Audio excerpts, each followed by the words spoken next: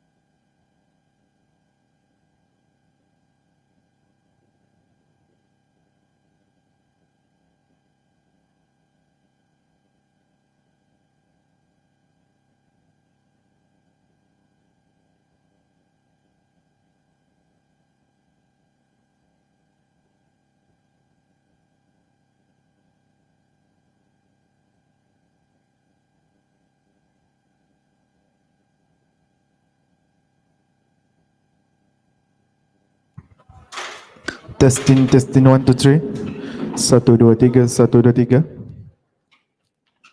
Testing, testing.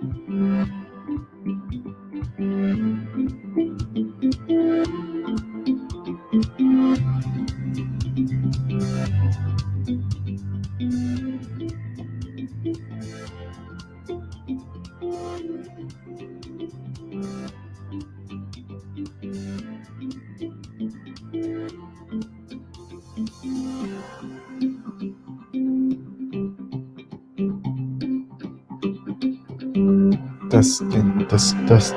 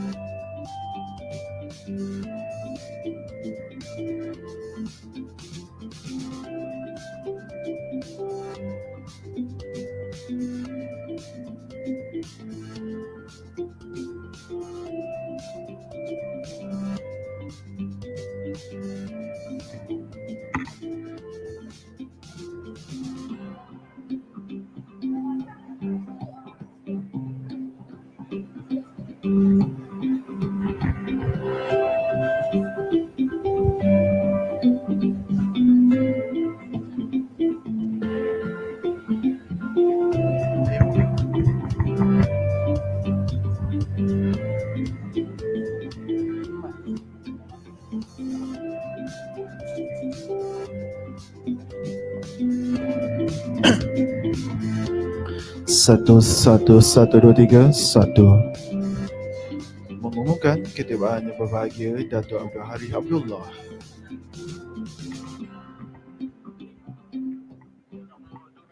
Teaser dengan montage play Oh lah, standby. Tak. Sebab aku dah cakap mengumumkan ketibaan yang berbahagia dan tak berbahagia. Yelah, tak. Montage dia. Montage tak. Kenapa kena ke? Ha. Bagi ayah. Teaser.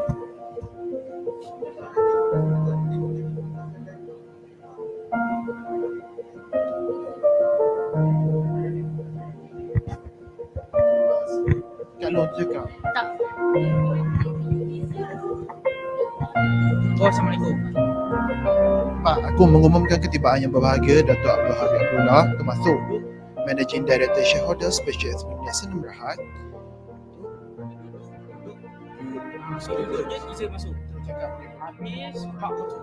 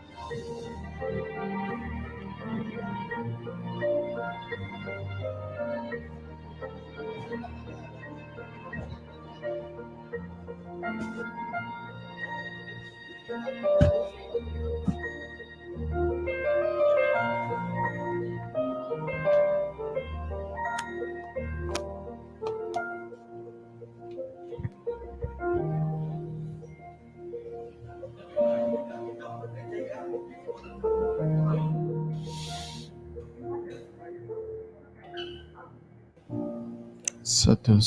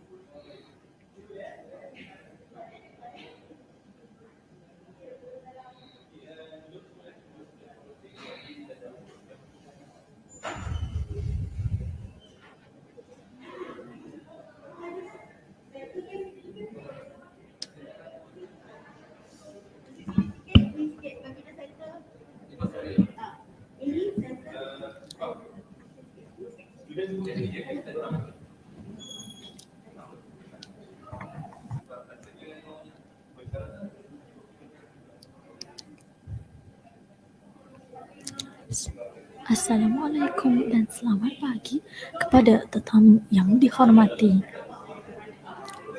Dijemput Datuk Abdul Haris Abdullah, Managing Director Shareholder Special Esplanade Sendirian Berhad, naik ke atas pentas untuk mulakan program sharing station.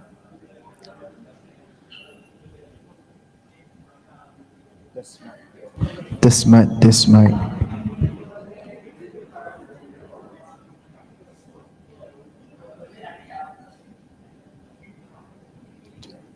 Let dengar sikit. Housekeeping ya? Aku rasa tak payah skipping dah. Takut Akid bagi tak sedar.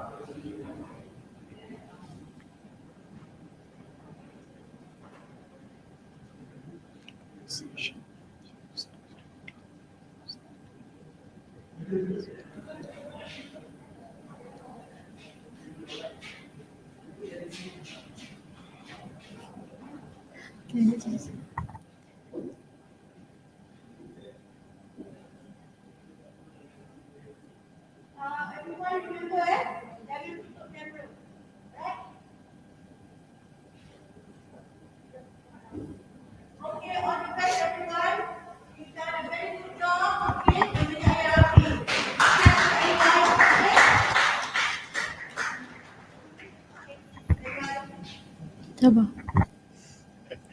Aku yang risau.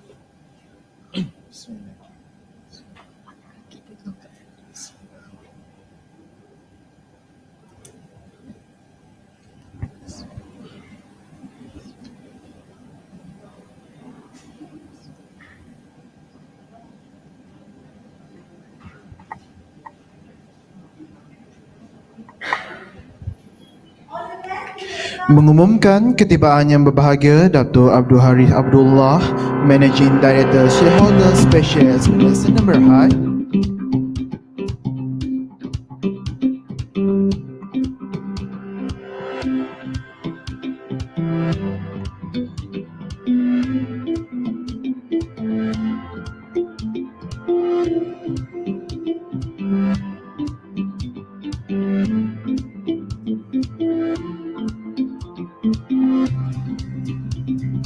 Assalamualaikum dan selamat pagi kepada tetamu yang dihormati. Dijemput Datuk Abdul Haris Abdullah, Managing Director Shareholder Special Esplanade Sendirian Berhad, naik ke atas pentas untuk mulakan program sharing session. Majlis mempersilakan.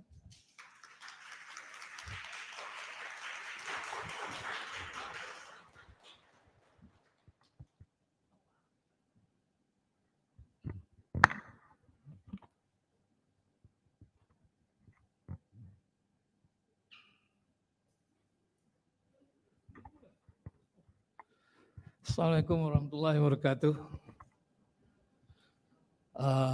I would rather stand than sitting down. I think I'll go to the rostrum if you don't mind. Can I be there? Yeah.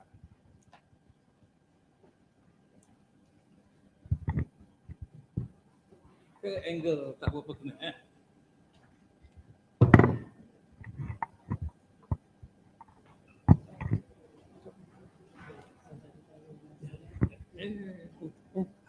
Yes.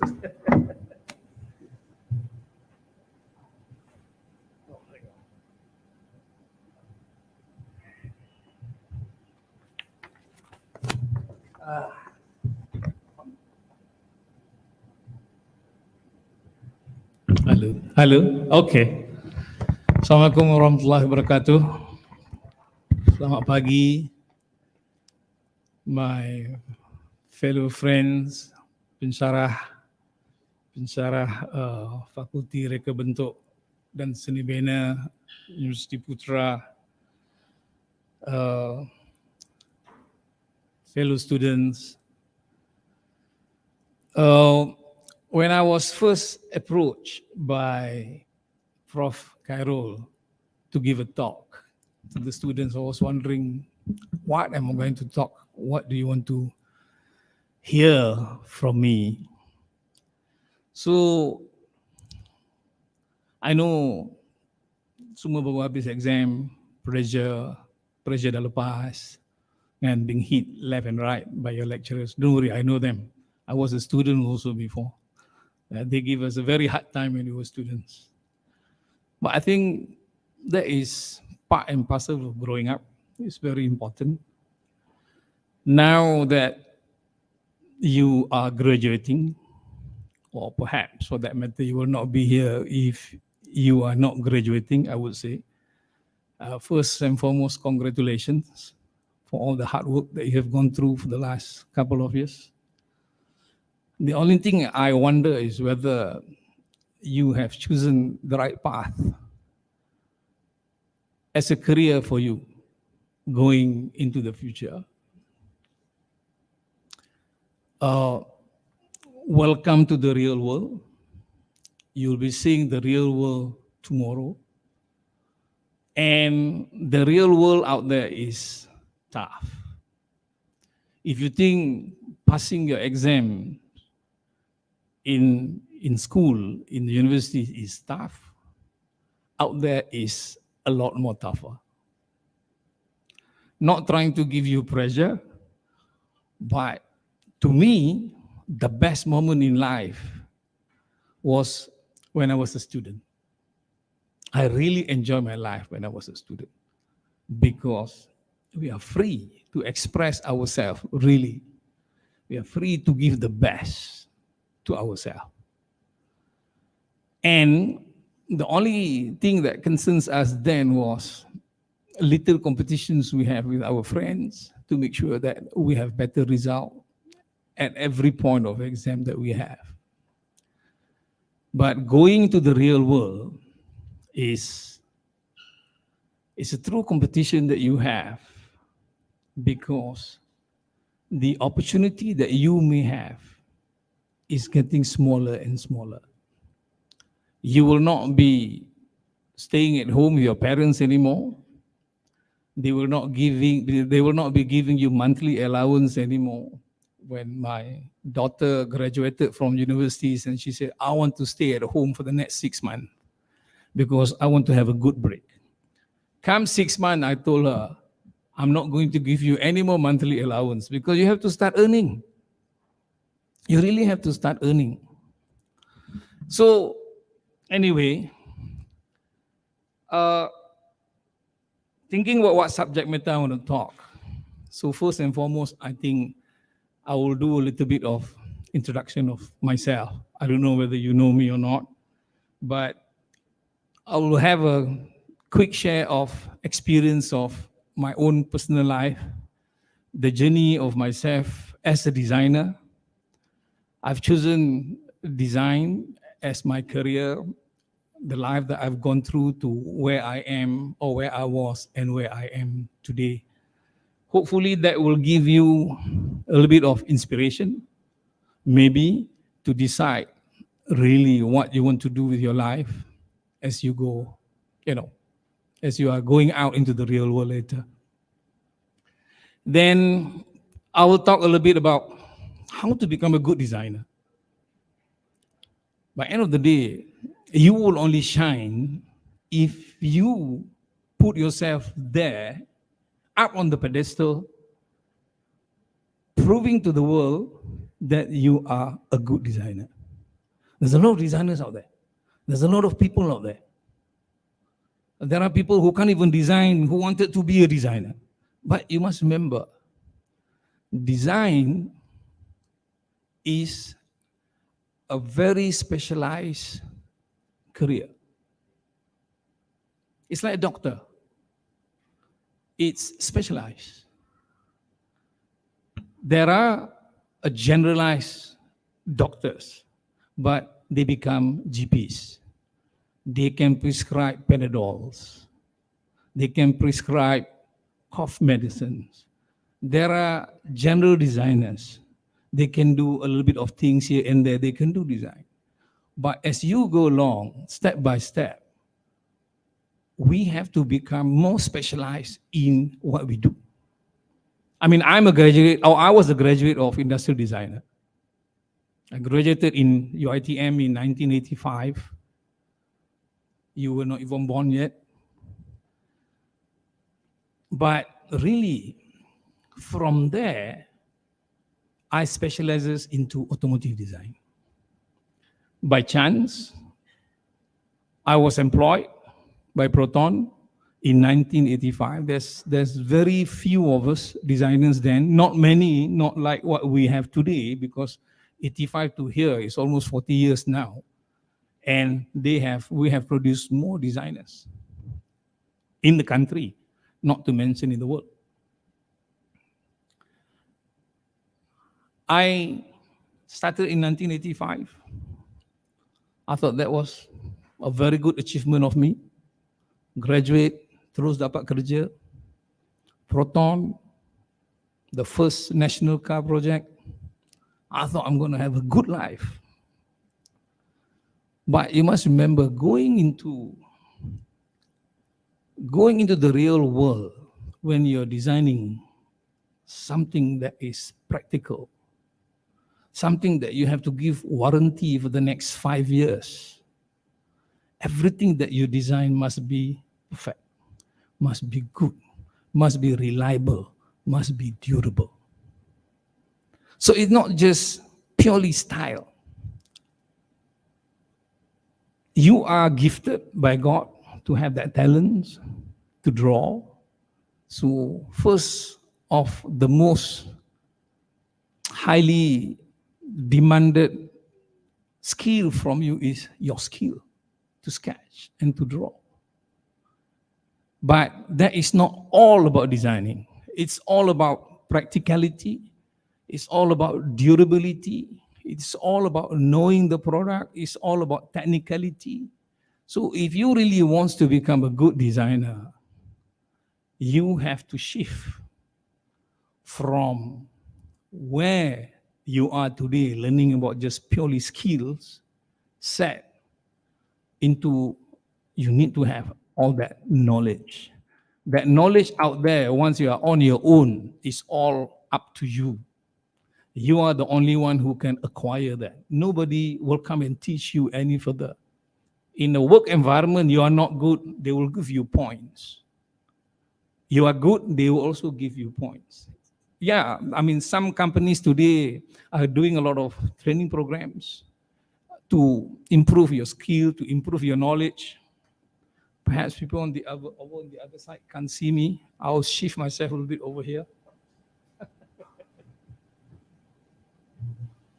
No, I just because the audience here can't see me.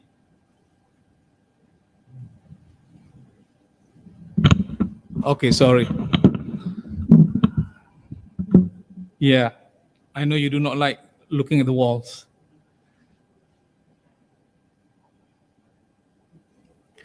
Sorry, where were we? Yeah, and so you have to acquire all this new knowledge by yourself.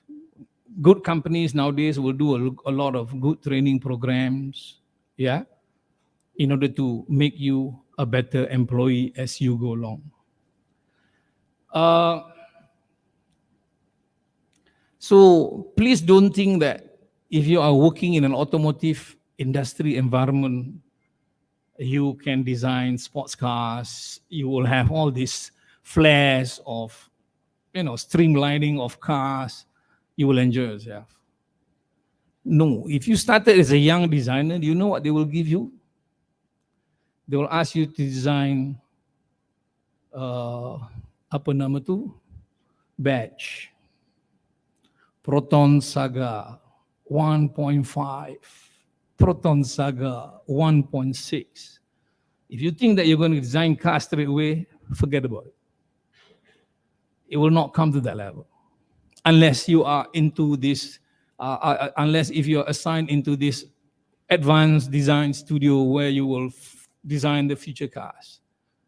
But those are the dreams. Those are, the directions where you're trying to create for your company in the direction of the future cars, what it will look like. You may be assigned to design meter cluster, gear shift knob, steering wheels, door trim. Yeah. So there are exteriors and there are interiors. So again, depending on your flash, what you like, that's what you will be doing. But you can also choose whether you want to work for people or you want to work for yourself. To me, that is the biggest advantage of being a designer. You can choose. You can use your talents, you can use whatever knowledge that you have for your own goods to decide whether you want to be self-employed or you want to work for somebody. That is the decision making that you really have to make yourself. Where you want to go, what you want to do. After working for a few years, 3 years, I was chosen as part of the Proton training program. I was sent to UK, Royal College of Art, to do my master's. Specializes in automotive design. I was there for 2 years, 1988, 1990. And I came back. I served the company again for a couple of years. But you must know, 1985 to 1990, Proton ada satu model aja, Proton Saga. By the time I came back in 1990, they wanted to produce Proton Wira. So that's when I started to get involved in designing of Proton Wira. Proton Saga, there's nothing much. Half of the front was designed in Japan, half of the back was designed in Japan. So what you have in the center. So when I joined, we were basically doing the logo at the back, logo at the front, logo at the back, doing meter clusters, Only when we started with we started with Wira, we started with Iswara, then there's a lot of, design involvement that was done locally by our own people. And today we have about 800 engineers and designers in Proton. Coming back from UK, 1994, I'm just taking the journey of myself first. Yeah, you can, hopefully it will help you to guide you to decide what you want to do with your life later. There's a new national truck. Then was very famous. Everybody who wants to do local industry, everything must be national. Why? Because there's a lot of incentive when you do national. You are exempted from certain duties. So meaning you can produce your car, you can sell your cars, you can sell your trucks and making it cheaper. So Malaysian government has decided to go into a national truck industry. It was a joint venture between Berjaya Group and Hyundai of Korea. Somehow I was chosen. I left Proton in 1994, moved to this new company. First day that was 1st January 1994. 2nd January 1994, I was already in Korea. I was in Hyundai Design Studio in Korea for a good 6 months, knocking down the design of the new truck. We get the Prime Minister to come, then was told, came down, do the design approval, blah, blah, blah. But unfortunately, after 1.5 years, we still cannot take off on the program for whatever reason, which is not worth elaborating here. Some corporate issues, business issues. So there was a delay in launching the program. Then HiCom, being the owner of Proton then, Proton, we have HiCom as the shareholder of Proton, also decided to go into a national truck program. That's why very important. You want to leave your workplace. If you ever want to leave your workplace to go into a new place, never burn down the bridge. You jangan cakap, I'm going to a new place. Go to hell with you. Never. Because what goes around comes around. When I left Proton, left with a very heavy heart because that was really a first job that was given to me, being 9 years there, and they have trained me to become what I was. When I left with a very heavy heart, but with a very good, I kept the relationship very well. So when HiCom decided to venture into this new joint venture between they started with Tata India somehow, that doesn't work. Then when they decided to work with Isuzu of Japan to go into this new national truck program, they don't have a designer. They called me. So I was very happy because where I was in Hyundai, the project could not take off. But I was just a designer. I was just a design manager. I could not do much. The business issues are not within my control. I'm just a designer. My job is just to complete the truck design and get it sold. But I was not even looking after the marketing part of it. I don't even know nuts about marketing, for that matter. So when HiCom called me back, 1985, just a span of 1 year and 8 months, I left, I came back. I was already in Isuzu Design Studio in Japan for about 3-4 months, knocking down all this new design, everything. And within 14 months thereafter, we have already started establishing our plant in Pekan Pahang, huge factory that we built for all this new joint venture. What happened was, 1997, I don't know whether you know about the ASEAN economic crisis. We completed the design in 1996. We launched the model in 1997 in March, April 1997. ASEAN crisis starts to hit Thailand. Now, this is also very important. We must be in control of things that is within our control. We must know. We must know exactly how to handle things which is within our control. Your skill part, your processing part, your process, whatever it is, things which is you must be able to control. You must. But things which is outside of your control, economic crisis, how do you control that? You can, but you must know how to anticipate. You can control, but you must know how to anticipate. You must know how to react to it. You must know, you must plan to anticipate. If you do not plan all that, you're finished. So, never say, this is beyond my control. I can't do anything. No. It is still within you, but you must know how to anticipate. You must anticipate, and you must have all the action plan how to resolve. It may take a longer time. So 1997, when we come up with the truck, before the crisis, we were running 2 shifts in our plant in Pekan. 2 shifts. The truck industry was about 100,000 a year then. It drops. The market shrink by 80% then.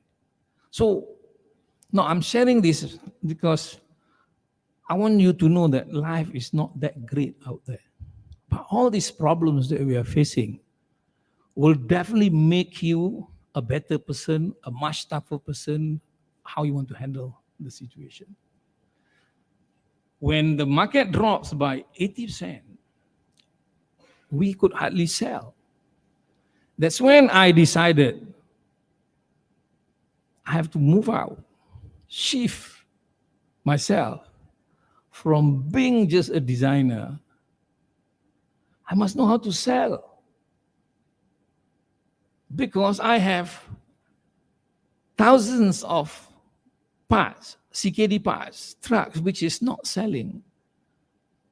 So I must know how to sell. That's when I start learning about sales and marketing. But for me to know how to sell, I must know how to price. If I want to know how to price, then I must know how to cost. If I must know how to cost, I must know how to source. So 1997 crisis has totally changed me to another person. And 1997 crisis was the last time I do my design job. From being a designer, a design manager, a very highly skillful guy when it comes to design, but because the need of the company then was completely different, I switched into sales, into marketing, into procurement, purchasing. That has helped me to become the person I am today. So, if you really want to become a good designer, do not focus only on your skill set. No. Because that is only one little part of the requirement that you need. No doubt, that is one of the most important for you to start your life, your career as a designer. But as you progresses into the industry, you need to change. You need to think of how to become a better designer. In the end, whether you will still do design job or not is your choice. I still do. When I was in Proton, I do disturb my designers. When I was in Modernas, when I was the CEO of Modernas, for example, I was the CEO of Modernas in from 2006 to 2009. So I was having a good fun. When I'm bored, when I'm stressful, I will go to R&D. They are designing motorcycle. I start to disturb them. So meaning I will try to put my own flair into the design. They like it or not, that's another problem. I'm the boss, so I can still do that. So when I go to Proton, I did the same, But you must remember, I moved to many companies. I moved to many companies. But I am only with one major company. I served the RB Highcom for 33 years of my life. I do not jump from one place to another. I was moved from one place to another. When I first started in 1985, Proton belongs to Highcom. When I came back to Highcom in 1995, I left 94, 95, corporate restructuring happened, privatization happened, late Tan Sri Yahya and Tan Sri Saleh bought over Highcom then. I'm still in the group. Then I was moved to Pekan. I was the general manager of this truck industry, truck business, Malaysian Truck and Bus. Now it becomes Isuzu Malaysia. We form a new joint venture. Then when I started learning sales and marketing, I was made the CEO of ACM. We were the distributor of Isuzu. And we were distributor of that National Truck Highcom Perkasa. In year 2000, I was asked to sell. That's how I say, when you start learning about sales and marketing, you start learning about procurement, you start learning about everything. That will make you a different person. God gives me that. Year 2000, Haris, please, you go and sell your truck that you make. That's how I end up doing that. From designing, we produce. When we produce, we need to sell. But market was bad. So, Haris, please go and sell. So I was there for 6 years.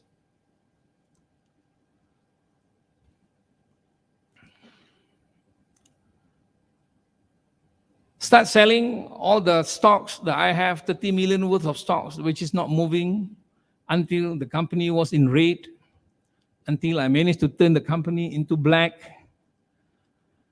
Then in 2005, 2006, there's another corporate movement that has happened. Tan Sri Yahya, the demise of Tan Sri Yahya, if you know, he passed away in the helicopter accident. And the management of the RB Highcom then decided to sell the shares. So the share was sold to Tan Sri Said Mukhtar Al-Bukhari, took over the management of the RB Highcom. And I was sent to become the CEO of Modernas in 2006. I was there. Modernas was having a huge crisis because of AFTA. If you know what AFTA is all about, ASEAN Free Trade Agreement. Before introduction of AFTA in the country, any national project, Modernas pun national project tau. It's also national motorcycle industry, but you can see the national thing ni, sometimes it shines, sometimes it glooms. So cut the story short, I was in Modernas for 3 years. Modernas punya sales from 100,000 dropped to about probably about 30, 40,000 a year. And we managed to bring it back to about 80,000 a year. And I was assigned to do defense business. Out of the blue, I've never done defense business before, but I was asked to sell weapons, guns, armored vehicles to the security and also the defense business in Malaysia. That has put me away very far from designing lah, per se. But there's a lot of R&D involved. We train designers, we train engineers to be involved in designing our own military vehicles, design our own products, blah, blah, blah. I went to DefTech, the RB Highcom Defense Technologies in Berhad as the CEO. 2009, we were doing a huge concession project with Ministry of Defense then. We managed to secure one of the biggest land-based contract, 7.5 billion, supplying our military vehicles, armored trucks, armored vehicles to the military. Then I was moved again. I grew up. I was promoted to the RB Highcom. I became the group director of the RB Highcom, in charge of automotive, defense. That's where I was. 2016 to 2014, we were negotiating on restructuring of Proton. I was moved to Proton as the new CEO of Proton from a young designer of Proton in 1985. I came back to Proton in 2014 as the CEO of Proton. It's a completely two different world. I still have a lot of my friends who started with me together as a designer, as an engineer in Proton. Then I came back and became their CEO. But I keep a good relationship with them because these are the friends that you grew up together when you first started your career. I came back to the RB Highcom in 2016. In 2018, I decided to go for my early retirement. It has been enough of stress and pressure in the corporate world for a long, long time. I've forgotten that I have families at home. So when you were working so hard for your career, sometimes you've forgotten about things because you're chasing for something. And for all you know, your children is grown up and you miss that. But I think the thing that why I decided to leave was because deep down inside me, when I was young like you, I wanted to be self-employed. I wanted to be self-employed because to be successful really is to be financially independent. To me, you can decide whatever the meaning of success to you. Meaning I have to make my own money. I do not wait for month-end salary coming from my paymaster. So it was a very bold move. 2018, October, I told my bosses, I think it's time for me to go. After 33 years in the RB Highcom, I've served a lot, I've done a lot, but there's a lot more for me to do. I left and decided to go into very small little design industry, which I thought it can be a good base for me. So I invested in a printing shop in Salam Section 3 called Print Mega, very small. Hired a few graphic designers doing the graphic job. I tried to go back into design, learning how to use all the softwares. I said, it's okay, it's too late. After 50 years of age, you do not want to learn. Unfortunately, it was COVID. We were hit bad by COVID. But God has been very kind. Now, we have ventured into a few other business, blah, blah, blah. On top of being with Special Esplanade, which is my own company. But this company, we also do consultancy services. One of the consultancy that I do is more into automotive and defense business. And we have Japanese companies that comes in, they want to do defense business in Malaysia, they engage us, and we do a lot of advisory work and consultancy. And today, I'm also into concession with the government. We are bidding into building highways and everything. And we are also into property and construction. We do housing for affordable housing. We also do billboards. Dekat highway, tengok banyak-banyak billboards. We also do billboards.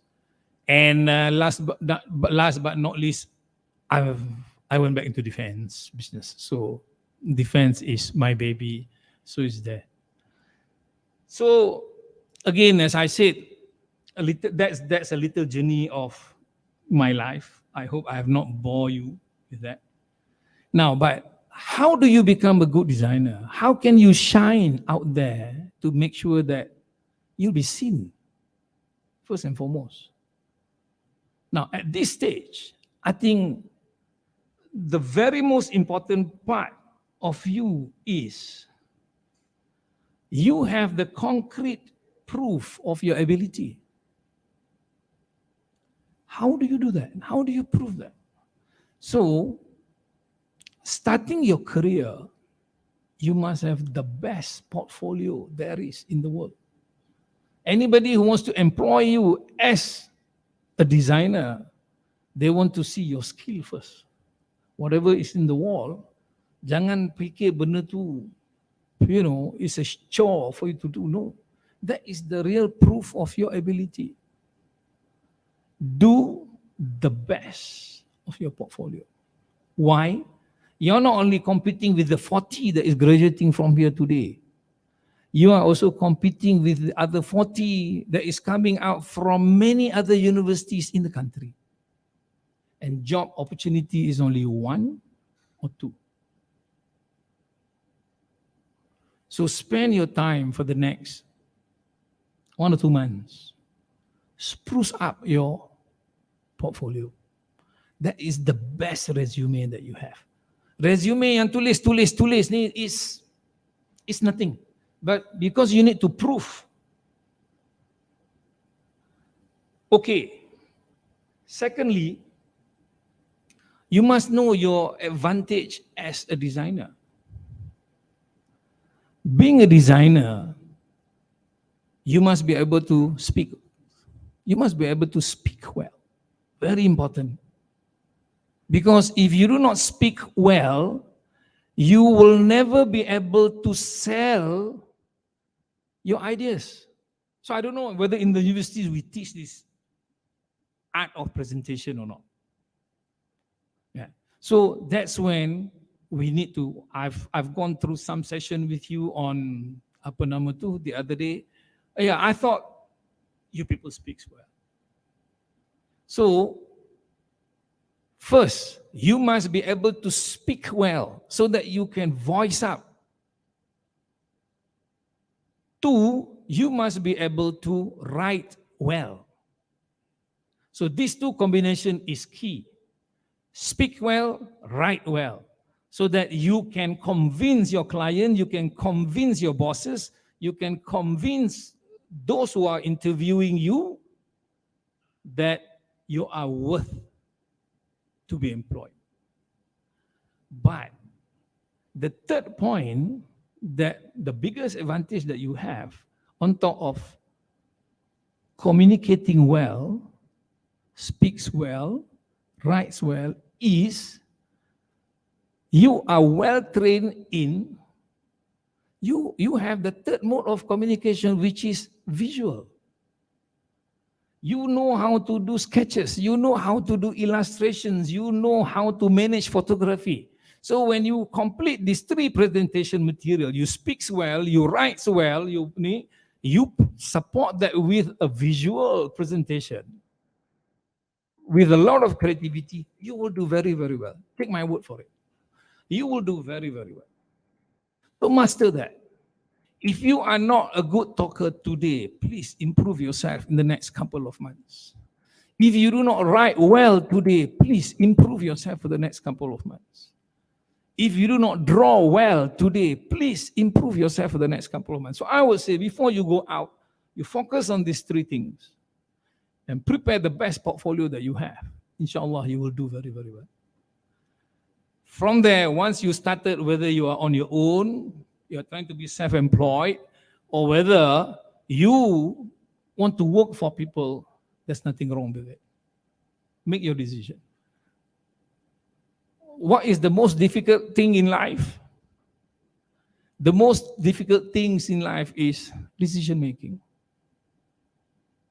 Can, especially you come to a junction, you say, oh God, where do I go? Do I go left or do I go right? Istiqarah dulu lah. Kan? But decision making is very difficult.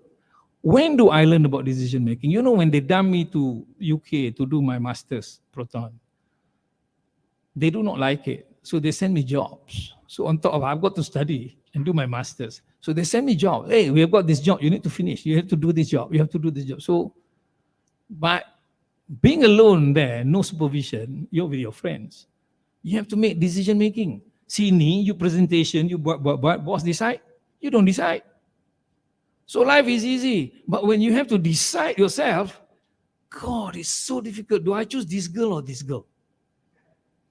Hey, samalah. I choose this boy or this boy. Which one? It's difficult. So decision making is key. Life is all about decision making. And decision making is, that differentiates between good bosses to not so good bosses. When they are bosses, they are good lah, but not so good. So the boss who makes good decision, swift decision making, fast decision making, and when the boss did the wrong decision, he quickly changed that decision, that's a sign of a very good boss. Take the ownership of the wrong decision, change it very fast. What is the constant change? What is the constant thing in life? Change. Every time, you have to change. You cannot just go one way because that's not the real life. And the real thing in life is a consistent change. And we have to adopt to the new changes. That's life. As I said, learn about marketing is key. No point of designing beautiful things, but you don't know how to sell. Learn about the very basic 4 principles of marketing. I'm sure you have learned about it. Betul? First, product. Kan? Banyaklah, ada yang sampai orang extend sampai 7, whatever. But let's talk about this 4. Product, price, place, promotion. You must have your product. You are the designer, kan? You will be designing your product first.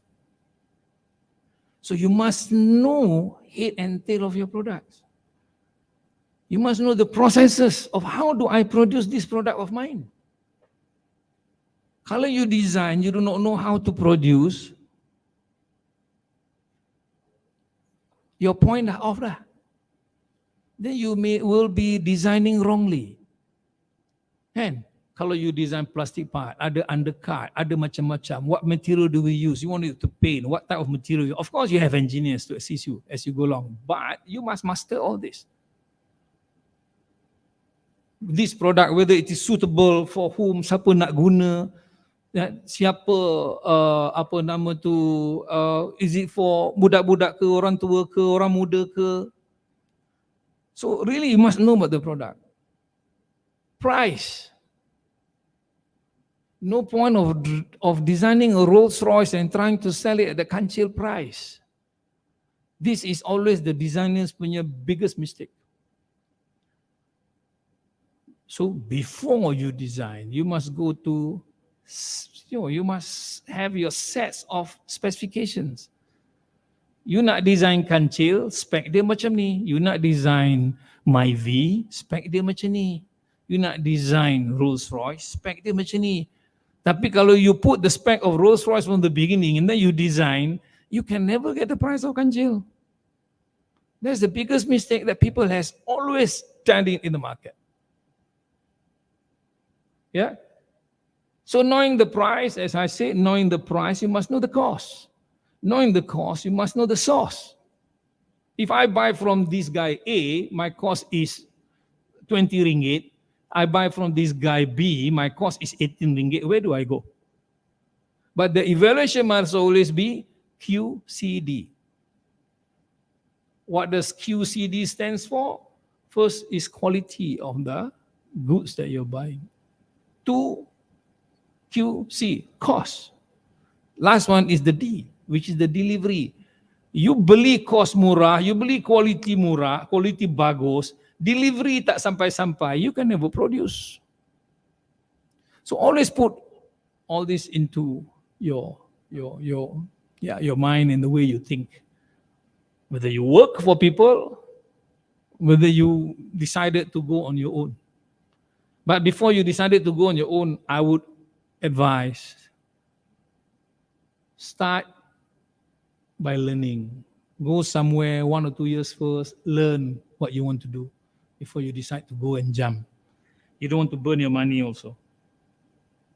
Kan? So, place, where do we sell? Who do we sell to?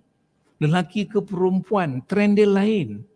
Kan? We are selling this to Gen Y, Gen Z, Gen X, to baby boomers. Karakter semua lain, personality semua lain, taste and flavor semua lain. I was born in the analog world. When I was born, there is no handphone. When I was born, the phone at home is the dial phone. And my first computer game is when I was already in UITM. Mario, pakai kaset, depan TV, tak bergerak. So excited to have this computer game. You people are born in the digital world. It's a completely different world. When I first started designing cars, it's all manual. Do you know, can you imagine designing cars manually? I have a table, flat table, as big as a car. I have to open the drawing, the drawing papers, the Mylar papers on the table. And my first lesson is to draw the grid. 100 millimeter by 100 millimeter grid. Pakai technical pencil. measure with rulers every single grid. And my teacher will scold me, will hit my hand if I cannot draw the grid accurately. Jepang will say, baka, you know what is baka? Bodoh. Draw grid tak pandai. So that's what we do. And we want to, we do sketches, manual sketches, beautiful, cantik. How do you translate that from 2D to 3D? Today you have, the computers can do that. And you have alias, you have everything. Sorry, I'm not good with this software.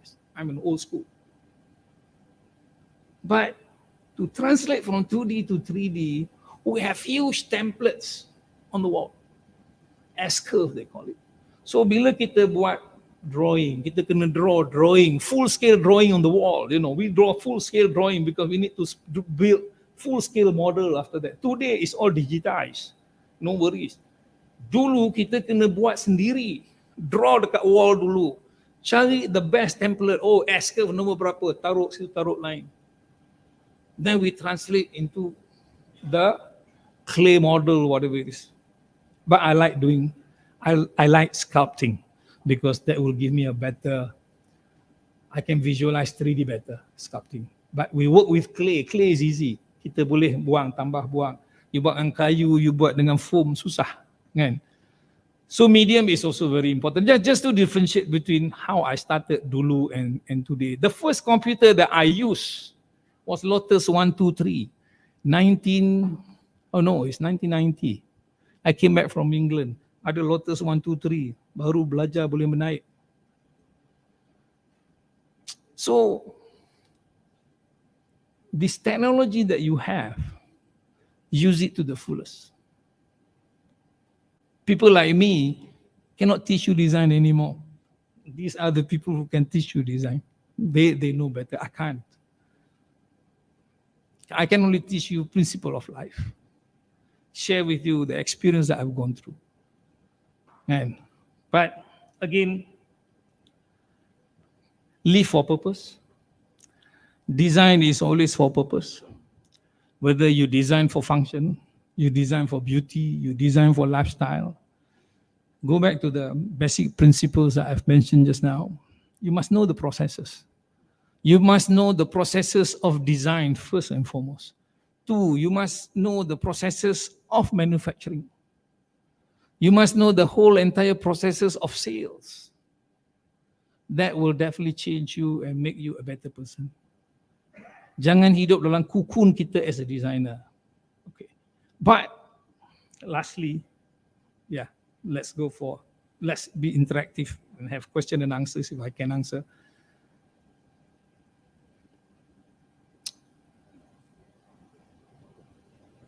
Which path do you choose? I am an industrial designer myself. I am very envious looking at the success of, the very fast moving trend out there, technology and trend, medical. If you look at design trend and technology, medical is one of the fastest moving. 2, defense. Hari ini you design mortar, besok somebody design anti-mortar. Hari ini you design missiles, besok orang tu design anti-missiles. So it's always like berlawan. Fashion. I'm envious of fashion designers. If I had known what is the best career that I would have taken fashion design before. Because I could have jumped into fashion design and I'm becoming a very popular fashion designer today. I'm very rich.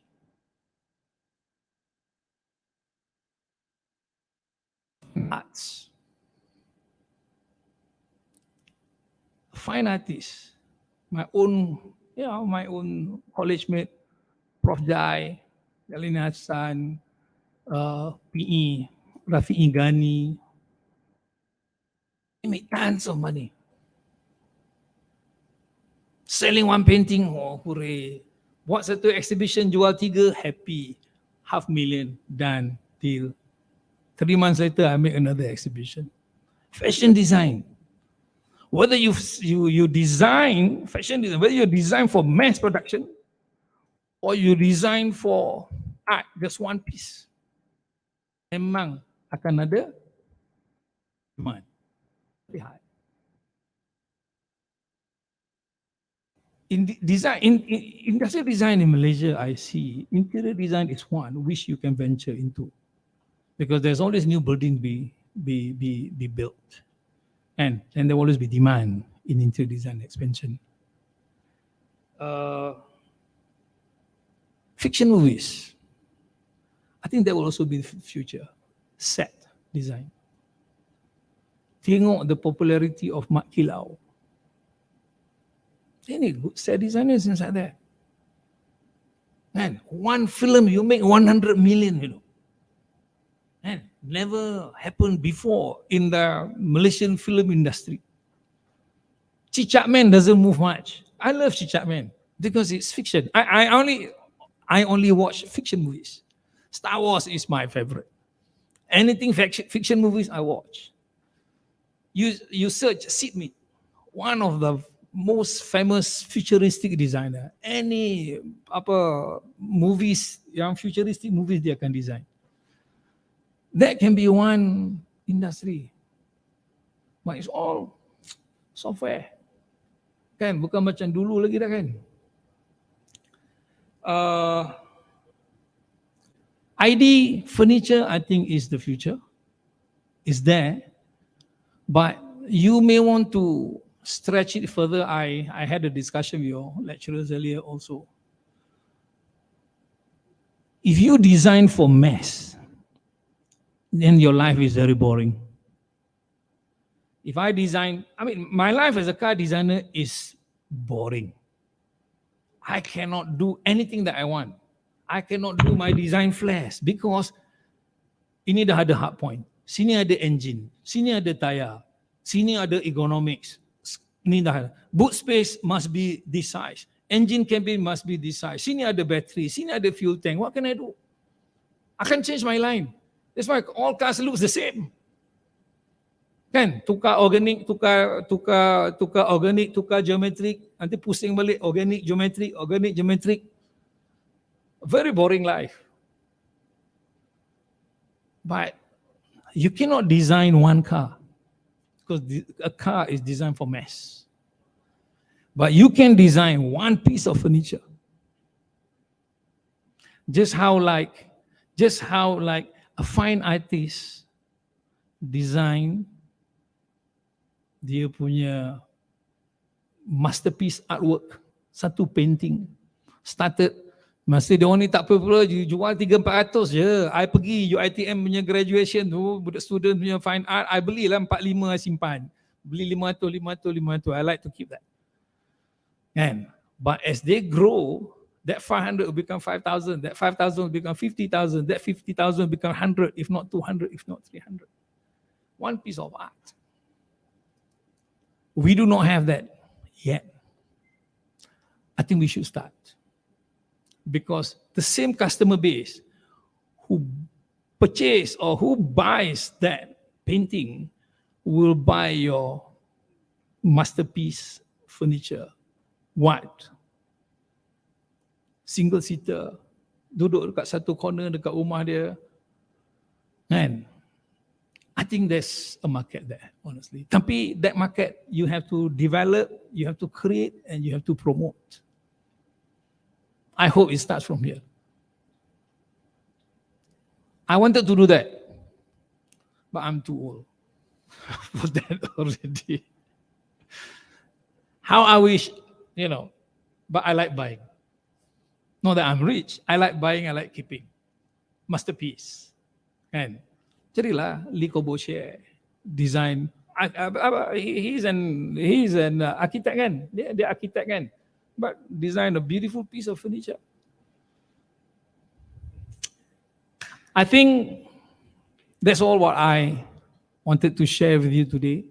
a bit of my journey, what to expect when you go out, or perhaps what you want to be. Once you have really decided what you want to do in your life. I hope you have enjoyed that. Sorry, I don't have any slides. I'm not a lecturer or professor. I can't be them. They have been teaching you day in, day out. I can only share a little bit of experience I have. And with that, I hope we can have a little bit of Q&A session. Sekian wabillahi taufiq wal hidayah. Assalamualaikum warahmatullahi wabarakatuh. Thank you.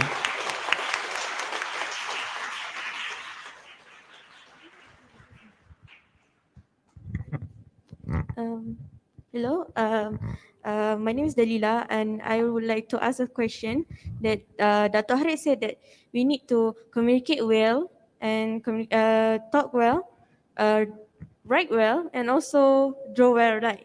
And then as we are a new fresh graduate, like if we didn't need have enough time to like polish that skill, is there any skills that will outshine us, like shine bright than other candidates outside?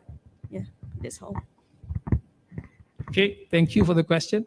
No, I think, remember this one. Nombor satu ialah, I think, as I said earlier, your visual communication is gifted. It's like when you can draw, when you can design, this is a God gift, very specific, but very few people, not everybody. Macam, if you do not know how to play football, you cannot play football. No matter how you go and train yourself, you cannot play football. So sama juga, if you cannot draw, you cannot draw. Kan? Kalau main football tu kaki bangku, draw, I do not know what, tangan bangku ke apa ke, but if you cannot draw, you can draw. But that is the God gift to you. So make the full use of it. You have gone through this stage, you are graduating, you have graduated, you have those skills. So do not feel intimidated about it. You have to have full confidence about where you are on your skill. The next is, because these three modes of communication, you compare to orang yang bukan designer, dia ada two modes of communication saja. You can outshine them better anytime. Because they can only talk well, they can only write well. They cannot visualize well. That's the skill that God has given to you as a designer. So if you look at that angle, you can beat anybody out there. Now, next is, how do I beat my fellow designers? Because you have the same skill set. So you dah, katalah 700,000 population that was born for that year, semua orang dah macam you, only a few percentage yang pergi jadi designer, yang lain tu dah out dah. Don't worry, they're gone.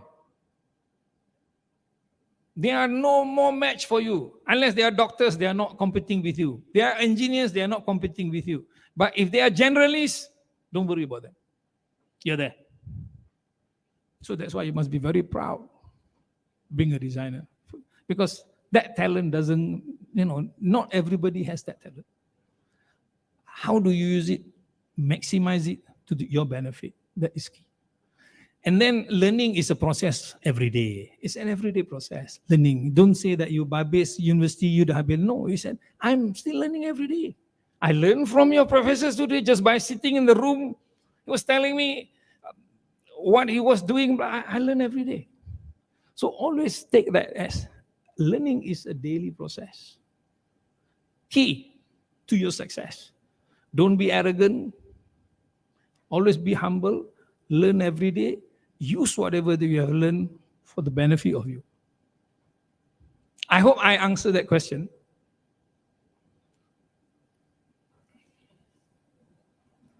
Okay, thank you for sharing your experience, Dr. Harif. So I have questions that I believe everyone of here is eager to know. Because as you stated in your experience, you have worked for Proton, Hycom, Modernas. It seems like you are very focused on the automotive field. I'm asking for us, we're fresh graduates, we are yet to know which direction we are to pursue in. So is it okay that we took maybe a couple few years, 5, maybe 10, or even more than that, to explore on different fields, maybe automotive, product, furniture, even graphic design, interior design? Is it okay that we explore all these different fields before focusing on one direction? Does it ruin our resume? Does it make us look like someone who is not determined in our job? That's my questions. Good, Thank good, good. Good question. As an interviewer, if I interview people for job, first thing I look at their job experience. I will look at their job experience. But when I look at their job experience and I see they move from one place to another, meaning within 1 year they have moved to 4 different places, first thing I will not take that person. Because I do not see any loyalty. Loyalty is key also. But to answer to your question, whether you should explore and learn, yes. So give yourself a good time frame to learn. You see, the difference between your generation and my generation is your generation are restless. Your generations are restless. I have children at your age. They are restless because this is a completely different world. This is the world of IoT, Internet of Things. My time, when I want to read, I have to find newspapers or magazines. Your time, by click of a button, you have information right in front of you. That makes you restless because there's so many things to learn, there's so many things to know. Then you realize there's a lot of weaknesses that you have.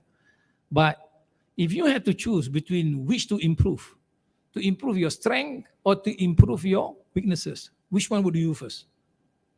I would push for my strength because I know I'm good here. If I push for my strength, I can improve myself much faster than trying to improve my weakness. Because it will take longer for me to improve my weakness. But don't stop. You must continue to improve your weaknesses. But the result will come in much later. Push on your strength, you will fly much faster. Macam ni lah. You go and see people, you go for interview. It is better for the interviewer to assume you are stupid. Jangan allow the interviewer to confirm that you are stupid. Understand? Dia assume belum tentu kan. But if you say wrong thing at the wrong time, at the wrong place, then the interviewer kata, confirm this person is stupid. So better to allow them to assume than to confirm they are stupid. I hope I have answered your question. Improve on if you have to choose between the two, improve on your strength quickly. Your weakness, you have to improve, but the result will come in much later. But yes, you need to explore and find out really what you like. You need to do that. Once you have explored that, go. It's not too late to jump into fashion design today anyway, whilst you're still young. No. A lot of other designers with different background practices became, a very famous designers doing something else. Because I see that as a very fast-moving trend and technology. I still say, go into this design for art. If you're a true designer, you design for art. You do not design for mess. Designing for mess is a real mess, I tell you. It's a real mess. Design for art. I would have done that. But, yeah, God has, took me to a different path. I'm happy. Can I have another question, please? It's 11 o'clock, but okay, up to the Nila. Kalau habis. Hello. Do you have time for the question? One more? I think just one more question. I think I'm going to ask the question on behalf of the students and on behalf of the lecturers as well. I was a former student here, right? So I'm talking about these, maybe the challenges, right? So throughout your experiences, you said just now, when the first time you experienced an economical crisis, when the economic crisis hit the country or Asia in 1987, right? And then you have experienced so many bad things happen in the industry and all that. It affects the economy and all that. Now, this is the second time the big waves of the pandemic hit the country last 2 years. And then, of course, we have been somehow transitioned to the endemic phase. So I'm talking about the challenge. So the biggest challenge that we can face now, and what would the students should be prepared in facing those kind of challenges in the industry. Okay, thank you. Well, I can't predict the future really, but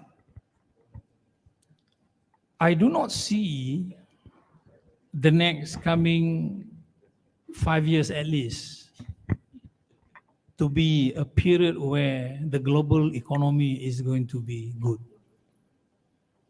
I do not see that. The pending crisis in between Russia and Ukraine, the political instability of Malaysia, the currency crisis that we're having now, and the ringgit is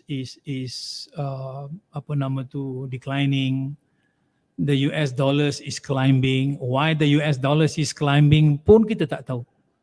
And they are still fighting in the war. They have been fighting in the war for the last many years. How could US dollars escalate? Sepatutnya US dollars dah, probably it's not worth to be traded today. But so long you're greenback, you can always print your money. And so you have to brace yourself, because the next 5 years, I do not see that the economic situation of the country nor the world is going to be much better. It's very sad. It is very depriving.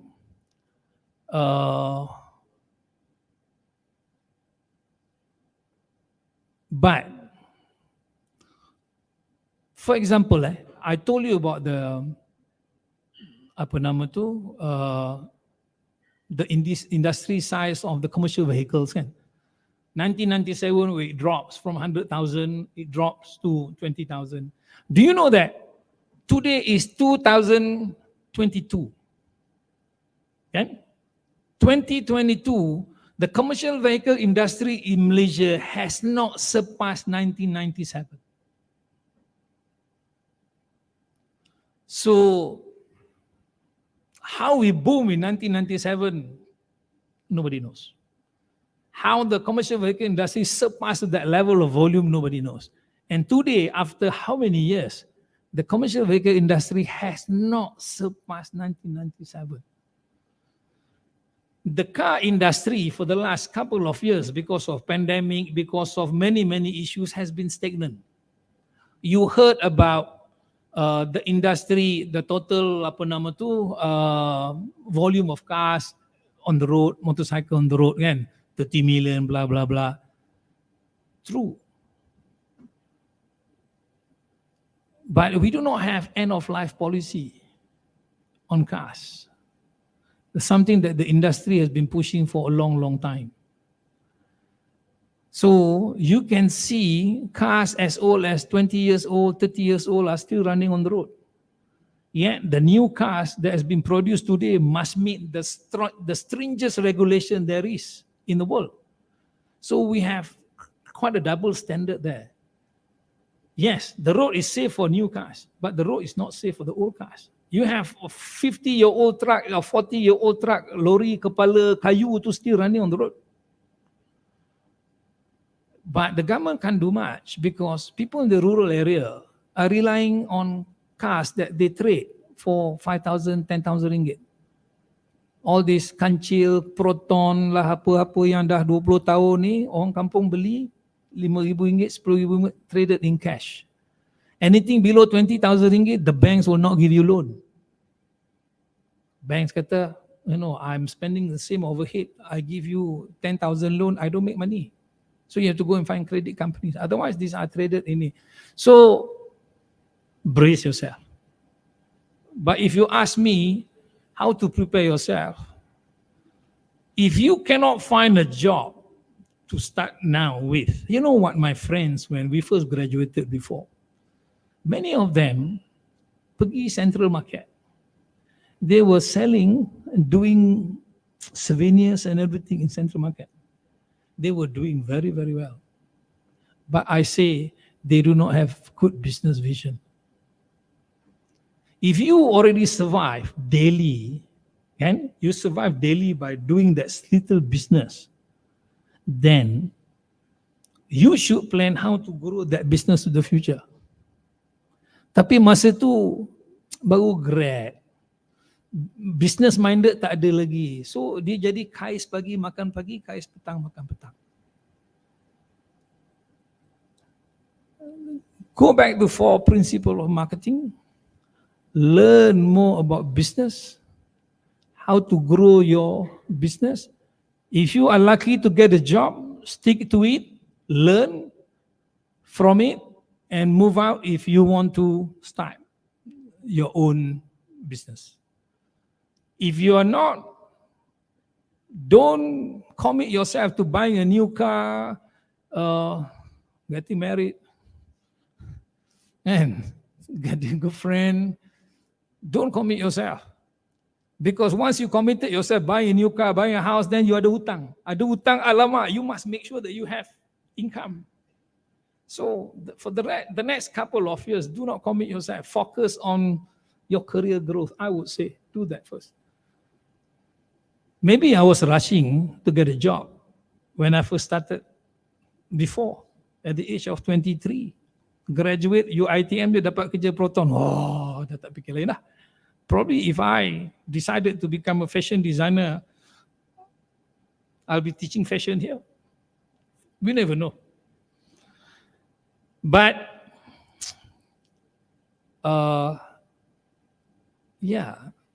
anticipate, decide what you want to do. To me, again, I do not see economic situation for the next 5 years will be great. So job opportunity will still not be that many.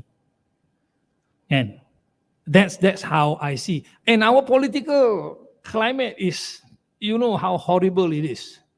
And we do not know whether the election is coming in September ke, in May ke. We don't know who's pegging with whom. We don't know who is like, I don't want to go into politics. I'm stuck into there for many years already. Okay, I hope I answered, but not all. Okay, so if there is none because we are, ada lagi? Okay. So with that, terima kasih banyak-banyaklah. Assalamualaikum warahmatullahi wabarakatuh. And thank you for inviting me here today. I think I'm enjoying the session also. Terima kasih kepada Dato' Abdul Haris Abdullah atas sharing session sebentar tadi. Seterusnya, diminta para hadirin untuk bersedia kerana Majlis Perasmian Seed Showcase 2022 akan bermula sebentar lagi.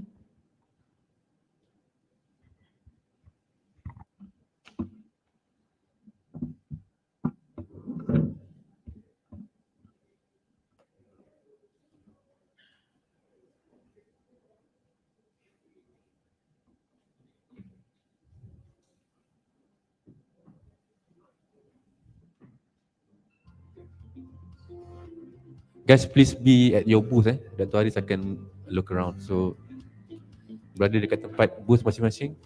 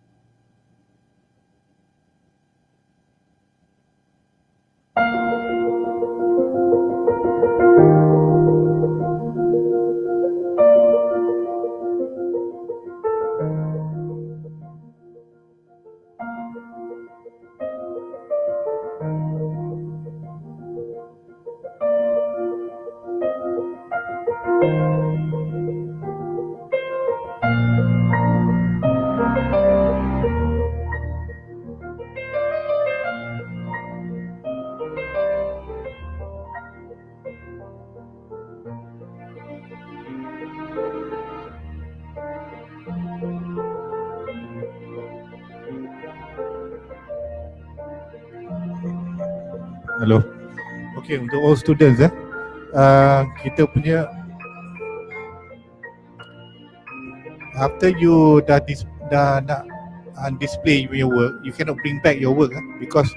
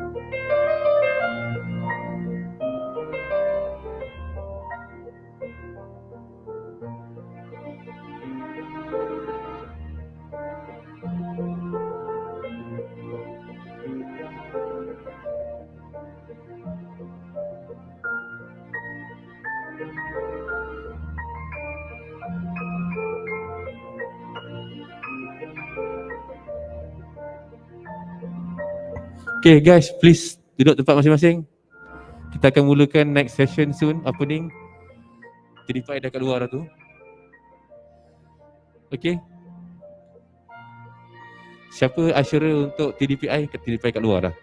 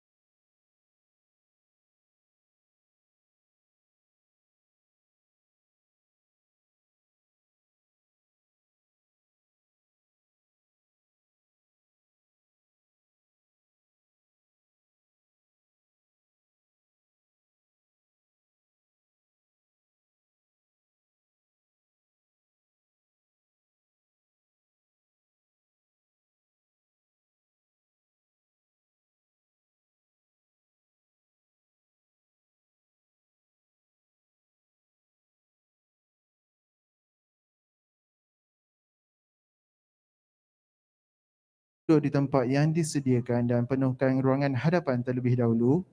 Ketiga, semasa pengumuman ketibaan tetamu hormat, hadirin diminta berdiri dan terus berdiri sehingga lagu Negaraku dan Putra Gemilang selesai dinyanyikan. Keempat, jika berlaku sebarang kecemasan, hadirin diminta bertenang, sila ikut arahan pegawai bertugas dan sila tinggalkan dewan dengan cara teratur. Sekian, terima kasih.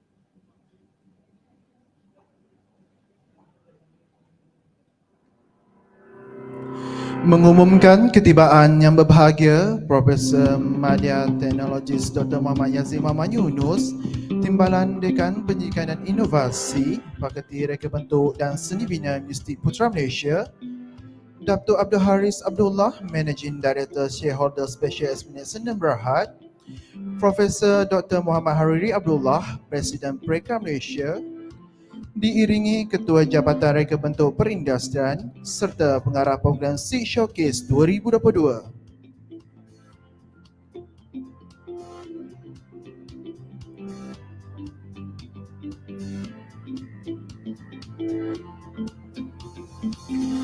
Seterusnya, nyanyian lagu Negaraku dan Putra Gemilang. Hadirin diminta berdiri.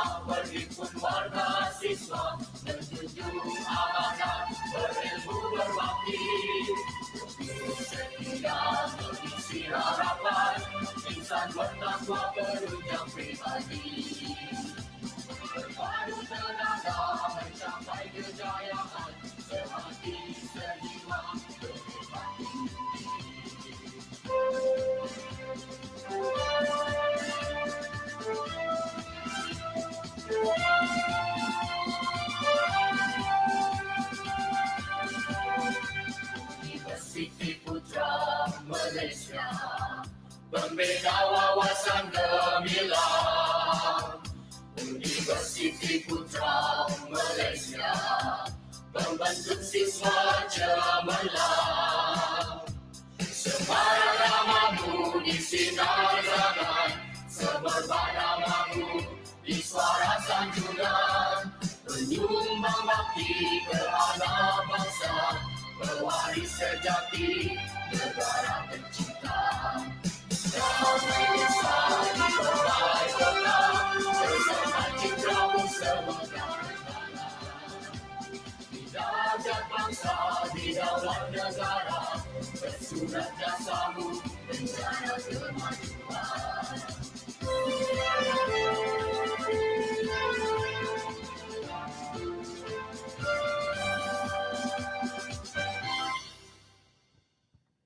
Para hadirin dipersilakan duduk.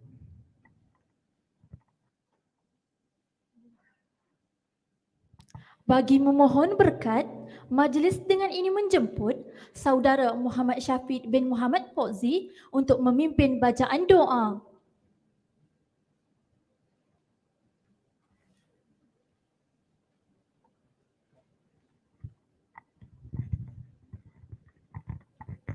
Al-Fatihah. Alhamdulillahirabbil alamin. Arrahmanir rahim. Maliki yaumiddin. Iyyaka na'budu wa iyyaka nasta'in. Shiratal mustaqim. Shiratal ladzina an'amta 'alaihim ghairil maghdubi 'alaihim waladdallin. Amin. Bismillahirrahmanirrahim. Alhamdulillahirabbil alamin. Wassalatu wassalamu ala asyrafil anbiya'i wal mursalin wa ala alihi wa sahbihi ajma'in. Ya Allah, ya Rahman, ya Rahim. Hanya padamu saja kami panjangkan kesyukuran atas segala rahmat dan berkat-Mu. Bersempena dengan majlis pada hari ini, kami memohon inayah dan taufik-Mu. Kurniakanlah kesejahteraan dan kebahagiaan kepada kami.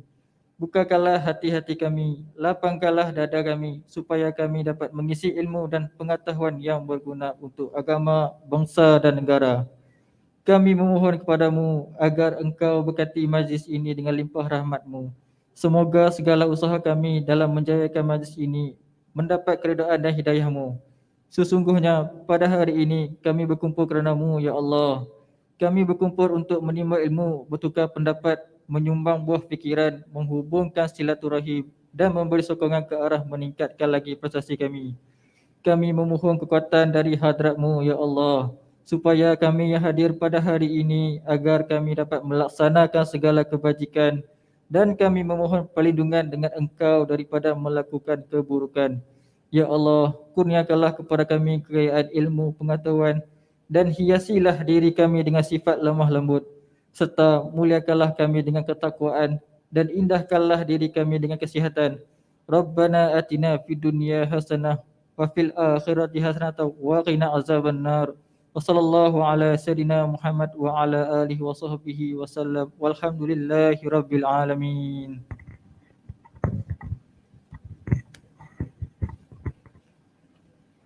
Majlis merakamkan ucapan terima kasih. Bismillahirrahmanirrahim. Yang berbahagia Profesor Madya Teknologis Dr. Muhammad Yazid Muhammad Yunus, Timbalan Dekan Pendidikan dan Inovasi Fakulti Reka Bentuk dan Seni Bina, Dr. Abdul Haris Abdullah, Managing Director Shareholder Special Explanation Berhad, Profesor Dr. Muhammad Hariri Abdullah, Presiden Pereka Malaysia, Teknologi Dr. Muhammad Syariza bin Dolah, Ketua Jabatan Reka Bentuk Perindustrian, Saudara Muhammad Alif Rahimi bin Samsuri, Pengarah Program Seed Showcase 2022, yang berbahagia Datuk-Datuk, Datin-Datin, tamu kehormat, pegawai-pegawai pengurusan universiti dan fakulti, pegawai-pegawai kanan universiti dan fakulti, pihak media serta para hadirin yang dihormati sekalian. Assalamualaikum warahmatullahi taala wabarakatuh dan salam sejahtera. Hadirin sekalian, untuk makluman, SEED Showcase 2022 merupakan pameran projek tahun akhir, anjuran pelajar tahun akhir, Jabatan Reka Bentuk Perindustrian, Fakulti Reka Bentuk dan Seni Bina, Universiti Putra Malaysia. SEED Showcase 2022 membawa maksud Sustainable Environmental Exploration and Design yang dianjurkan setiap tahun, bertujuan mempromosikan produk rekaan mahasiswa dan pereka muda kepada organisasi awam dan swasta. Seterusnya, memberi pendedahan peranan bidang reka bentuk perindustrian kepada orang ramai. Penganjuran SEED Showcase 2022 bertemakan Culturing COVID-19 yang mempamerkan 37 rekaan hasil daripada kajian terhadap isu-isu yang berlaku di Malaysia. Antaranya dari aspek kesihatan, keselamatan makanan, kebersihan dan pelbagai lagi. Produk hasil ini melibatkan 3 kategori utama iaitu produk, perabot dan pengangkutan. Pameran terbuka ini diharapkan dapat membuka ruang dan peluang pekerjaan dari pihak industri, organisasi awam maupun swasta agar kebolehpasaran mahasiswa khususnya dalam bidang reka bentuk perindustrian maju seiring dengan kepesatan teknologi dan inovasi industri negara. Seterusnya, majlis dengan ini menjemput dan mempersilakan Saudara Muhammad Alif Rohaimi bin Samsuri, pengarah program SEED Showcase 2022 untuk menyampaikan ucapan alu-aluan. Majlis dengan segala hormatnya mempersilakan.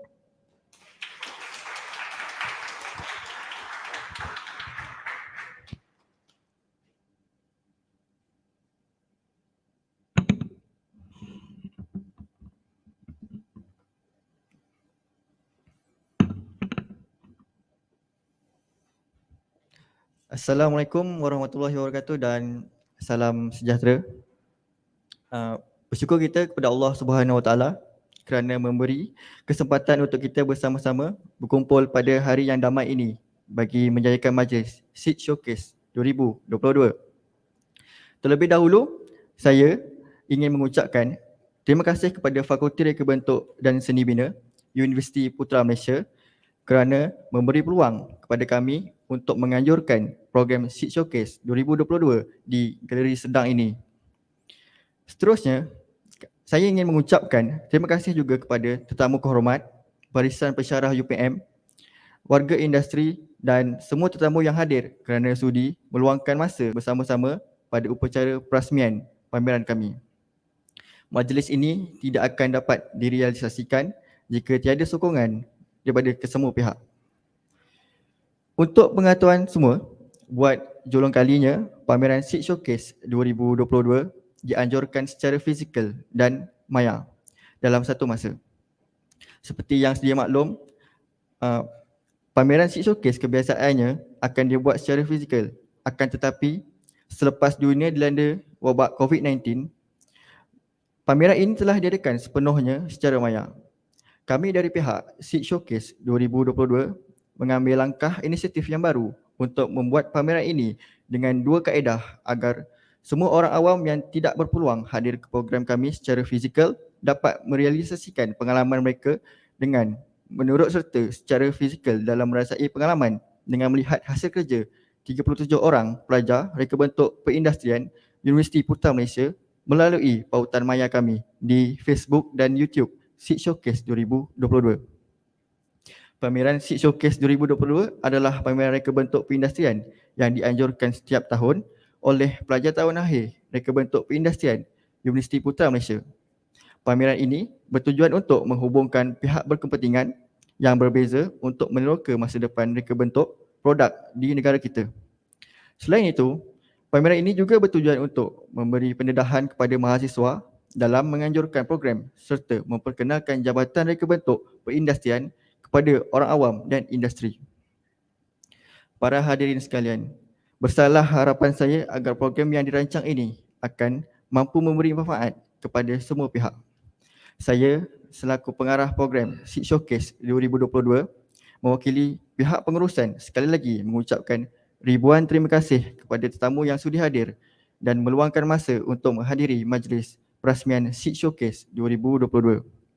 Pihak kami mengucapkan ribuan terima kasih di atas kerjasama dan keprihatinan semua pihak yang terlibat sama ada secara langsung ataupun tidak langsung. Sekian daripada saya. Terima kasih.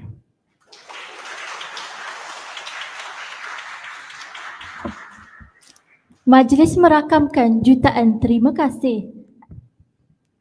Hadirin sekalian, kini tiba ucapan perasmian bagi Seed Showcase 2022. Bagi menyempurnakan acara, majlis berbesar hati menjemput ke pentas yang berbahagia Profesor Madya Teknologis Dr. Muhammad Yazid Muhammad Yunus, Timbalan Dekan Pendidikan dan Inovasi Fakulti Reka Bentuk dan Seni Bina untuk menyampaikan ucapan beliau. Seterusnya merasmikan Seed Showcase 2022.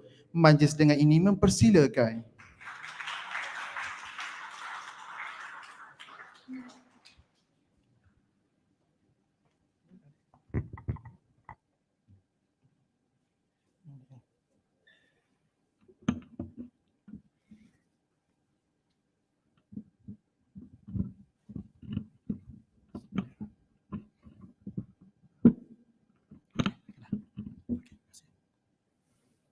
Terima kasih saudara dan saudari penghadiri majlis.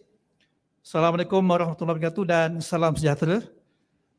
Yang berbahagia Ketua Jabatan Reka Bentuk Perindustrian Teknologis Dr. Muhammad Farizal Abdullah.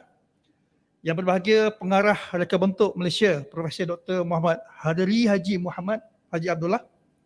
Yang berbahagia Manager Director Special Esplanade Serdang Berhad Datuk Abdul Haris Abdullah. Yang berusaha Barisan Pensyarah-Pensyarah Reka Bentuk Perindustrian, Reka Bentuk Industri serta Ahli Jawatankuasa Seed Showcase 2022. Ketua Jabatan Fakulti Reka Bentuk Seni Bina. Para jemputan khas dari industri, warga Fakulti Reka Bentuk dan Seni Bina serta hadirin hadirat sekalian. Alhamdulillah, terlebih dahulu mari kita ucapkan berbanyak terima kasih, berbanyak kesyukuran pada Allah SWT kerana limpah kurnia dapat kita, dengan izinnya dapat kita semua hadir pada hari ini berkumpul di Galeri Serdang, Fakulti Reka Bentuk dan Seni Bina bagi bersempena dengan perasmian Seed Showcase 2022. Pertama sekali saya ingin merakamkan jutaan terima kasih kepada Ahli Jawatankuasa Seed 2022 kerana sudi menjemput saya merasmikan Seed Showcase pada hari ini. Dengan kesempatan ini, saya ingin merakamkan setinggi-tinggi penghargaan kepada tahniah kepada semua ahli jawatankuasa Seed Showcase 2002 iaitu terdiri pada pelajar-pelajar tahun akhir seramai 37 orang Reka Bentuk Perindustrian Universiti Putra Malaysia di atas kejayaan beliau menganjurkan program Seed Showcase 2022 yang pertama kali diadakan di Galeri Serdang ini. Lagipun 2 tahun ni PKP kita adakan online. Alhamdulillah tahniah kepada barisan pelajar tahun akhir yang berjaya bertukar lumus sehingga pada hari ini. Hadirin dan hadirat yang dimuliakan, saya menyambut baik penganjuran program Seed Showcase 2022 kerana secara tak langsung dapat mendedahkan industri reka bentuk dan memberi manfaat kepada dasar inovasi. Seterusnya program Seed Showcase 2022 ini yang bertemakan Culturing COVID-19 telah berjaya membuka peluang kepada 37 pelajar tahun akhir reka bentuk perindustrian untuk menghasilkan 37 inovasi baharu yang memfokuskan kepada penyelesaian masalah impak daripada COVID-19. Inovasi ini amatlah penting bagi memastikan kesejahteraan bersama khususnya golongan sasar. Saya rasa ini amat prihatin pelajar kita dan dia sangat committed dan sangat relevan dengan isu semasa yang kita hadapi 2 tahun ini. Tuan-tuan dan puan, diharap dengan adanya program seperti ini dapat membantu mahasiswa terus berkarya walaupun dah bergraduat, terus berkarya, sentiasa berkarya dengan inovasi dan menghasilkan banyak lagi idea-idea yang bermanfaat pada peringkat yang lebih tinggi. Matlamat utama pameran ini adalah untuk bertujuan nak promosikan produk-produk perekaan mahasiswa kepada organisasi awam serta swasta. Kemudian kita dapat dedahkan peranan industri reka bentuk kepada orang ramai. Justru saya menyeru agar semua agensi-agensi yang berkaitan dan yang hadir pada hari ini dapat memberi input kepada pelajar-pelajar sekalian.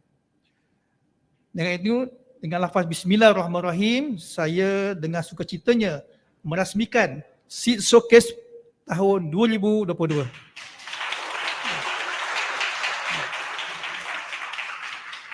Sekian, wabillahi taufiq wal hidayah. Assalamualaikum warahmatullahi wabarakatuh.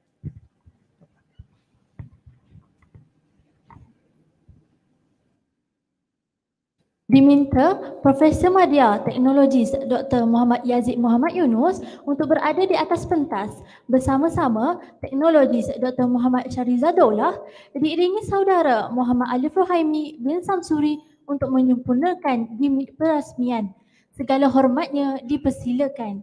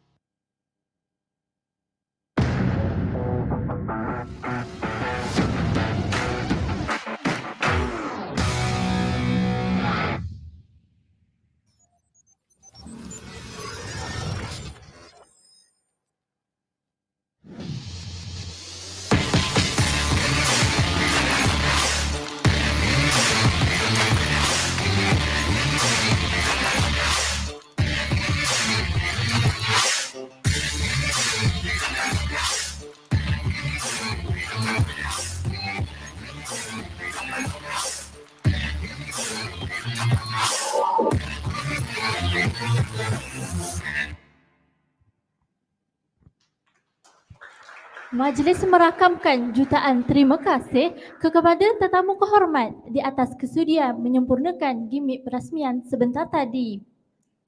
Majlis akan diteruskan lagi dengan tayangan video teaser daripada pelajar tahun akhir.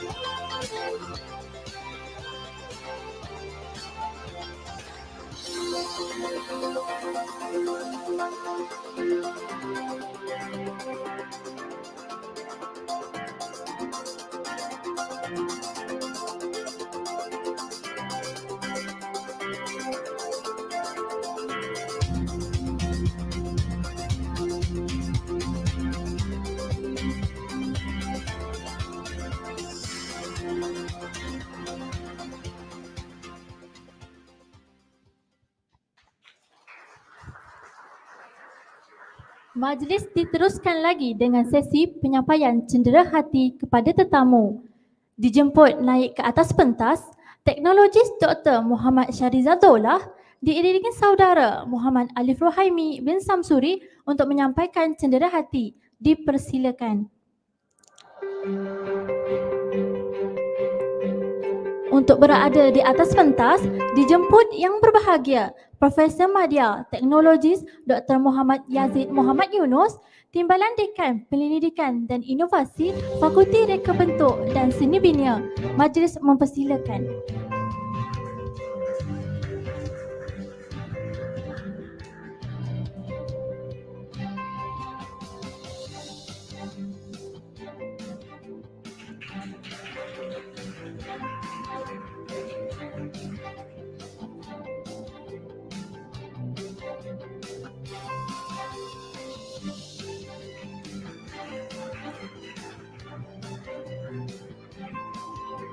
Diminta Profesor Madya Teknologis Dr. Muhammad Yazid Muhammad Yunus kekal berada di atas pentas untuk menyampaikan cendera hati. Dijemput Dato' Abdul Haris Abdullah, Managing Director Shareholder Special Esplanade Sdn Bhd untuk menerima cendera hati.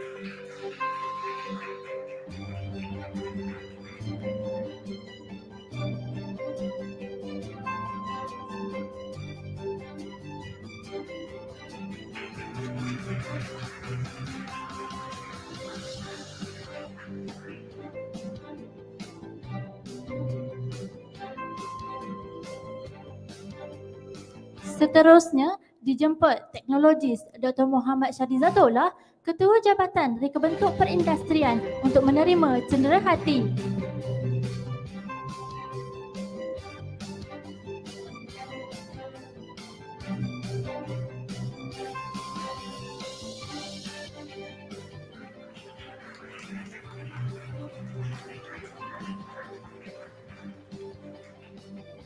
Majlis mengucapkan ribuan terima kasih kepada Profesor Madya Teknologis Dr. Muhammad Yazid Muhammad Yunus kerana menyampaikan cendera hati sebentar tadi.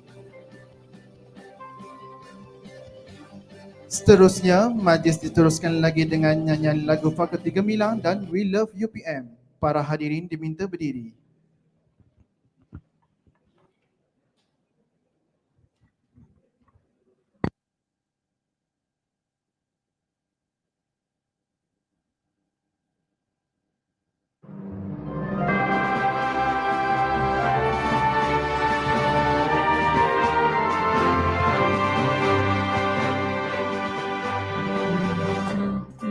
di dataran sana tersebar indah lambang kita.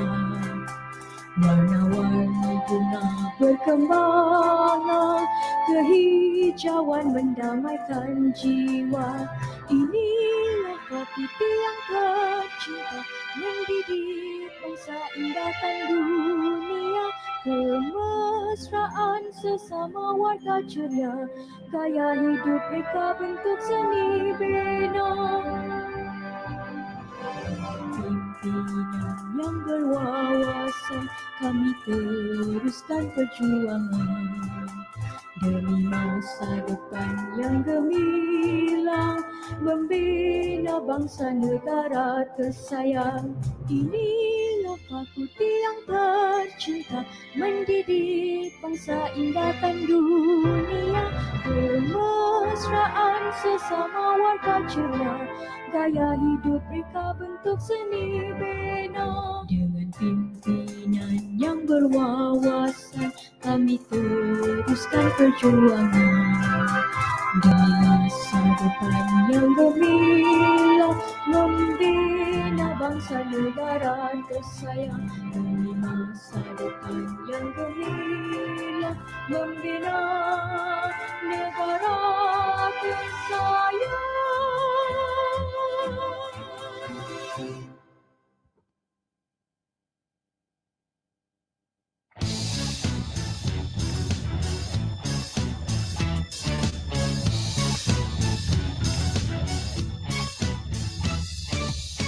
Di varsity ini aku berdiri, melangkah mula dan terus berlari, mengejar visi, menggenggam misi.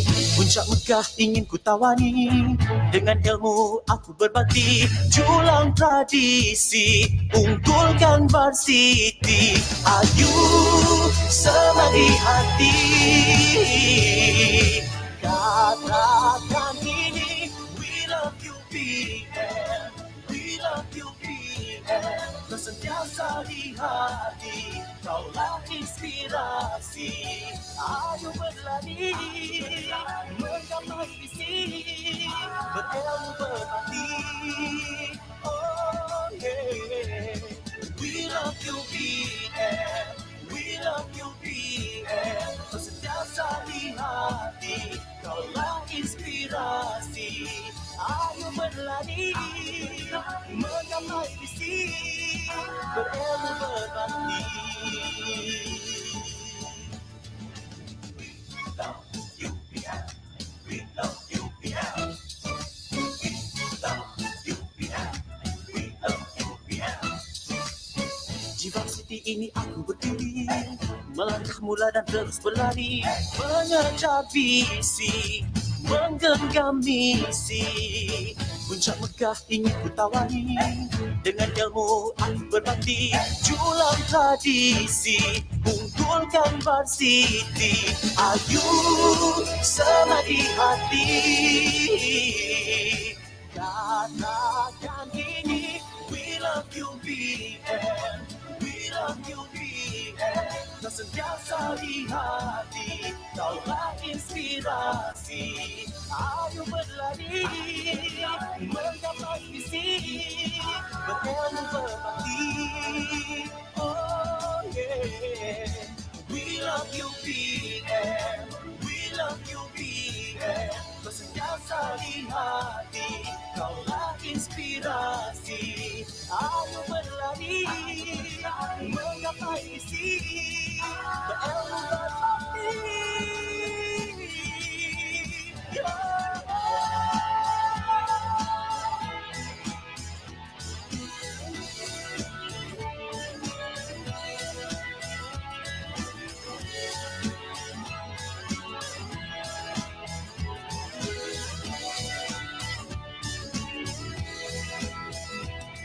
Ayu semadi hati, katakan ini, we love you PM, we love you PM, kau sentiasa di hati, kaulah inspirasi. Ayo berlari, menggapai visi, berilmu berbakti. Oh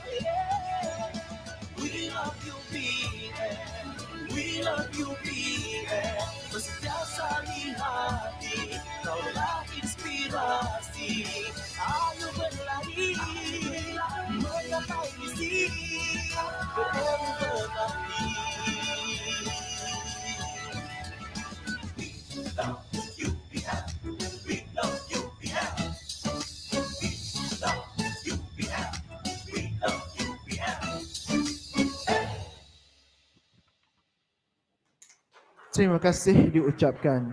Seterusnya, sesi fotografi bersama tamu kehormat. Dijemput tamu kehormat untuk berada di atas pentas. Dipersilakan.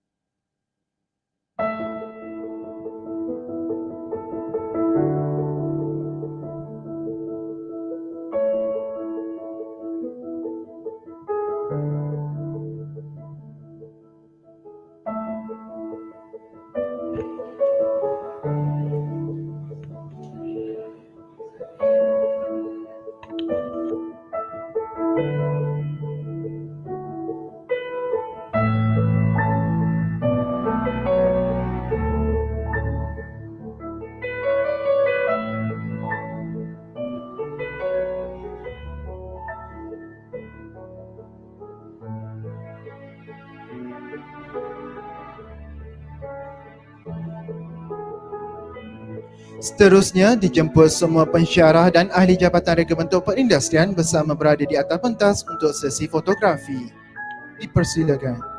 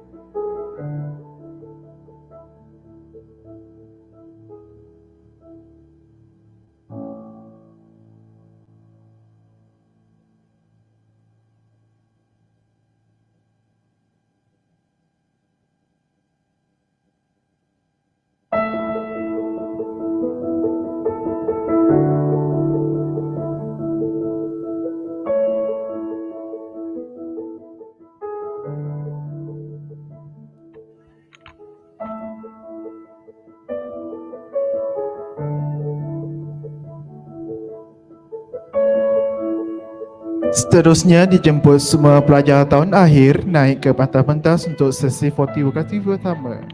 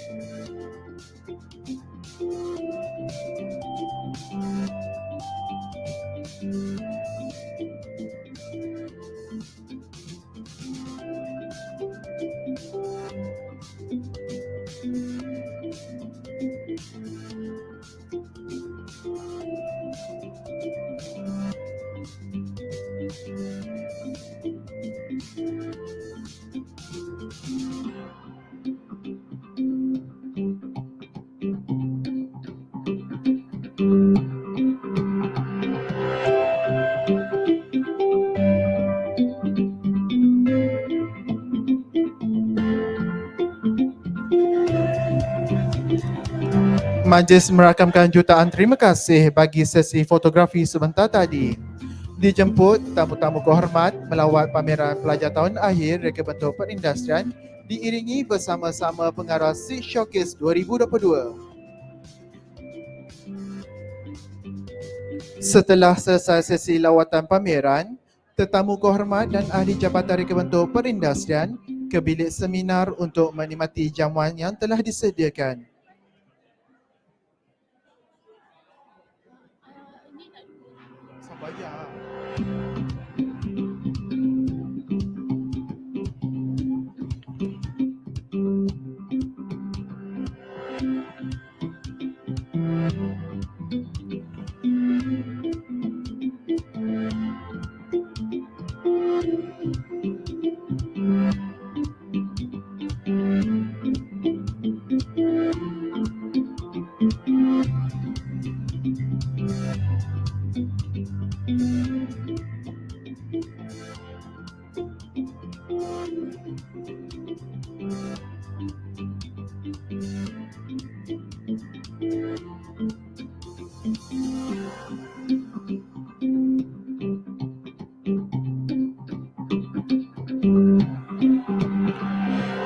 Dijemput tamu-tamu kehormat melawat pameran pelajar tahun akhir reka bentuk perindustrian diiringi bersama pengarah Seed Showcase 2022.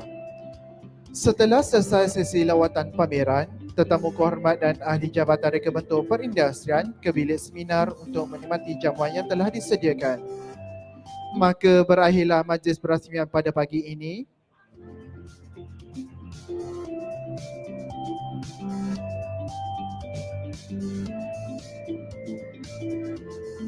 Sekian sahaja daripada kami. Assalamualaikum warahmatullahi taala wabarakatuh. Kami akhiri dengan perserangkap pantun Bunga Dedap di Atas Para, Anak Dusun Pasang Pelita. Andai tersilap tutur bicara, jari disusun maaf dibinta. Sekian sahaja daripada kami. Assalamualaikum.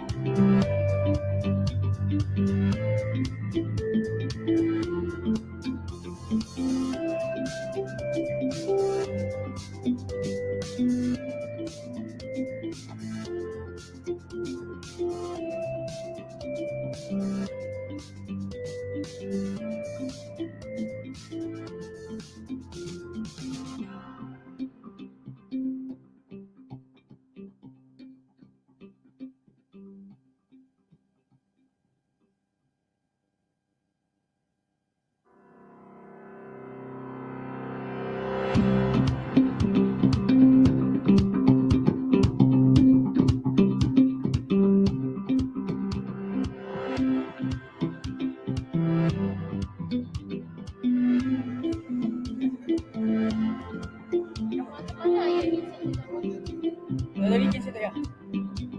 Ada money. Bukan kat sini juga. Jaga.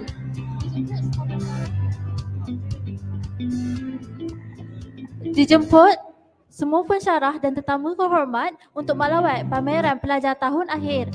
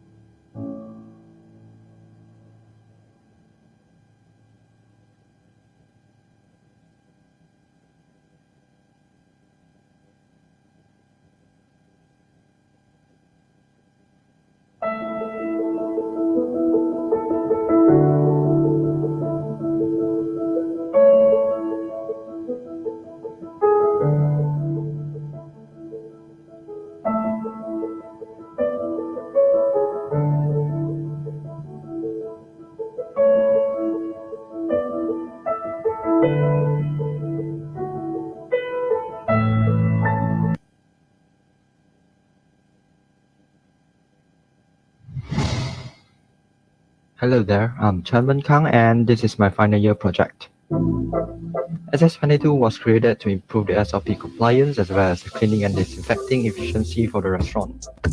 With UV light installed, the dining table can enhance the disinfection process. It has a new cleaning technique which is by peeling off the bioplastic sheets on the table. Simple, sustainable, made in 2022, introducing SS22 dining table. Hi, my name is Ramzi Khan, and this is my final year project. Read, follow, form.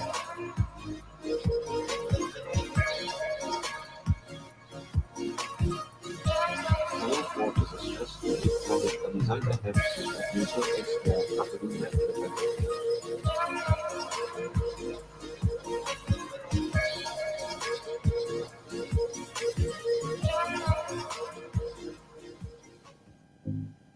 Hi, my name is Huda and this is Ukir Smart Wearable Fidget to relieve anxiety and create a better healthcare system. This product helps adults divert their attention from negative thoughts by spinning the fidget spinner in order to reduce anxiety during post-pandemic. Ukir also uses RFID technology to track your health and create a better healthcare system for everyone.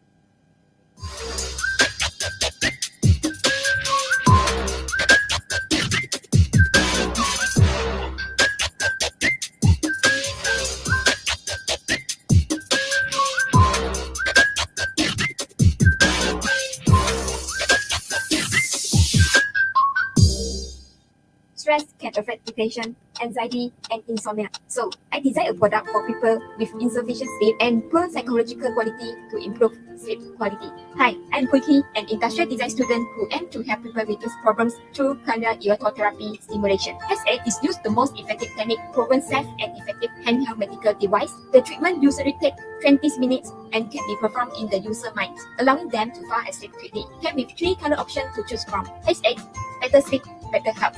Implies that sleep is essential to good health. Assalamualaikum and hi, my name is Abdul Talibin Shafi'i, final year student Institute Malaysia.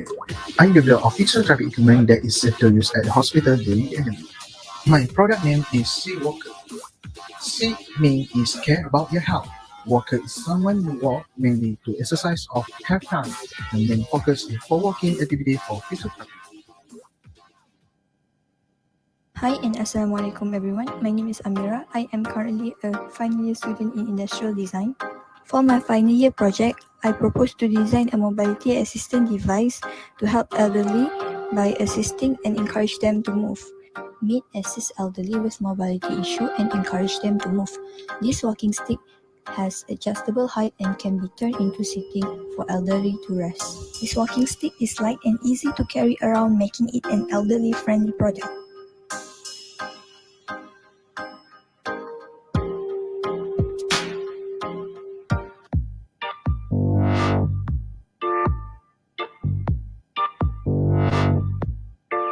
For the function, Urzel is the autonomy-less food delivery for patients COVID-19 in care center.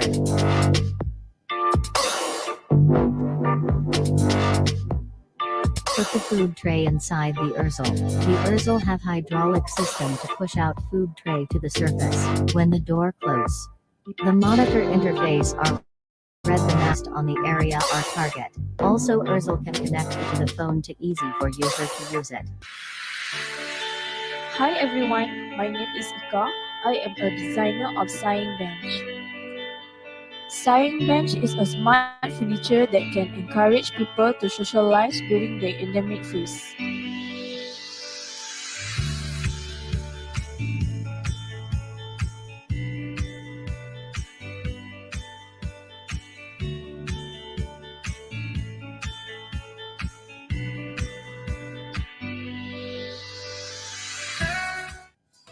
Hi, hello. My name is Kohala Priya Silkumar. I am final year student.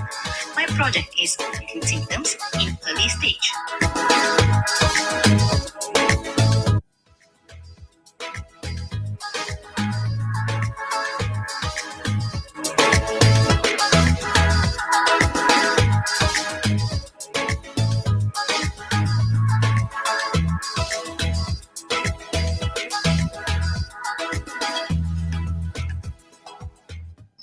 Assalamualaikum and hi, my name is Daniel. For the FYP, I have designed a waiting chair called C19 chair system for airport lounge.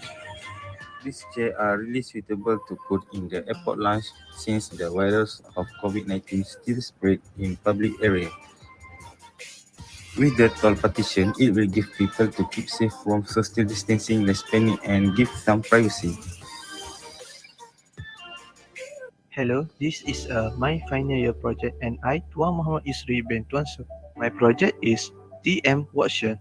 I designed furniture to help cabinet designer who are averse to come to work face-to-face after a COVID-19 endemic.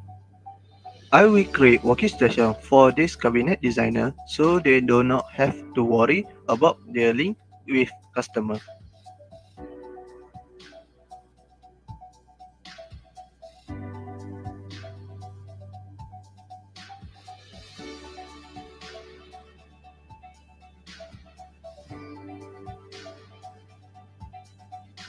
Hi, I'm Xiaopei, a final year student from Department of Industrial Design UPM. I'm designing a communication and health monitoring robot for elderly during COVID-19 endemic.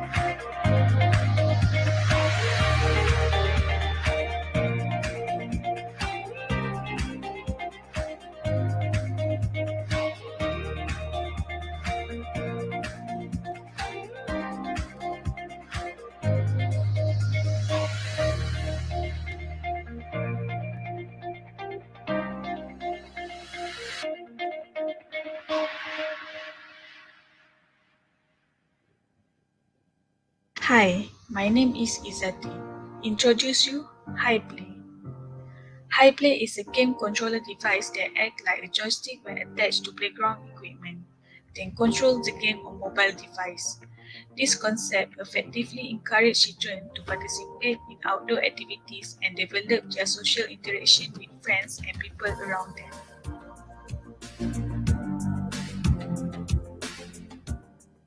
Hi, my name is Nakudin Shahmi and this is my product, Azalea.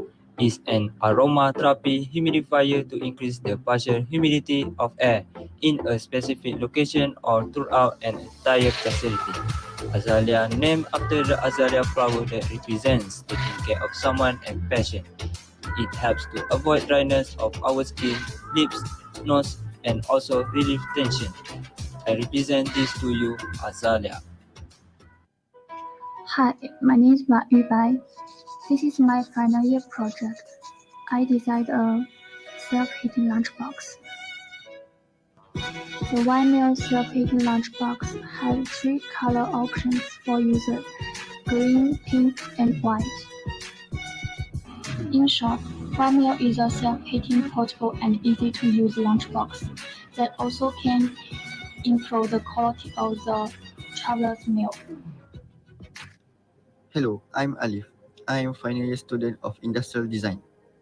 I developing a smart glove with payment device for food delivery riders during cash on delivery service in endemic time.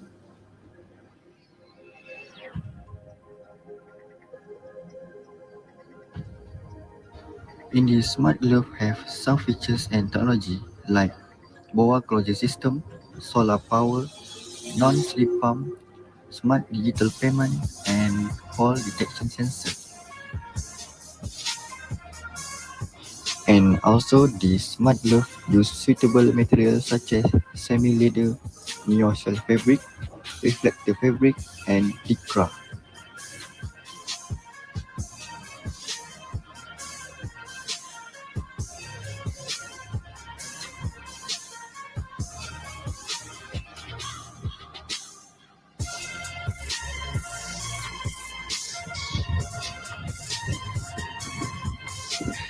Introduce to you T in Infinity. Hi, my name is Norlidia. And this is a smart sanitizer product that uses ultraviolet rays to clean germs that cause viral infections between humans. This product was designed to ensure that children are always clean from germs while at tourist destinations in order to reduce COVID-19 infections. To attract the attention of children, Fantech has a feature where the surrounding part has a petal that can move. By using video games mapping technology, children not only clean themselves using this product, but they also can play with it through their gestures. So it is the game. Hi, my name is Atir Abdullah and this is for my final year project. I designed hygienic care device to clean dumbbells so people doesn't have to worry about the spread of viruses during their workout. Introducing you Sana. This product is used to sanitize the dumbbells at the gym. The product needs to be placed at the side of dumbbells, right? So it will help to maintain the hygiene of dumbbells. The product also can be adjustable and easy to install. Keep fit and stay hygienic with Sun.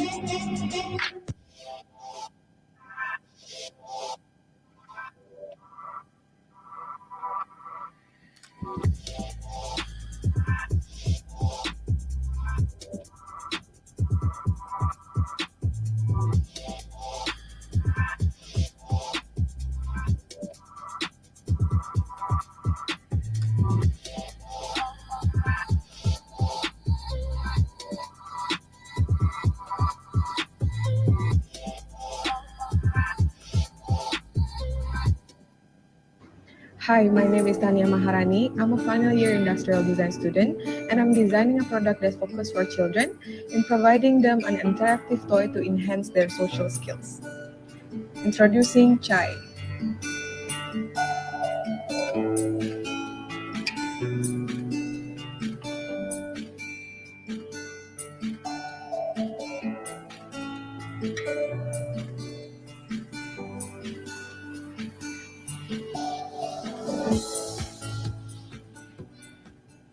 Hi and Assalamualaikum everyone. My name is Azwani.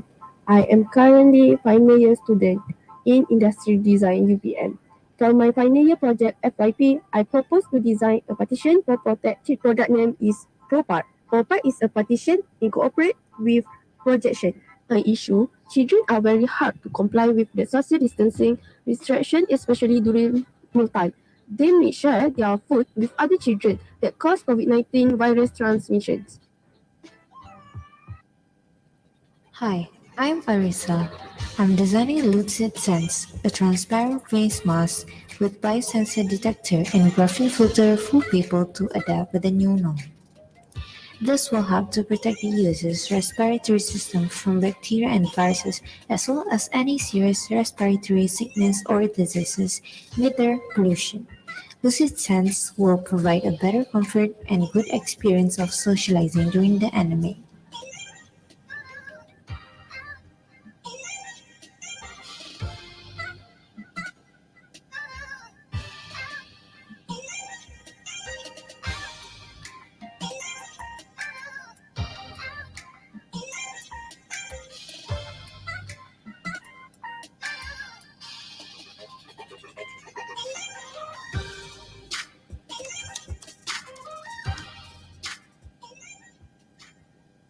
Hi, my name is Celine and I am the designer of Gyros. Gyros is a self-driving micromobility that works on full electric. It provides e-hailing services that comes to its user as they book it and brings them to their destination. The design is inspired by a traditional rickshaw used in Penang.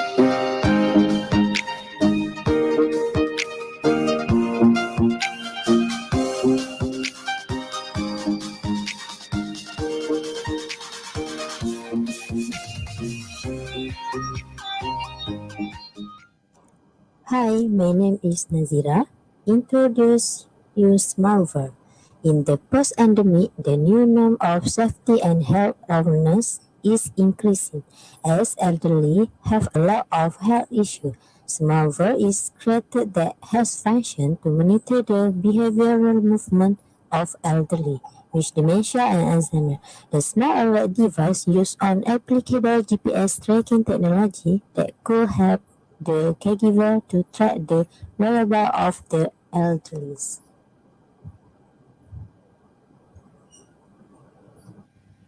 Hi, I am Najat. I am designing Sembo disinfectant spray targeted for the cleaning agents in public transport during the endemic.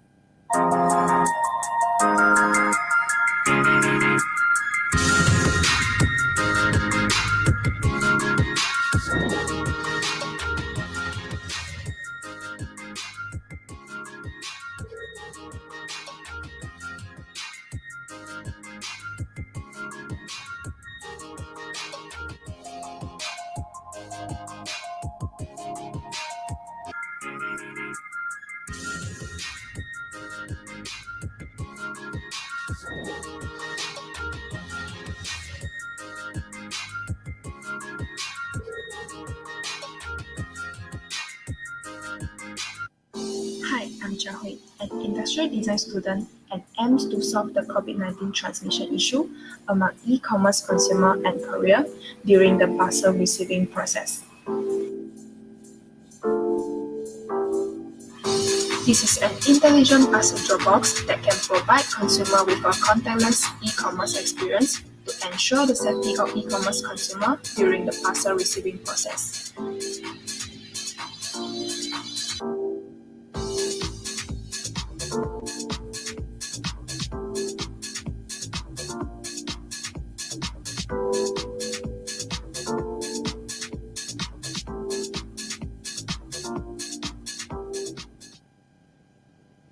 Hello, my name is Delila, and today I'm going to show you my product, Alerta.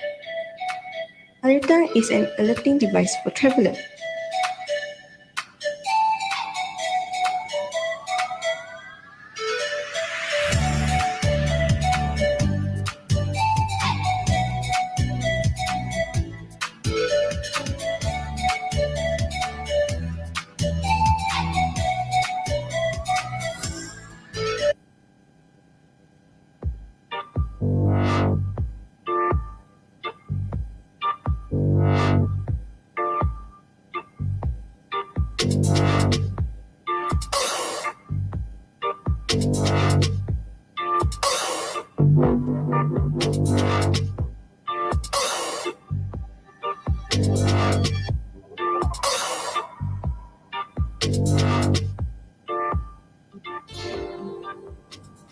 Hi, I'm Mani. I'm designing with care relaxation product targeted for the healthcare workers during endemic. Good resting facility in the hospitals will allow the healthcare workers to take a good rest during the break. We care can help in relieving stress and anxiety of the healthcare workers, which will improve their mental health and quality of life.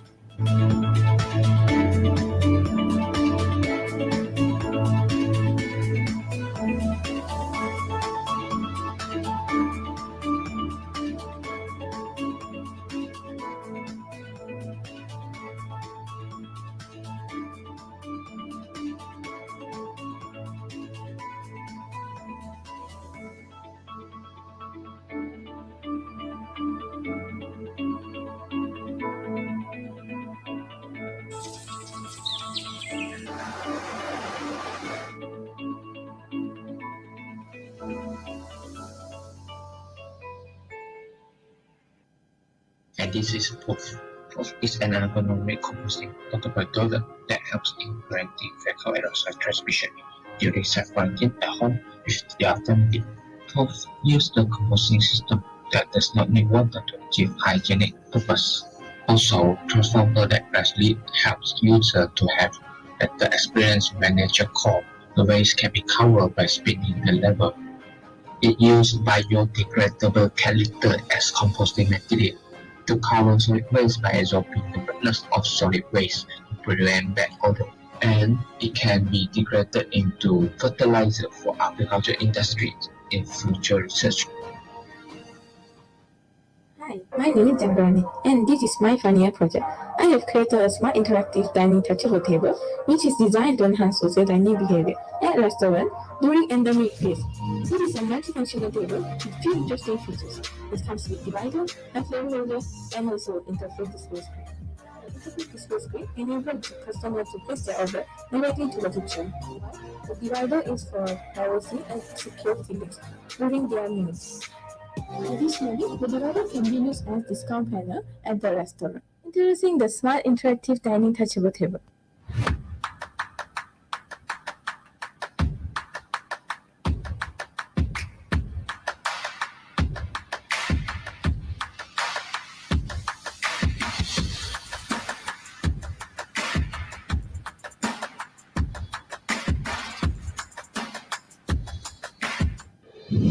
Hi, I am Shafika Alia. I would like to show you my product.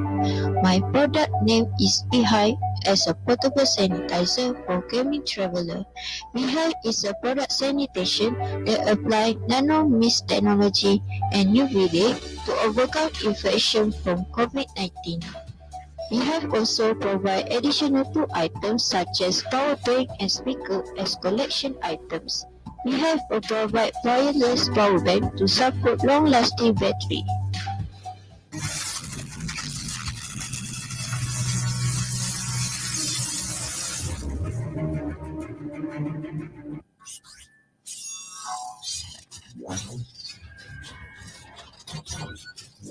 Assalamualaikum and hi, my name is Akina bin Khalid. I am industrial design student at University Putra Malaysia. I developed a sanitizing device using UV light technology for closed area of the new place. I like to include studio, lampu.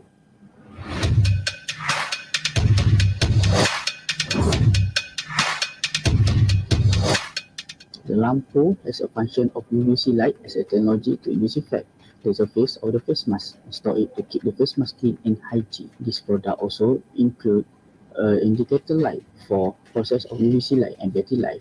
This product also can include a sanitizer compartment in the back so that people can always sanitize their hand to keep the clean and hygiene.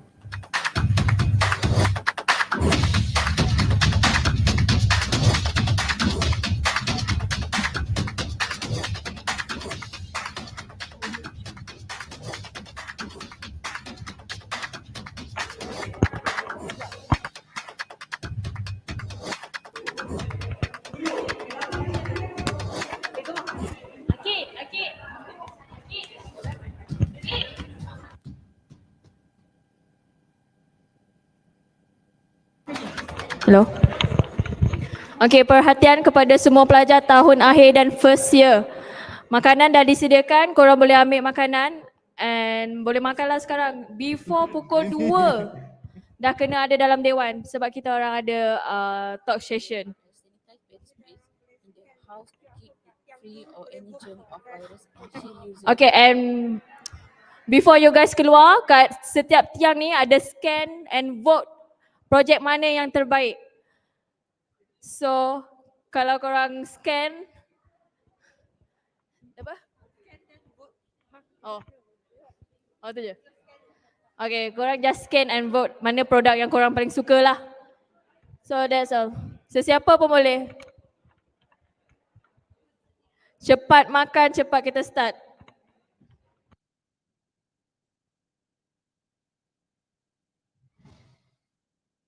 Hello there, I'm Chanban Kang and this is my final year project. SS22 was created to improve the SOP compliance as well as the cleaning and disinfecting efficiency for the restaurant.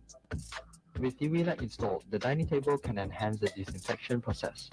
It has a new cleaning technique which is by peeling off the bioplastic sheets on the table. Simple, sustainable, many to introducing SS23 dining table. Hi, my name is Rajihan, and this is my final year project. Read, follow, follow.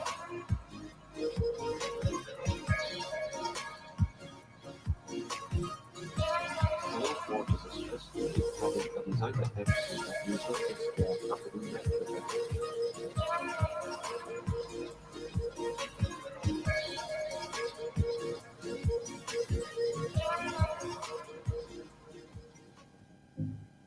Hi, my name is Huda and this is Ukir Smart Wearable Fidget to relieve anxiety and create a better healthcare system.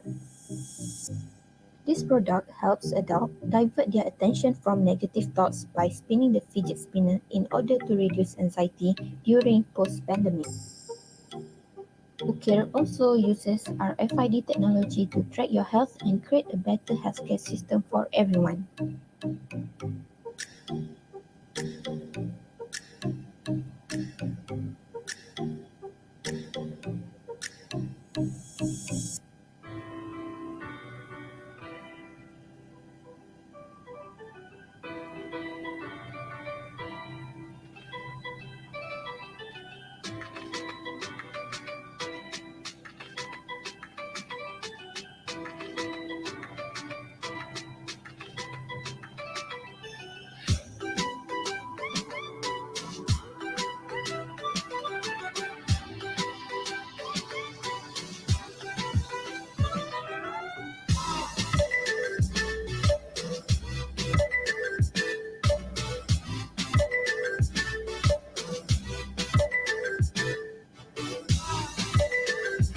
Tahu siapa punya? Tolong vote produknya apa nak?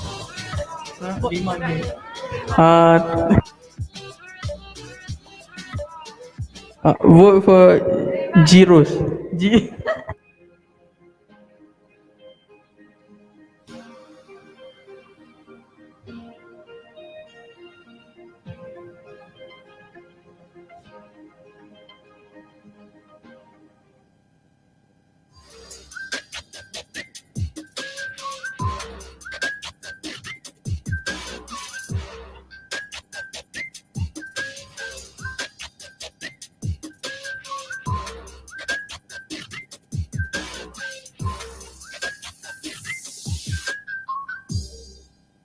Stress can affect depression, anxiety, and insomnia. So, I designed a product for people with insufficient sleep and poor psychological quality to improve sleep quality.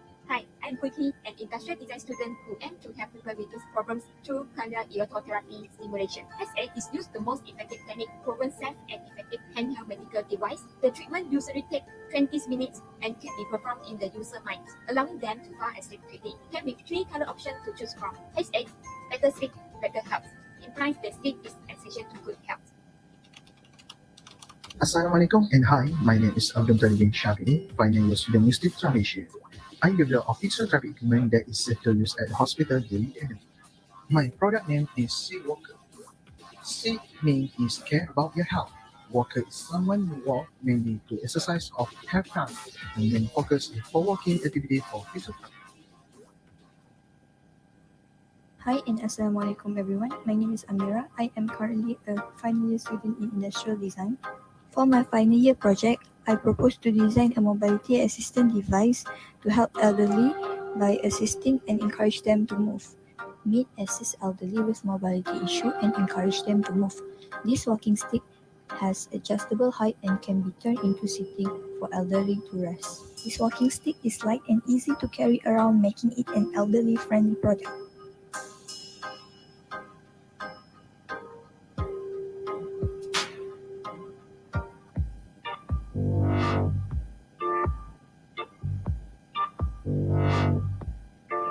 For the function, Urzel is the autonomy-based food delivery for patients COVID-19 in care center.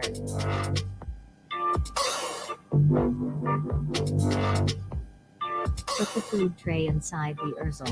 The Urzel have hydraulic system to push out food tray to the surface when the door closes. The monitor interface are read the map based on the area or target. Also, Urzel can connect to the phone to easy for user to use it. Hi everyone, my name is Ika. I am a designer of Sign Bench. Sign Bench is a smart furniture that can encourage people to socialize during the endemic phase.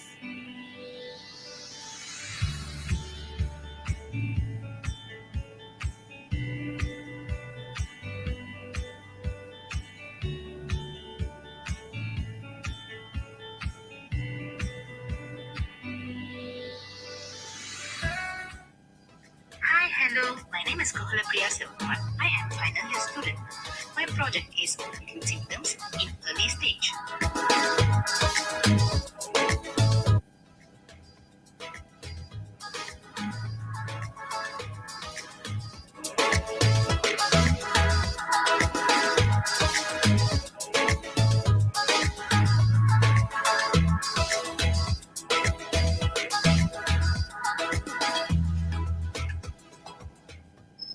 Assalamualaikum and hi, my name is Daniel. For the FYP, I have designed a waiting chair called C19 chair system for airport lounge. These chairs are really suitable to put in the airport lounge since the virus of COVID-19 still spread in public area. With the tall partition, it will give people to keep safe from social distancing, less panic, and give some privacy. Hello, this is my final year project and I, Tuan Muhammad Yusri bin Tuan Su. My project is TM Watson. I design furniture to help cabinet designers who are averse to come to work face-to-face after a COVID-19 endemic. I will create working station for this cabinet designer so they do not have to worry about dealing with customers.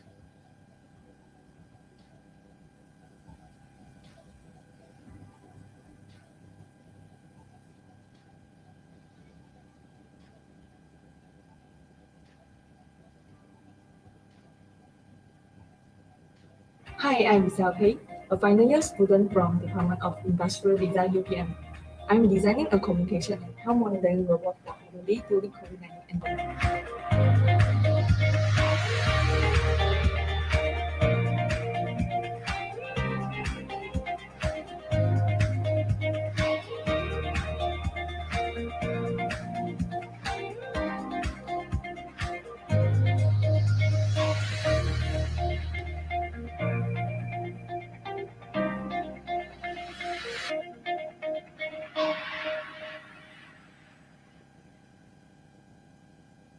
Hi, my name is Izati. Introduce you, HiPlay. HiPlay is a game controller device that acts like a joystick when attached to playground equipment, then controls the game on mobile device. This concept effectively encourages children to participate in outdoor activities and develop their social interaction with friends and people around them.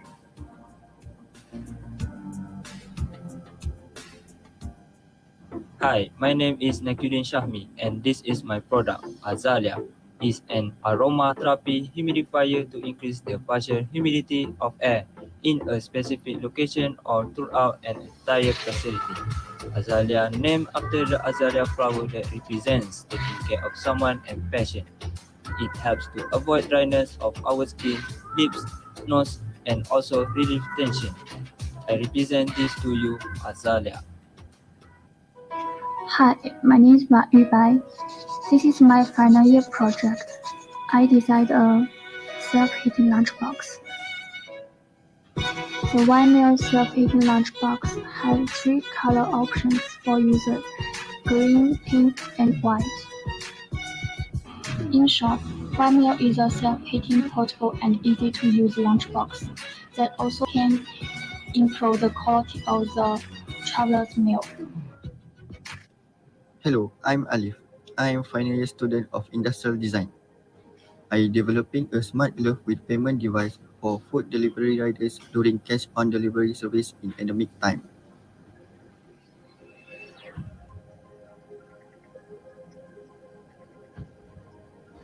In this smart glove have some features and technology like boa closure system, solar power, non-slip pump, smart digital payment, and fall detection sensor. And also this smart glove use suitable materials such as semi-leather, neo-shell fabric, reflective fabric, and lycra.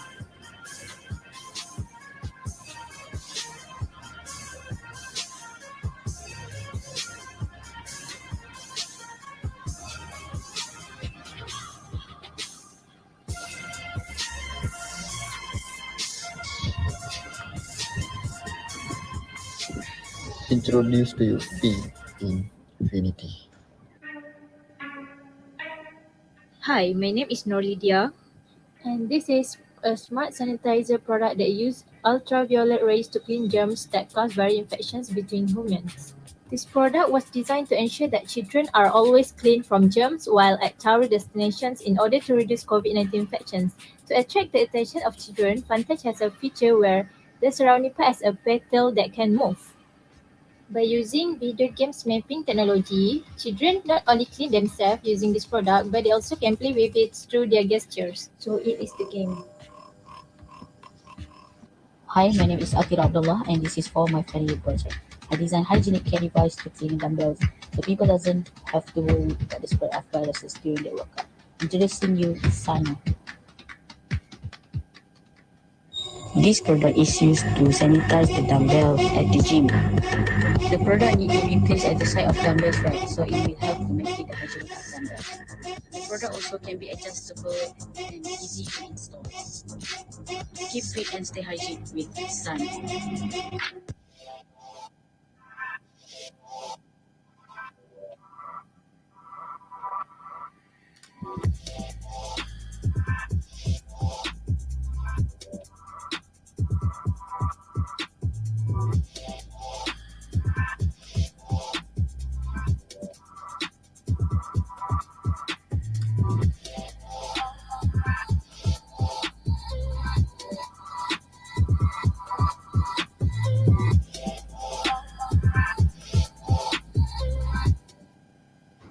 Hi, my name is Tania Maharani. I'm a final year industrial design student and I'm designing a product that's focused for children and providing them an interactive toy to enhance their social skills.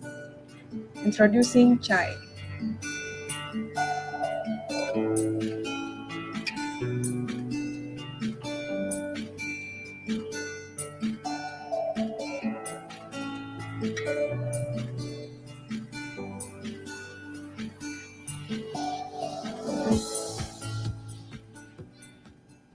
Hi and Assalamualaikum everyone. My name is Azwani.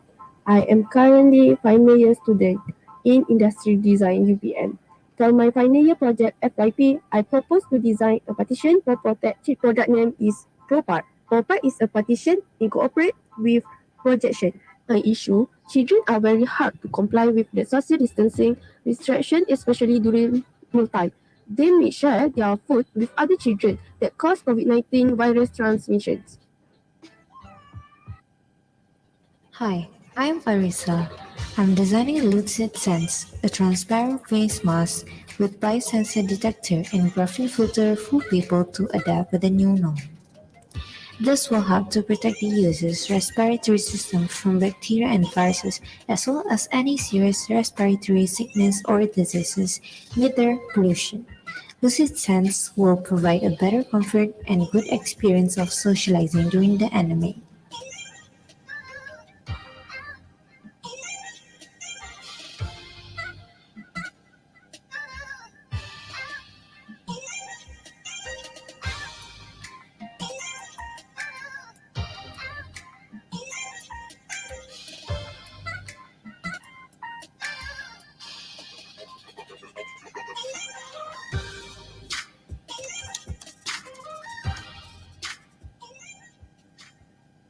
Hi, my name is Celine and I am the designer of Gyros. Gyros is a self-driving micromobility that works on full electric. It provides e-hailing services that comes to its user as they book it and brings them to their destination. The design is inspired by a traditional rickshaw used in Penang.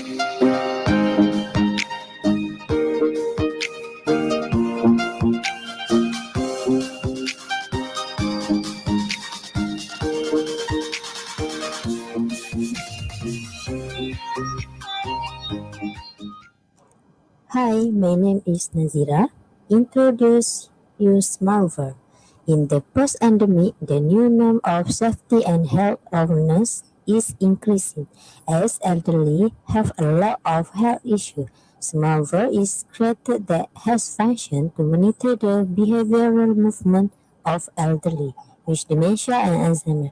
The smart alert device uses on applicable GPS tracking technology that could help the caregiver to track the whereabouts of the elderly.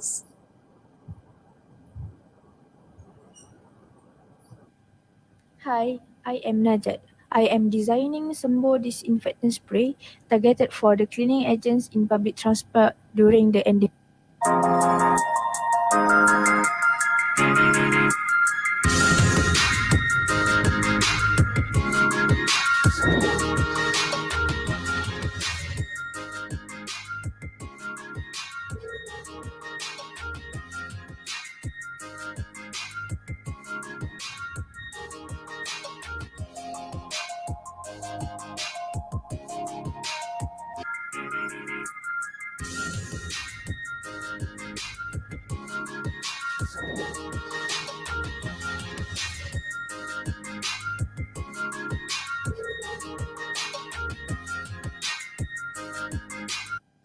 Hi, I'm Jiahui, an industrial design student and aims to solve the COVID-19 transmission issue among e-commerce consumer and courier during the parcel receiving process.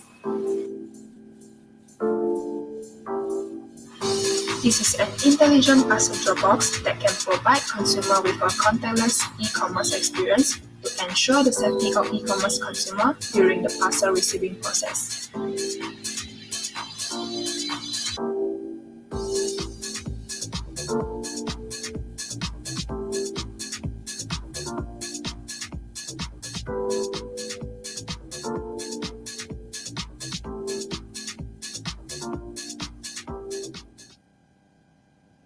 Hello, my name is Delila, and today I'm going to show you my product, Alerta.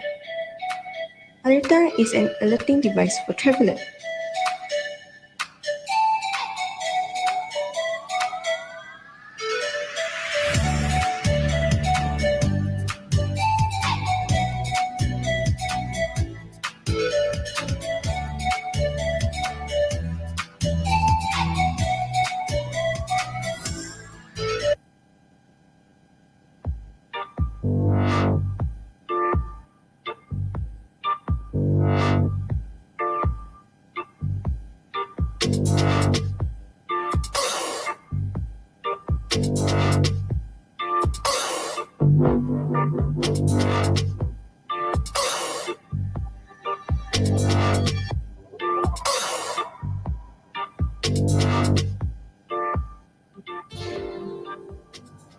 Hi, I'm Mani. I'm designing week care relaxation product targeted for the healthcare workers during endemic. Good resting facility in the hospitals will allow the healthcare workers to take a good rest during the break. Week care can help in relieving stress and anxiety of the healthcare workers, which will improve their mental health and quality of life.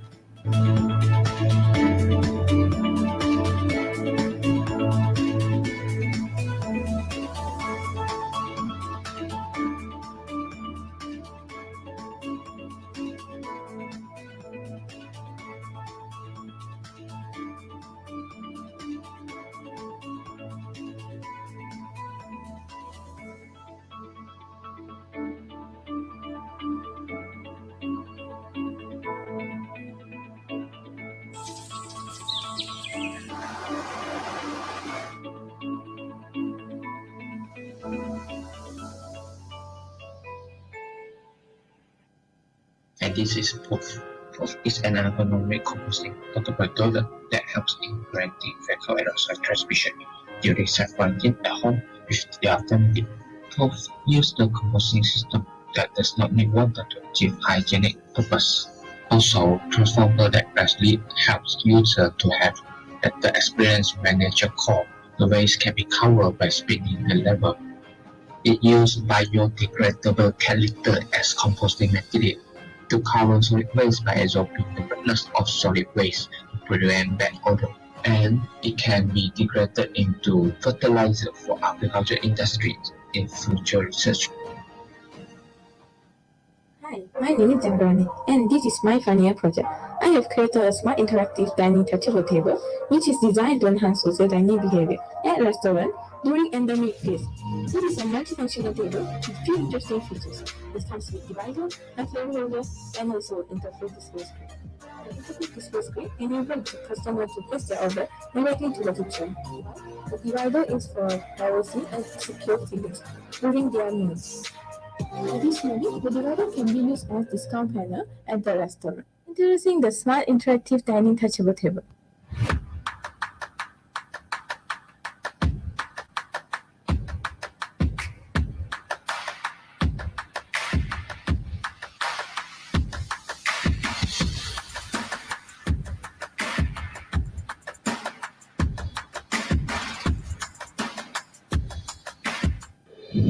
Hi, I am Shafika Alia. I would like to show you my product. My product name is Beehive as a portable sanitizer for gaming traveler. Beehive is a product sanitation that apply nano mist technology and UV ray to overcome infection from COVID-19. Beehive also provide additional two items such as power bank and speaker as collection items. Beehive will provide wireless power bank to support long-lasting battery.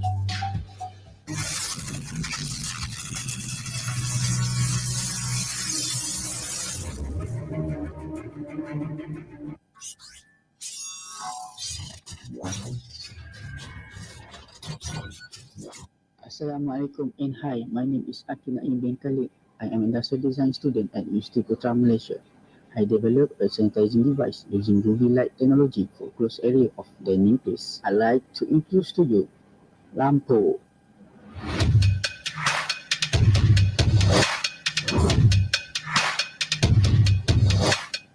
The lampu has a function of UVC light as a technology to disinfect the surface of the face mask and store it to keep the face mask clean and hygiene. This product also include indicator light for process of UVC light and battery life. This product also can include a sanitizer compartment in the back so that people can always sanitize their hand to keep the clean and hygiene.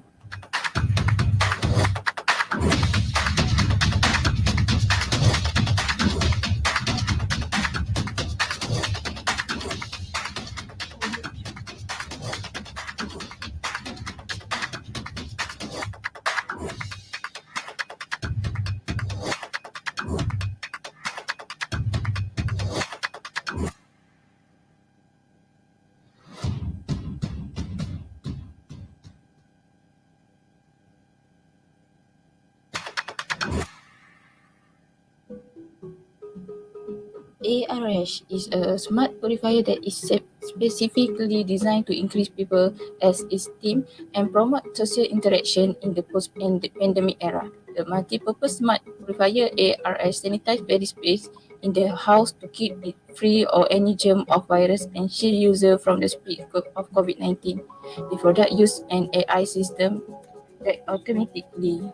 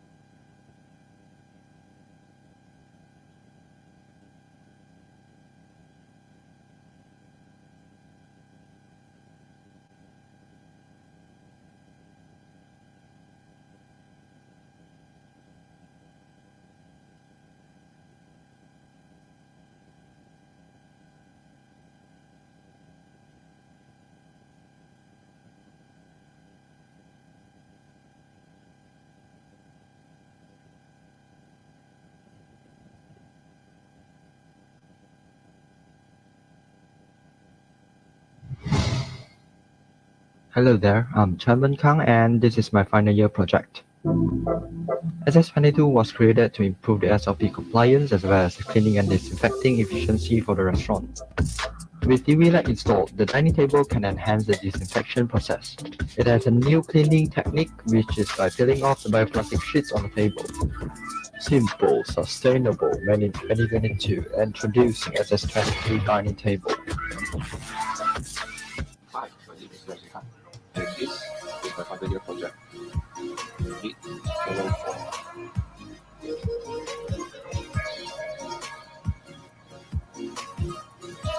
Hello for is a stress-free technological design that helps the user fix their afternoon better.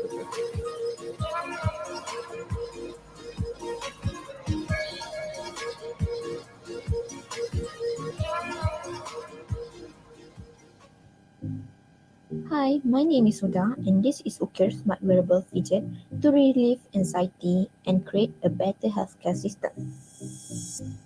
This product helps adults divert their attention from negative thoughts by spinning the fidget spinner in order to reduce anxiety during post-pandemic. Ukir also uses RFID technology to track your health and create a better healthcare system for everyone.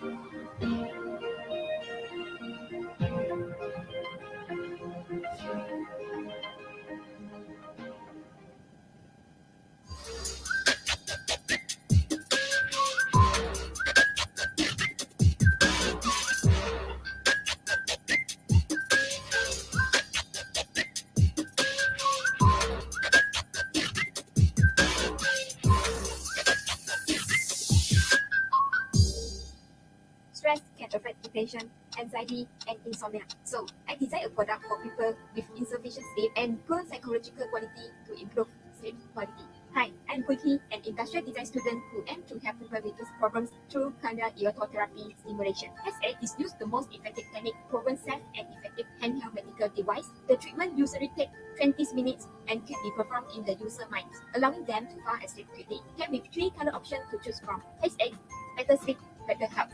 Implies that sleep is essential to good health. Assalamualaikum and hi, my name is Abdul Jalil Shafi, final year student in State Malaysia. I develop a physiotherapy equipment that is safe to use at the hospital during the pandemic. My product name is Sea Walker. Sea means is care about your health. Walker is someone who walk mainly to exercise or have time, and then focus for walking activity for physiotherapy.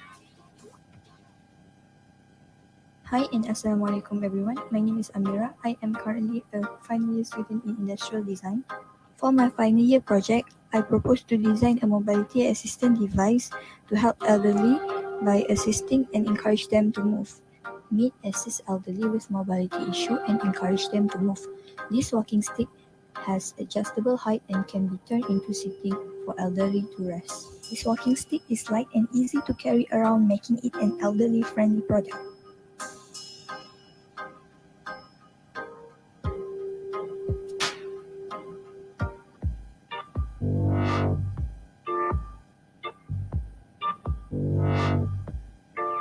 For the function, Urzel is the autonomy-less food delivery for patients COVID-19 in care center.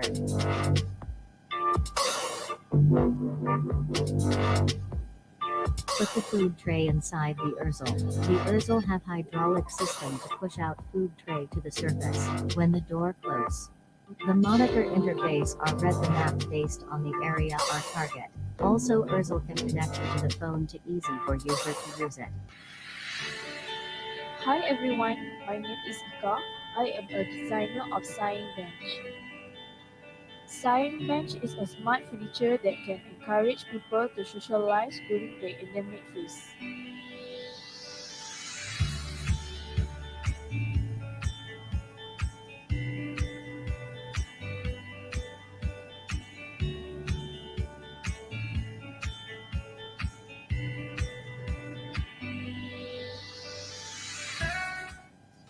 Hi, hello. My name is Kokula Priya Selkumar. I am final year student. My project is on acute symptoms in early stage.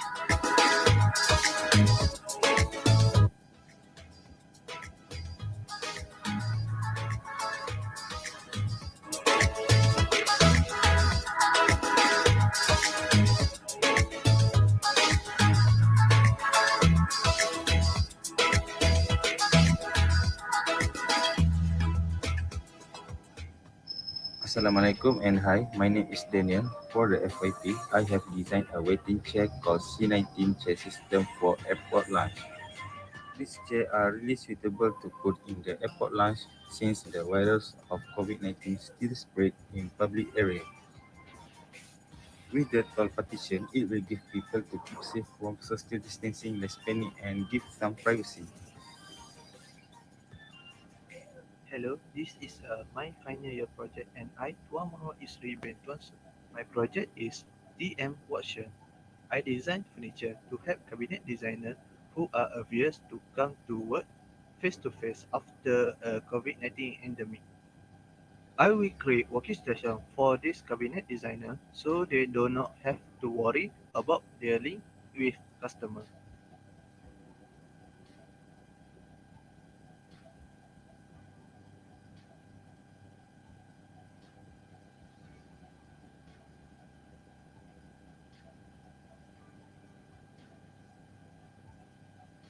Hi, I'm Selvi, a final year student from Department of Industrial Design UPM. I'm designing a communication and health monitoring robot for elderly during COVID-19 pandemic.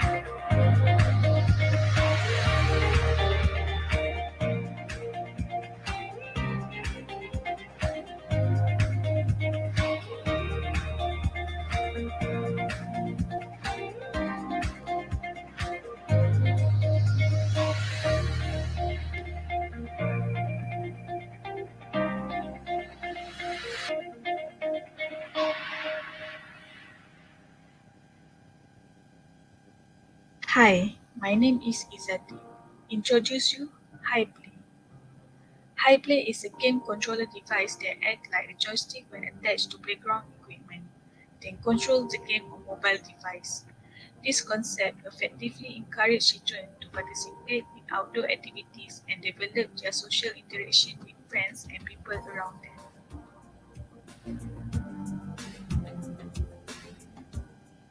Hi, my name is Nakuddin Shahmi and this is my product, Azalea.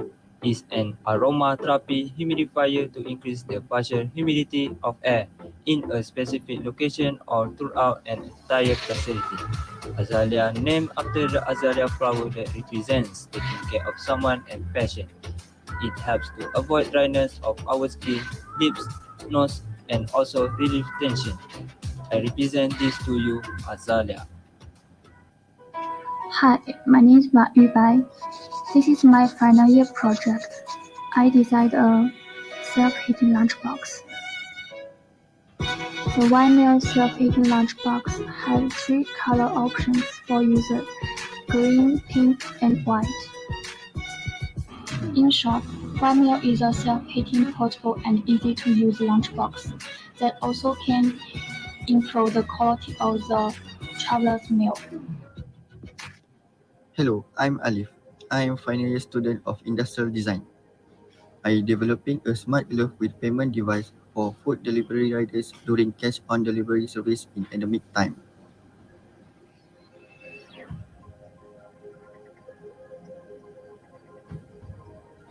In the smart glove have some features and technology like boa closure system, solar power, non-slip pump, smart digital payment, and fall detection sensor.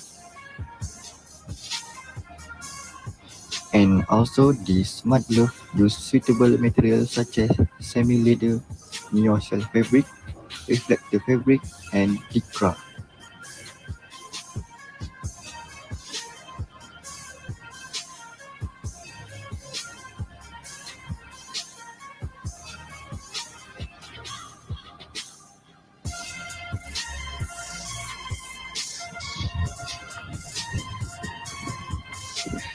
Introduced to P in Infinity. Hi, my name is Norlidia, and this is a smart sanitizer product that uses ultraviolet rays to clean germs that cause viral infections between humans. This product was designed to ensure that children are always clean from germs while at tourist destinations in order to reduce COVID-19 infections. To attract the attention of children, FunTouch has a feature where the surrounding part has a petal that can move. By using video games mapping technology, children not only clean themselves using this product, but they also can play with it through their gestures. So it is the game. Hi, my name is Akira Abdullah and this is for my final year project. I designed hygienic care device to clean dumbbells so people doesn't have to worry about the spread of viruses during their workout. Introducing you, Sana. This product is used to sanitize the dumbbells at the gym. The product needs to be placed at the side of dumbbells, right? So it will help to maintain the hygiene of dumbbells. The product also can be adjustable and easy to install. Keep fit and stay hygienic with Sun.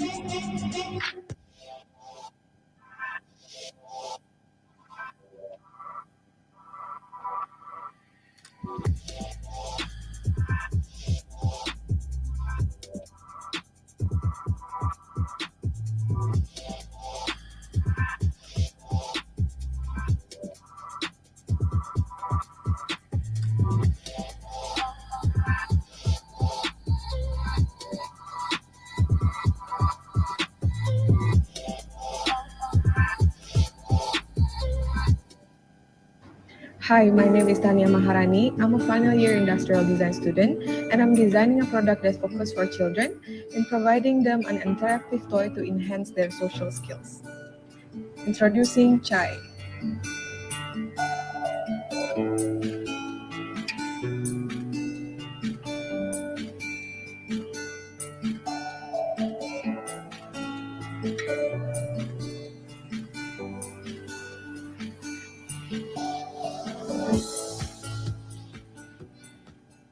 Hi and Assalamualaikum everyone. My name is Hazwani. I am currently final year student in Industrial Design UPM. For my final year project FYP, I propose to design a partition for protect. Product name is ProPart. ProPart is a partition incorporate with projection. An issue, children are very hard to comply with the social distancing restriction, especially during mealtime. They may share their food with other children that cause COVID-19 virus transmissions. Hi, I am Farisa. I'm designing Lucid Sense, a transparent face mask with biosensor detector and graphene filter for people to adapt with the new norm. This will help to protect the user's respiratory system from bacteria and viruses, as well as any serious respiratory sickness or diseases with their pollution. Lucid Sense will provide a better comfort and good experience of socializing during the anime.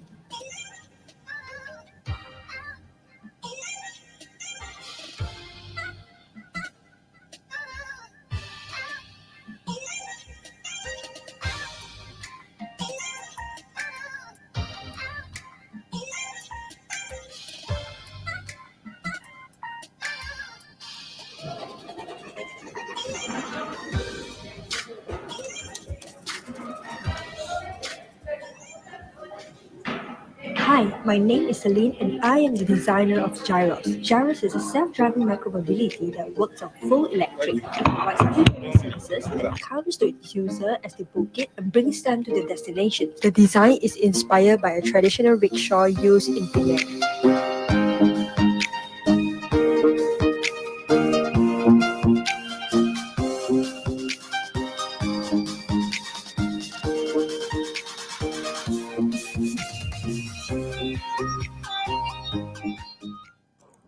Hi, my name is Nazira. Introduce you Smartver.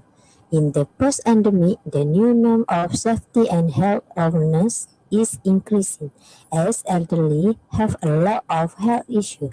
Smartver is created that has function to monitor the behavioral movement of elderly with dementia and Alzheimer. The smart alert device uses on applicable GPS tracking technology that could help the caregiver to track the whereabouts of the elderly.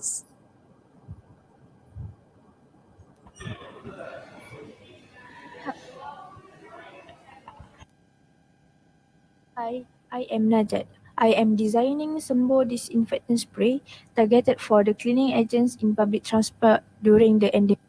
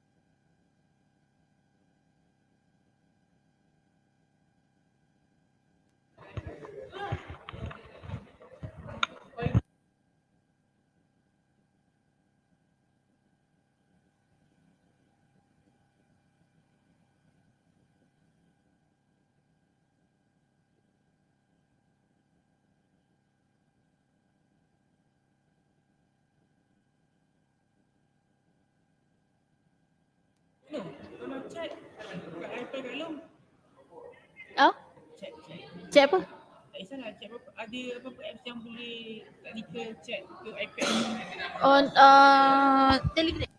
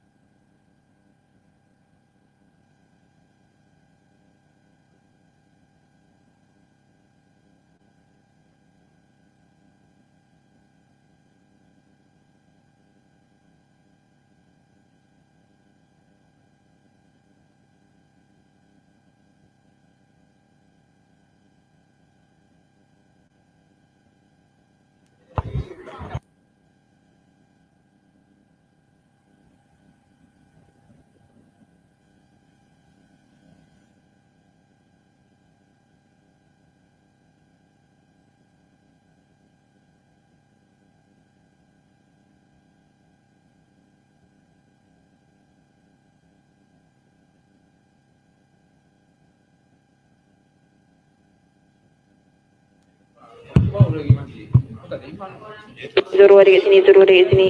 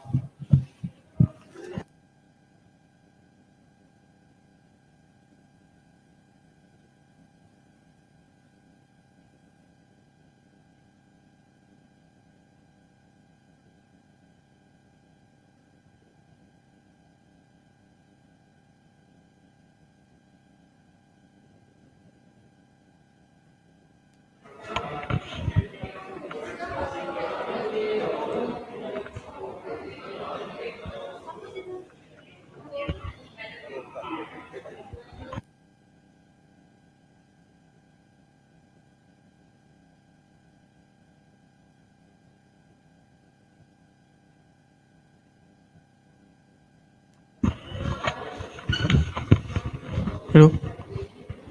Test test test. Test test test test test test test test. Testing 1 2 3. Testing 1 2 3.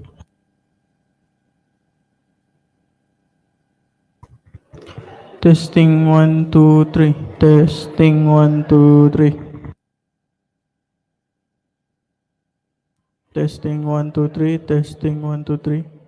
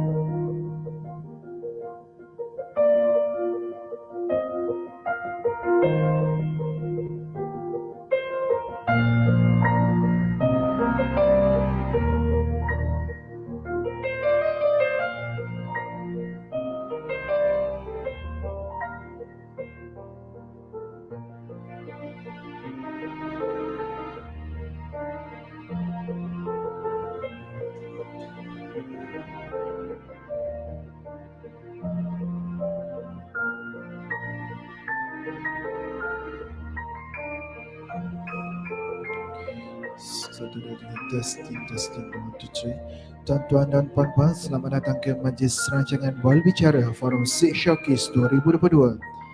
Majlis kami akan bermula tidak lama lagi. Di sini terdapat beberapa peringatan lembut dari pihak penganjur. Pertama, sila matikan telefon bimbit anda atau berkeadaan mod senyap sepanjang majlis berlangsung. Kedua, sila duduk di tempat yang disediakan dan penuhkan ruangan hadapan terlebih dahulu.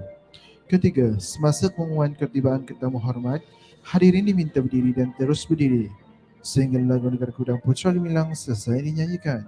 Keempat, jika berlaku sebarang kecemasan, hadirin diminta bertenang, sila ikut arahan pegawai petugas dan sila tinggalkan dewan dengan cara teratur. Sekian, terima kasih.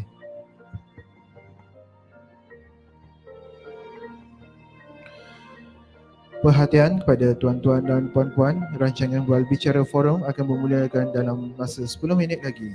Terima kasih atas kerjasama yang diberikan.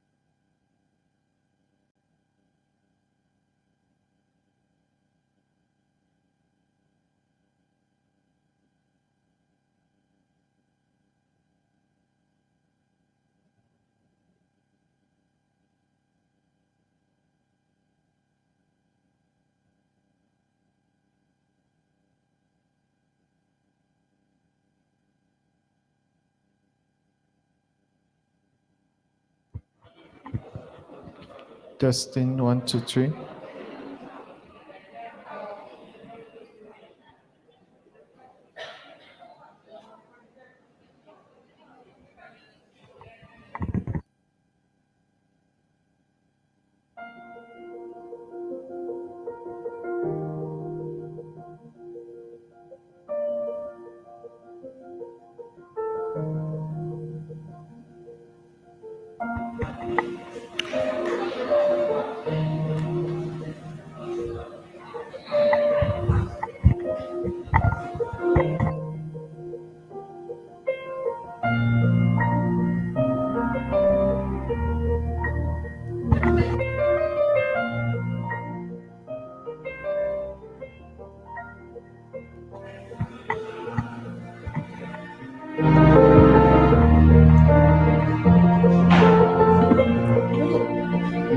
Assalamualaikum warahmatullahi wabarakatuh kepada tetamu yang dihormati.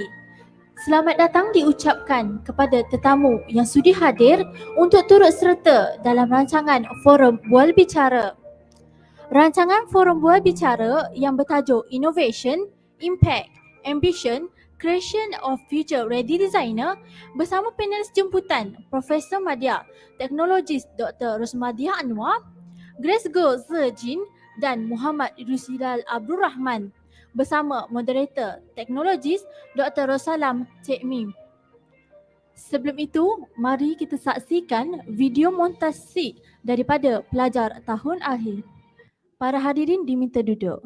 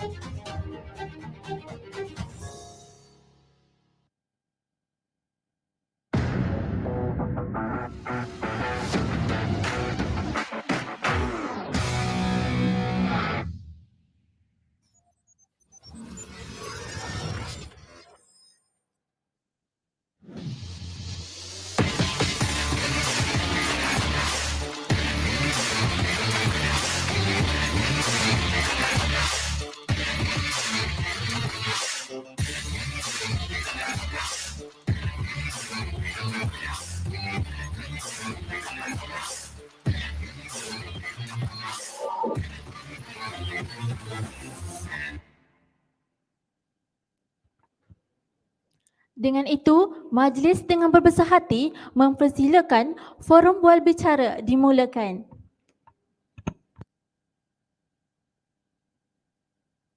Hello. Bismillahirrahmanirrahim. Assalamualaikum warahmatullahi wabarakatuh. And a very good afternoon, everyone. So welcome to SEED Showcase 2022. So today is going to have this forum session with our very special guests from the academy, from the industry, and we have our alumni today.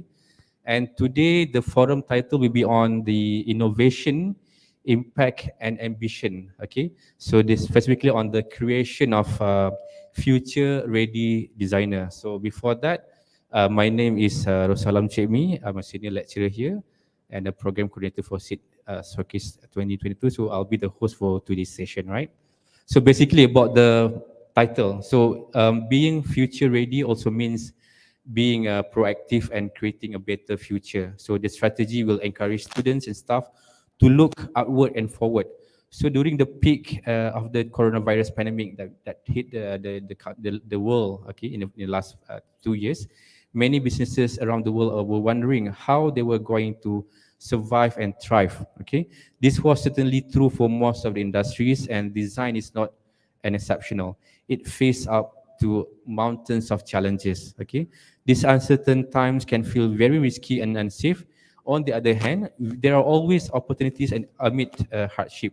So this is indeed what we will discuss today, okay, on this today's forum, especially on the challenges faced by the industries, designers, and the design schools, and how we can actually prepare the design students to be future ready and able to not only survive but to succeed in their career as a designer. Right. So for that, we are very honored to have our three distinguished panelists to talk about today's topic on innovation, impact, and ambition. Okay, creation of future-ready designers. So before we start with the discussion, okay, allow me to introduce our panelists. So first of all, we have here, okay, Associate Professor Technologist Dr. Rusmadiah Anwar, okay, Director of National Design Center (NDC), a lecturer at the Fakulti Seni Lukis dan Seni Reka. Now we call it College Pengajian Seni Kreatif. Am I right? Right? From University Technology Mara or UITM. So he holds the degree, a Doctor of Philosophy in Art and Design, and Masters in Design and Technology. So as a lecturer and researcher in the field of art and design, I believe Dr. Rusmadiah has involved in many recent projects and grant as well as the consultation work. So please welcome Doctor. Right? Okay. Secondly, we have Mrs. Grace Gozizin. Can I call you Miss Grace? All right. So she is a founder of More Design Center Berhad. More Design has 6 branches in whole Malaysia. She holds a degree in industrial design from UTM, University Technology Malaysia, JB. All right. So the company, together with Miss Grace, have won several outstanding awards such as largest local brand designer furniture store in Malaysia, Platinum Soba Award Best Retail Store, Top 100 SME Company Award, won Top 10 JCY. What is JCY stands for? JCI, sorry. Award and Young Entrepreneur Since You Award. So thank you so much, Miss Grace, for having with us today. Welcome. Okay, and the third panelist, okay, Mr. Muhammad Yusrizal Abdul Rahman, or the nickname is Ja, right? Mr. Ja, right? So he is the lead design engineer at Dyson Manufacturing Sdn Bhd in Petaling Jaya, Selangor since 2012. So he holds a bachelor degree in industrial design from University Putra Malaysia, guys. So he is actually our alumnus from the first batch. So I'm the first of the fifth batch. So he is the first batch, right? So he started the design practice as a prototype engineer at Oriental Nichinen from 2005 to 2007. And after that, he joined Dyson as a design engineer until 2011. Then he left Dyson for Medi Global, but a year after that, he joined back into Dyson Manufacturing Sdn Bhd as a lead design engineer until today. So please welcome. All right. So again, we are very honored to have you guys for this wonderful forum today. So maybe before we start, okay, could you please maybe introduce yourself a little bit further on in terms of what do you do now, maybe your current position, the company you work with or you run, and the current local design scenarios from your perspective. So maybe we can start with Doctor first.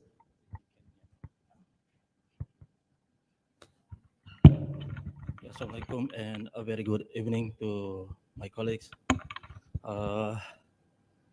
Future designer, potential design content creator. First of all, you just can call me Madi from UITM. Graduated same as what you've been trained before as a designer with the creative thinking challenges and jump into the industry before I joined to the university. And after graduating in 2002, I joined Roca Malaysia. The base came from Spain, the biggest investment those time from Spain company in Malaysia. And I joined as a designer, a very young designer, and I want to change the company because I believe I've been trained and I'm one of the best designer in the world. But when I joined the company, there's a lot of obstacle. You cannot simply change the company. Who are you? You're just a designer. So what is actually the role? This is what's going to be discussed here. And I have that experience and looking into until the decision position at the industry before I joined university. And then I joined the university, I said, I have to change this university. Who are you? All right, because we need to understand the not about the obstacle, the challenges, and how can we have our own idea and then put in the right place.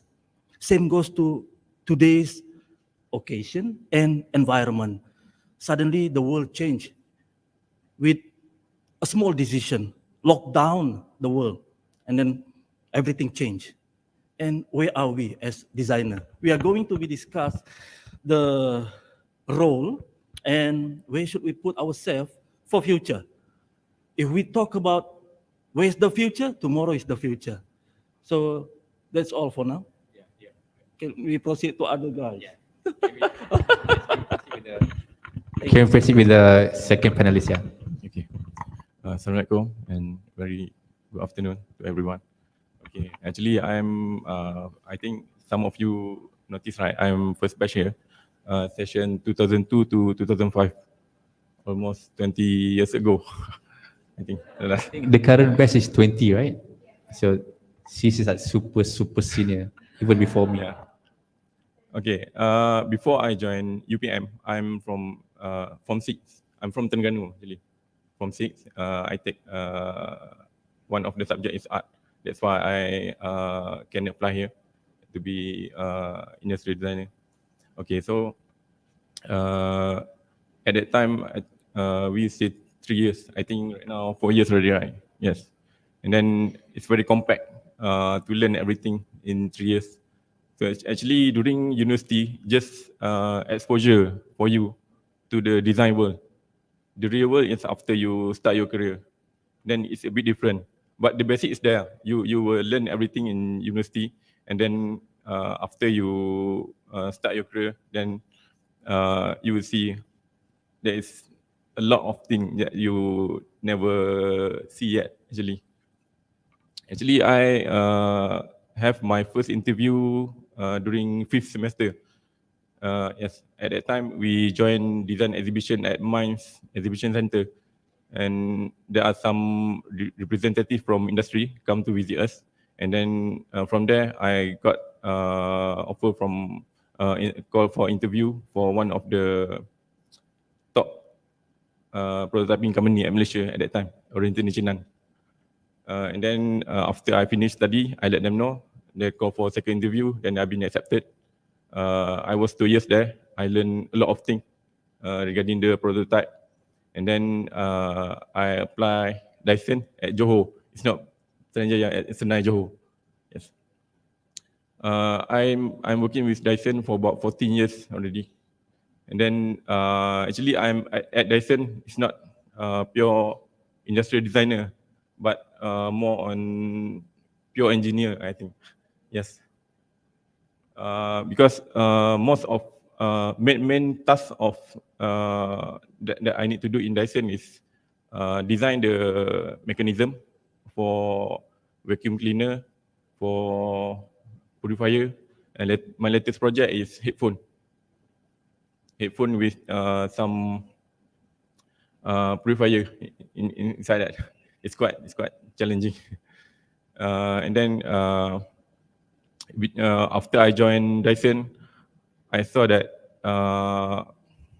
we as a industrial designer actually we cannot stand alone as an industrial designer. We need to have another basic in order to survive in your career. Like me, first I joined Dyson. I need to compete with others candidate that from engineering base. So during the training, I can see that difference between me and engineering student. Everything that they teach during the training is very hard for me to understand. But it's different with the engineer, others candidate from engineering base. So from there, I start learning myself. Mostly, I take my own initiative. I see what I need to do to be like them until I reach at certain level that I feel comfort to work with Dyson. That is, I think I took around 1 year to get my established in my design engineer position at Dyson. Yeah. I think that's also. Thank you so much. Very inspiring introduction. Thank you. Right. So let's proceed with the third panelist, Miss. Hi everyone, I'm Grace. Just now listen the panel one say he want to change company, change the world maybe. I think this one's because you're a designer, I'm also because I'm thinking the same way also. I want to change the company. But I think they cannot. I go into the first company, the boss kicked me out.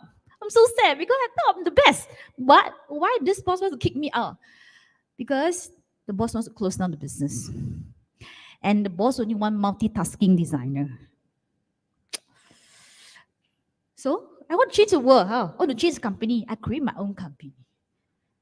Actually, same with you all. I'm graduate from local U. And I'm very proud of it because when I get the largest Malaysia record, Dr. Michael Till asked me, hey, you are a graduate from which school? From overseas, which school? Oh no, I'm from UTM local. Wow. I suddenly feel that I'm so proud that I'm from local U. That's talented from local U. I'm still like, I'm not rich. Then I start my company. So sometimes I also thought that I'm the best designer. I want to change the world, change the company. I want to change everything, become better. This is what made me like want to be a designer. Great, I believe you want to change something, right? So I think today we're going to discuss. It's not about changing the world. It's changing ourselves to fit this market. I want to become I have the dream to become a top designer. I want to become like Karim Rashid, so famous. I tried many years already. I'm not success, but I changed. I changed what I'm thinking. So I think you all need to like listen to senior of here because now what you are fixed is not end of your world. When you go through the life, there's a lot of obstacles. Learn from the obstacles. So for me, right, Whatever we learn from school, from uni, is very important. Soft skill. It's like not like sketching, internet, using software. This is not important. What's important? I think later we're going to discuss. Right? Okay, thank you. All right. Thank you so very much for the great introduction, guys. That was just introduction. We haven't gone to the discussion yet, right? Yeah, I forgot to mention that we actually are on live broadcast. So the audience out of this hall, they can view our session today on our Facebook platform, right? Okay. So let's proceed with the actual questions. Okay, I'm going to ask some of the questions and then I will let any of the panels to answer it. You can answer all together one by one, or you can whoever who want to answer first. Okay. So the first question I'm going to raise is on the need for a new school of thought for future-ready designer, right? So the role of designer has to expand from form creators to culture creators, as we mentioned by Ms. Chris just now. So the way design has made technology usable has changed the way people interact, consume, work, create, and shape the community. So it becomes very important for design school to expand their horizon and cultivate next generation culture designers. So in your opinion, what do you think the faculty or the design school should prepare the students to be ready for the future in facing the design challenge? So any of the panelists can answer the question first. Maybe Dr. Madi, okay. Thank you, Mr. Moderator. I came from the same field of discussion with this academic point of view. I have the experience facing the obstacle from the industry. And I always believe there is a life design. Because why? If we look into the past, what makes us change as a designer? The design language has been exist for 1,000 years ago, but it's hard to find the position where should we place this design. Let's go to the first revolution of the industry. We talk about animal change into a power replaced by team. So we lost the animal. The manpower, the mankind take over the task. When the revolution changed, and then it's changed into we found another power, which is electricity. What happened to the industry? They changed into conveyor. We need manpower. We still need manpower. We don't need anymore. We need manpower to run the machine. And then when the electricity become transform into another power, they call it computer. The manpower is still there. We are talking about it's divided into the production and the computerized section who control the automation. And now we are facing with the first time in our life the changes of our industrial revolution. We don't have any experience. The European country has set this revolution and they have that experience. We just have our independence during 57 and early 60 to build up the country. But we still use animal those time. Kerbau, lembu to pull the transport, kereta lembu, kereta kerbau je tak ada. And we start involved with these changes during 80s. So now this is the time that the world changed. So where should we put the design context in this changing of the world? We are talking about previously the designers work alone. They establish any product by themselves. You can see that designer like Thomas Edison, Carl Benz, they are designers, but is they considered as inventor or innovator? They are a designer, but they are They invent. What is the difference between invent and innovation? Invent is it's create something new. When you go to innovation, initiate a new perspective, method, or concept. So now, are we talking to invent something or to innovate something? Looking into the current trend of this changing of the world, are the human still required in this system when the artificial intelligence take place? I'm talking about we take part the job of animal those days. But now the artificial intelligence took our manual job. So should we still remain a designer? So where should we put this designer? So I still believe that the designer and the design contact still required until the next 50 years. It's been stated clearly in any blueprint design from UK and China. But the challenging part here is where should we put ourselves into that ecosystem? Previously, we are talking about before this revolution, we are talking about computerized industry. There is a production house and there is a what they call a strategic house. Most of the designers, they will put here at the production line.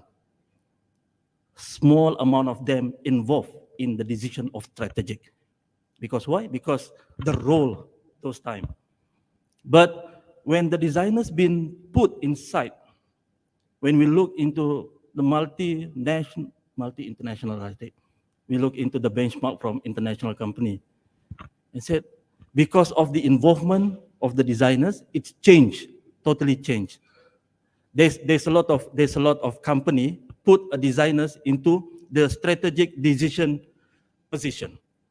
For example, Don Norman, when it been put at the position with the strategic decision, what happened to Apple? Apple totally changed. But in our country, did we have that kind of company? The big company, they are inventor. In our context, in our country, most of the company, mostly, all right, can be considered as a contract industry. This contract industry is different with this kind of like Apple, Tesla. We have that kind of company, but it's still considered as like OEM company. All right. So there is no changes or any requirement change in terms of what we teach. That is what we believe, because we have a lot of discussion, not only in our context, but at international level. Maybe I'm quite lucky to have that kind of roundtable discussion with other university. When I said other university, it's not said a university itself, but prominent university in the design like RCA, MIT, even RIT. And we try to segregate our academic to that place. So still relevant, but did we understand where are the designers play a role in that ecosystem? That is the missing point. Previously at the industry, where did they put the designer? It's hard to find that they put the designer at the marketing department or the production house or the logistic department, for example.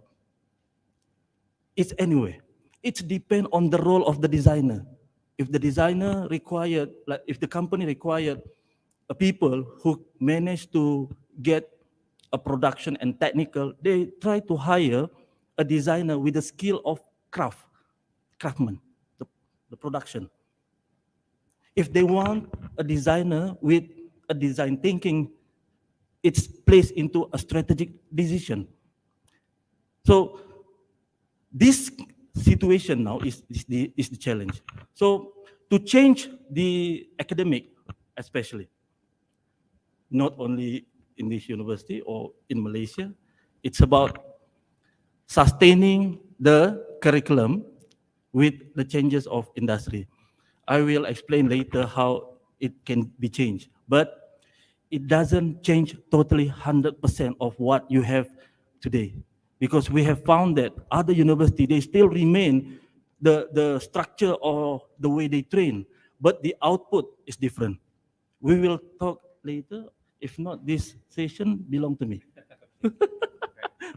Maybe we can. Right. Okay. So that's pretty much sum up from the perspective of the academic. So maybe we can see from the perspective of the company or industry. So basically, I'm going to jump into the second question because the first question has been summed up a lot by Dr. Rusmadi. It's pretty much similar. It's pretty much interrelated. So basically, the design school should be focused on the training of the young students to be problem solvers and idea creators, right?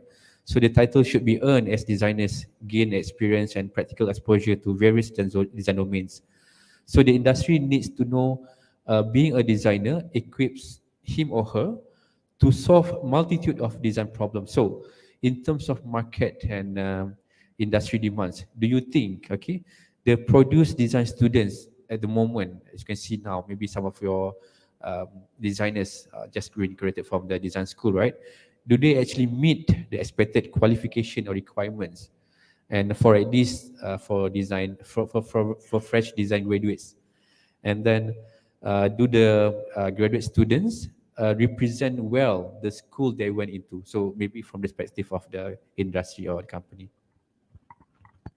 Okay.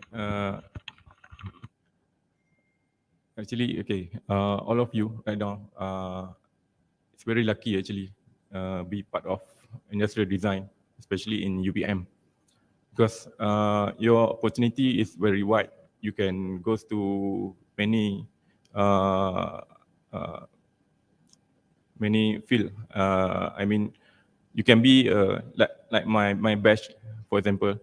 Some of us become engineer, pure engineer like me, and a few of my friends. And one of my friends become a professional web designer. We never learned that in university. We learned that after we start working. But the basic that we have learned is from here. And then one of us become director already. One of us become stewardess with Cathay Pacific until now. And anything, it's up to you. But the basic is there. You have learned everything here. And then if let's say after you graduate from here, from what company, what you want to be, it's up to you. Like me, okay. During I study in UPM, I never learned anything about the engineering, right? So when I joined Dyson, I still can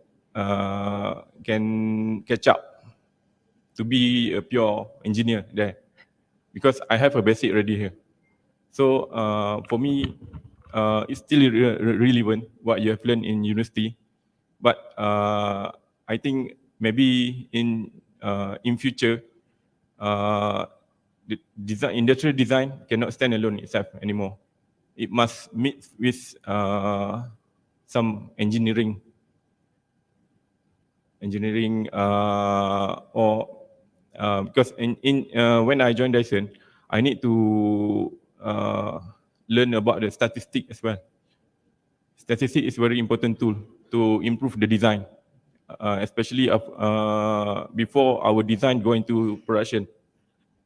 We need to have a lot of data to prove that our design is works as what we claim. And then in terms of like I said just now, what you learn in university, I think it's good for you.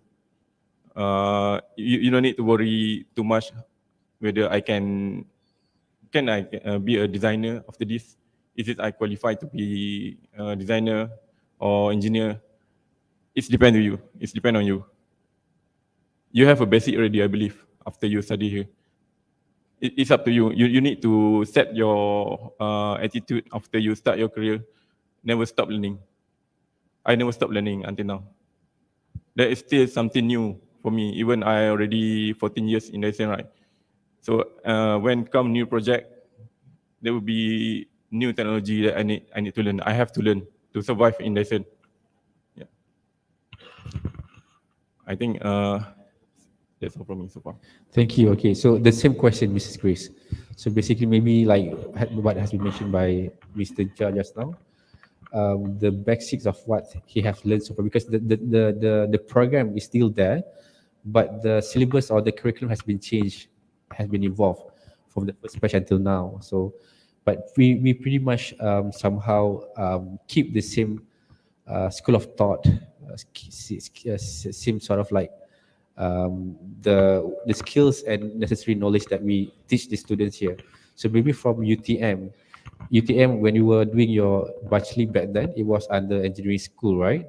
Yeah. So maybe there's some different perspective there. So the same question: do you think the demand from the current student, the current poly student, do they qualify to become at least the fresh designers in the market demand? Actually, my company hire a lot of industrial designer, but end up they don't become a designer. They become sales. Some become painter, not the wall painter. Well, I call it wall creator. And some they become purchaser. I got three. I got three become salesmen. And recently, there's one after they actually come internship already. They go back school for a few months. Next month come back, but handle all my internet photo shootings, editing, uploading, all this. Oh, he memang enjoy. So my point of view, as uni sekarang provide punya memang basic. I can say sometimes just like pakai 10 to 20% of the skill you learn here only. Because sometimes you are still young, you don't know what you want. Then school, everything need to learn. Learn sajalah. Tak tahu pun. I actually asked my new another intern, take photo. I don't know what he taking also. So, but end up because it actually school ada photo shooting area, betul tak? Photo shoot area, section, ada course punya. Integrate some of the sort of like it's not an actual or specific kind of course or a subject, but we integrate in the subject. Yeah. Because when I asking him back, I say, you know why you shooting or not? You know what's the purpose of photo shooting or not? The main purpose of shooting is to tell people the beauty of the products, the function of the product without talking. Same to your presentation. Sometimes we have no chance to let people don't chance for you to present yourself, and how your panel and how your photo shooting and how your modeling make it speak by itself, seen by the product. But sometimes you actually lecturer ada cakap already, pernah cakap already. But when there's a lot of intern coming, the few problem. First, they always design by himself, but not design for others. So I will tanya the same question. Hello, you design for you akan beli tak? I think yes. So you think that others will beli tak? Tanyalah. Because sometimes I got intern, right? 4-5 intern, right? Okay lah. So you nak beli tak? Dia cakap berapa? 200 lah. You nak bagi dia duit, beli tak? I see lah. So sometimes, right, what means good product or good design? I cannot tell unless you do a deep research. And nowadays a lot of people, a lot of designers from school, right, they do research from internet saja. Sahaja, memang sahaja. You're not even asking your friend, your family, how's the products. Okay? So I think this is a main issue then, but it's okay. For me, it's okay. Until the end, I think school should training student a good attitude. And the most important, I've actually compared to others maybe course, industrial designers still okay. Kenapa? I believe you all tahu also. You all tak tidur, if your markup tak habis tak tidur. Atau you tidur besok nak presentation, malam macam mana OT pun kena siapkan dia. Tapi ada course tak ada. This is I think still okay.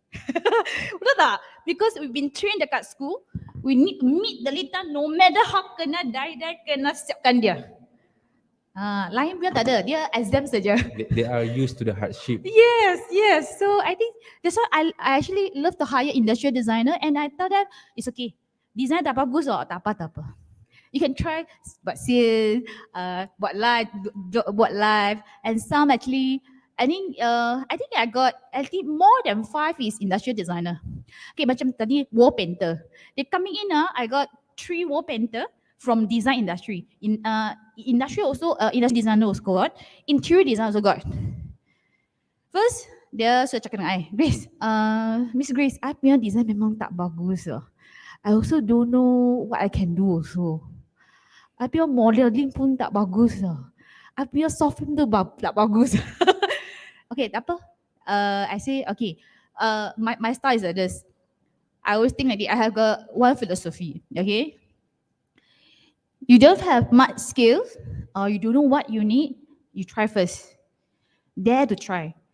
If you're a fish, you keep trying until you can swim. If you're a bird, right, you try to fly. You don't like your bird, you try to swim. You think that you cannot, you try again. Try until you get the way that you feel that, oh, I'm macam very smooth lah. This is what I want, right? Then try to become better and better. Now the industrial designer, dia war creator saja, tapi dia sudah jadi leader. Now he's the one training new guys, 4 new guys become war creator. War creator means what? We do a lot interior design. I'm actually selling loose furniture, designer furniture, but I provide solution for my buyer that, okay, you buy a designer furniture, I help you to mix and match, and I provide you the features also. Because of him, I got a new department. So now he become a leader. So I think it's okay, right? So he also come back, he also like, I tell you, he's the one that tell me, Grace, this wall tak matching dengan this sofa lah. I think this one much more better. Because why? He got art base. He appreciate design. So because he got art base, make himself good in this area compared to others. Really? Because, like for example, my salesman. One salesman also you from UTM, my senior lagi. Industrial designer. Tapi I tell you, because I'm selling designer furniture, he is the top seller. Why? When he sell the furniture, he talk about design, talk. You see the chamfers, the beauty of the piece because of the kaki. You see, line punya square, ni curve shape. That's why you feel like this is more seamless design. Or all this design language, customer rasa, oh macam yes You punya standard pun different already. Just because he is the designer. Dia boleh cakap apa? Scandinavian style, industrial style. Lain punya designer, lain punya salesman tak tahu punya. This is make you so different. When I graduate, right, I joined a design company, and after that, closing down. So my ex-boss tell me, Grace, design industry is very tough. Grace, I think don't follow my old way. You go out. I'm from Penang. My first company is from Penang. My boss is really close now in business, and he advised me go KL. Grace, when you go KL, don't go back to design industry. You go and learn marketing and sales. Learn how to sales your design. You just try. See, I never sell product. I don't want to try because I never. I cannot. I speak also my journey. But he tell me, he say, Grace, you must try. Become a good designer. You must how to market and sales product, which my union never teach me. Yeah, never. So just now the first question, you say, what is lacking? I think I suggest, right, you do have a society or a group of people that you can from different faculty, can be engineering, can be designer, they group already become an entrepreneurs group of people, a student, they can collaboration, they can sell things to others, they learn selling skill and presentation skill, which really lack out from the new batch of student. They are not that big, and even they do the panel already. I asked him to present. This is my design. I make it green color. Macam ni. Dia study from the panel saja. There's no group of presentation that how to sell the product. No. Okay, that's all for me. Thank you so very much. It's only 2 questions, guys, but it's been a very great discussion already. Okay. So I'm still keeping on eye on this because we have this online platform as well. I'm still waiting for the question from you guys or from the audience. So if you have any question, please type in and I can ask the question. Right. So moving on to the next question. It's pretty much interrelated, of course. Okay, so basically, like as we mentioned by Dr. Wadi and all the other panels, we must somehow make sure that young designers are equipped to sense future trends and to make a social impact. Okay, not only to design but has an impact in the society, for example. Okay, basically, as we all know, okay, the current pandemic has been hit the country or the world before this, and in addition to having grave health consequences, the pandemic also crushed our goals, upended our family dynamics and job roles, and undermined our economic stability. So as a result, the unprecedented global crisis caused by the pandemic has had a major impact on mental health, social economy, job losses, and other opportunities. So we design in the design fields and other industries, we are pretty much affected as well. We cannot run away from that fact, right? So what do you think the biggest challenges, okay, in the design scene locally at the moment? And then what is the scenario would be in the near future? Will it get any better or will it get any worse? So maybe we can hear the perspective from the industry first. Right? Maybe Mr. Jha? Okay. I saw the challenge after pandemic. Right now, employer are looking for someone that can do multitasking to save the uh, company's budget also. They don't need to hire many engineers or designer. Just one can do everything. Yes, that's the trend that I see right now. Okay, for example, as a industrial designer, when we join like a big company, right? So normally they will ask you to do beyond your field. You're not only being asked to do the design. The design only maybe 30% or 40%. The rest is the one that you never learn from university. But that one, like I said before, you still can learn during on job training, on job when you receive a new task from your boss, and then you still can. I believe we as a designer, industrial designer, we still can deliver the product. The very important thing is you need to set your attitude. Like I said before, never stop learning. Even though that is not your field, right? You study here in design, but your boss asks you to do like Grace said, to do marketing, to do sales. You don't be upset. Just take a challenge, and then you will have after that you will realize that you have advantage compared to others because you have a design knowledge. The way you present your idea is different. We as a designer will be different. For example, this bottle, right? The way we saw this bottle is different with others people. From maybe someone from accounting or from other field. We from designer, we saw this in terms of design perspective. So maybe something like that can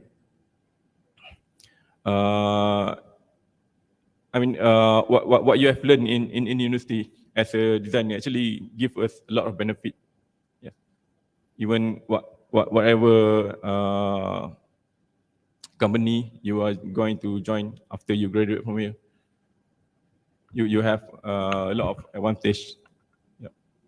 Just don't be upset if you if your boss give the task different is what you learn from university. Just take a challenge.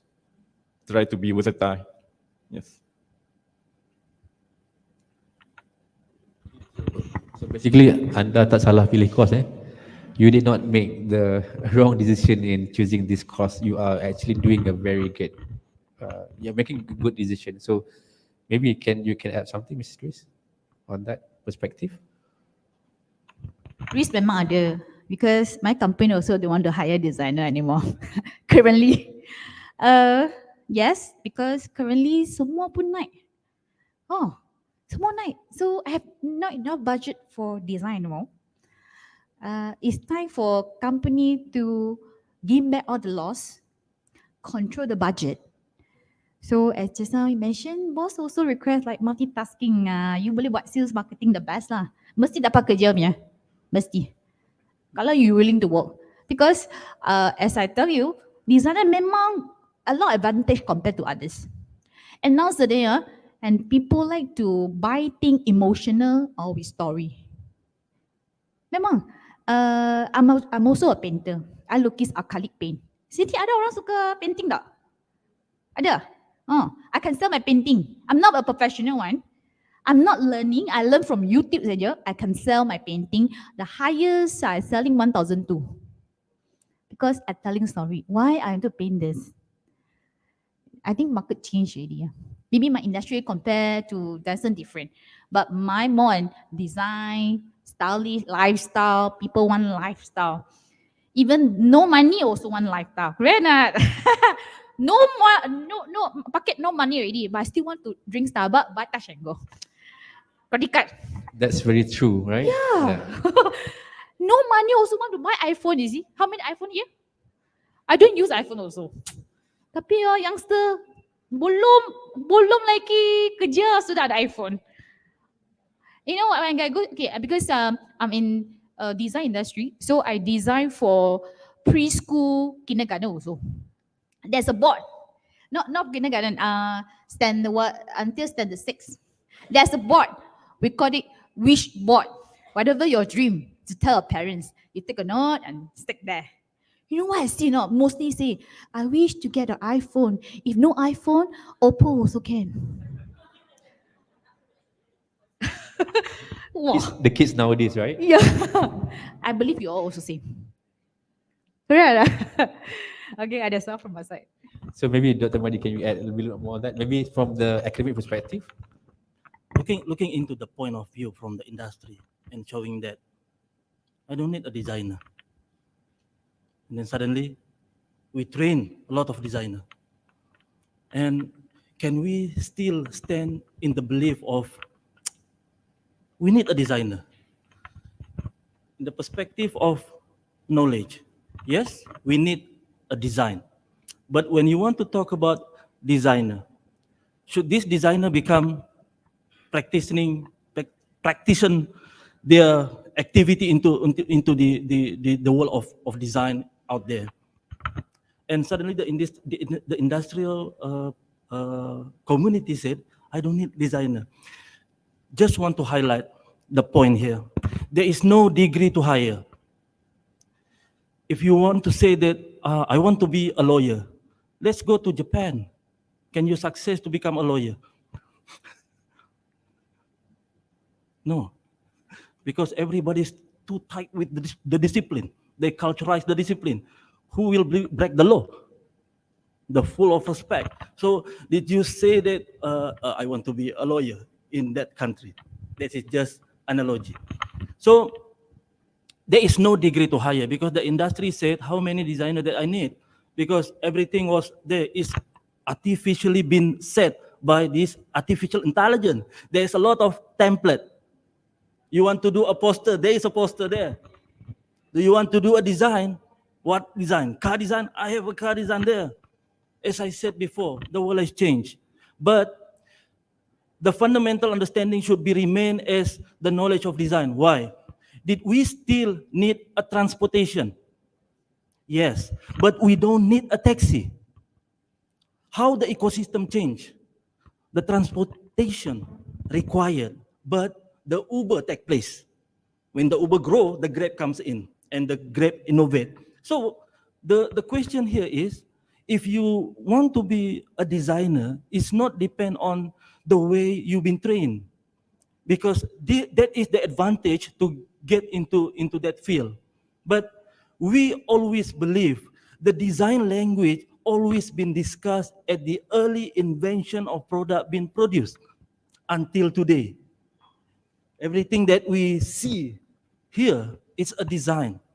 But as what industrial respond, that there is no degree to hire, so we cannot depend on our degree certification and fit into the industry, whereby the industry, they don't have a place for us. But the design knowledge was there. How can the taxi driver, how can the most classical point of view when Nokia said about the fundamental of communication, and then the Apple comes in and then you need to change. This is not about telephone anymore. They said, no, it's telephone. Everybody need telephone. No, everybody need communicate. That's the term. So did we need a design? Yes, we need a design, but everybody claim they have a knowledge of design because the artificial intelligence support this world nowadays. We have to agree to disagree. So where is our role? Our role in that ecosystem. We don't need a taxi driver, but we still need a driver. We don't need that taxi car, but the owner of that vehicle become a taxi driver? No. They are not a taxi driver. They have a talent, a skill to drive a car, and they own the car. Because nowadays, nobody want to have an asset. Industry, they don't want to have an asset, any asset. So if we can say 50 or maybe 60 years ago, everything in place physically. The politician in the industry is the management style. The production is the player. It's located in one place. But now the design came from other individuals or groups, but the production at other country. The minute they said, I want this t-shirt, is still available at the market? No, it's only a design. There will be no stock available. But the minute you said, okay, proceed, I want to buy, then it's based on demand. That is the world for future. So our role now as a designer, you said, okay, so, there is a need for design, but so where we are, where we are at this ecosystem, missing, I can't see. At the physical location, we can see that marketing department, there is a need of designer, a production, they need the space for designer, and they need a certificate designer. That is what we said, the previous industry 2 years ago. Now it's moving and changing. And they said they are keep on reducing all the asset, they are keep on reducing all the human power because they said they outsource. So we are at that ecosystem. At that, we are not engaged with them. The Grab driver has not an employer for the Grab company. No. The car of that Grab car is not belong to the Grab company. It belong to the owner. So that kind of ecosystem face nowadays. And if you want to work alone as a designer in this ecosystem, in this new ecosystem, it's hard because we are being trained to be expert in the language of design. But when you want to expose a design, not you, we are not Steve Jobs. Nobody want to, we are not the influencer. But people want to see the design. If we change to understand, how can a content creator establish as a good content in their YouTube? They are not work alone because they are a good script writer. They are a good photography or videographer. But we need somebody in front. But there is a team. So now, same goes to the Grab system. There is a driver, there is an asset, there is a system, everything in the new ecosystem, but they are not engaged each other in terms of contract or in the same mainstream of local or physical company. It's all communicate and engage because of the system of the life. They call it a cyber-physical system. So we as a designer, if you want to work and expose the design, we need to go to that kind of society. Why should we go to that kind of society? Because that kind of society, like Grab, is not being employed. It's alive. It's not a job. Is it a job? It's a part-time job. I can do anything because that is the life change now. In design, same goes at that ecosystem, but that ecosystem, of course, different. Because why? Because based on our research and our study, it's been applied at certain country with a fully utilized this cyber physical system. We are not yet. As I mentioned before, the revolution started at other country. We just received the evolution since 1960 or 1980s, right? So, but we believe that will come into our country in the near future. When we say near future, maybe 5 years ahead from now. 5 years since 2020, actually. So looking into that degree to hire, it's hard. It's required small people, individual to fit. But we need to understand the ecosystem. If you remain as we designer, we have to design and we have to work as a designer, it's hard. That is our time when we establish our portfolio. Your portfolio, you need to work in a group and there will be a spokesperson. There will be a creative thinking of creating the product. And it should be a part of individuals who combine at the different angle or different language. If not, it's hard for us to fit into this ecosystem. Thank you. Okay, thank you so much for the great explanation. Right, so basically, if I can sum up a little bit on that answer of that question, the role of the designer should be understood by the students before you enter the industry. So the role of the designer is not only to design, but you have to understand how to fit in the market demands, right? So you have to be fit in the ecosystem as you mentioned by Dr. Madi, and you have to be able to serve the purpose but with multiple task ability. So I have some of the questions coming in, and then before I proceed with the next question, I would like to ask the questions given by the audience is pretty much interrelated with what has been explained by Mr. Jha just now, right? So I think this question is demanded for you to answer this. This is from Manying, Facebook.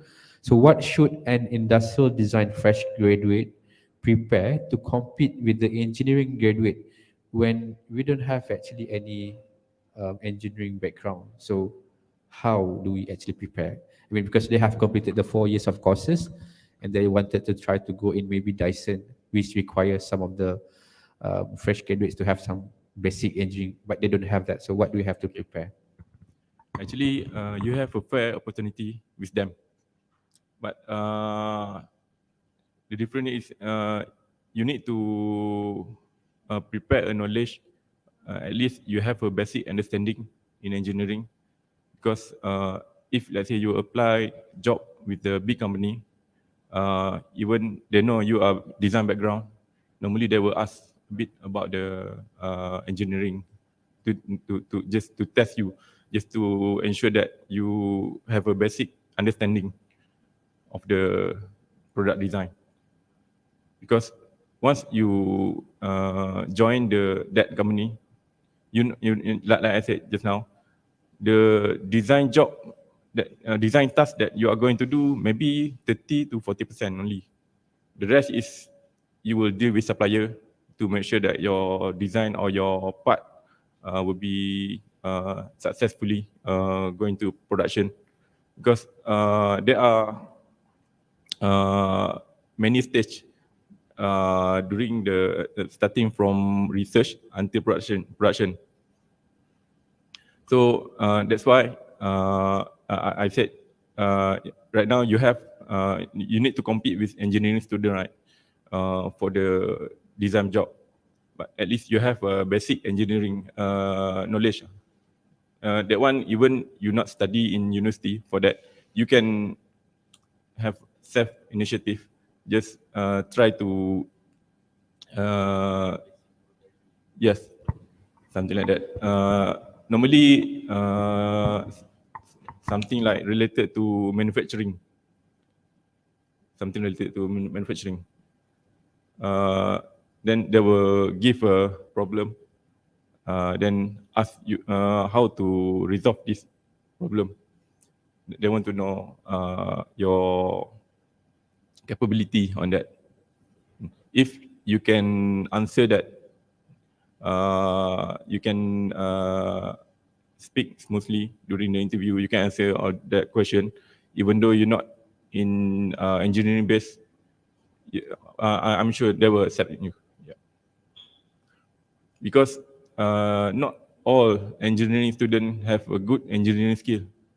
Yes. Even us from industrial design also, we have that, but we not realize we have that until someone asks us. Yes.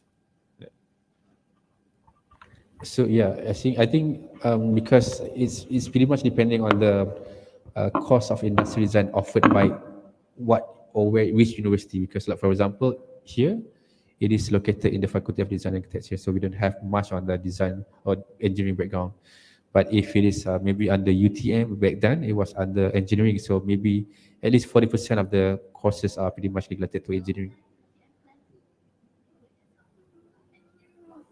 Here, because we don't belong to the engineering school, so that's why we have to stick with our sort of like program. But anyway, this is something that the skills that need to be learned by the students by themselves, the initiatives, right? As you mentioned by Miss Grace just now, I think this can be answered by you. Like the skills on the photo shooting, the skills on the marketing. So yeah, what can the students prepare? Yeah. Maybe to be clear that what is the maybe you have to understand the productions. This is very important.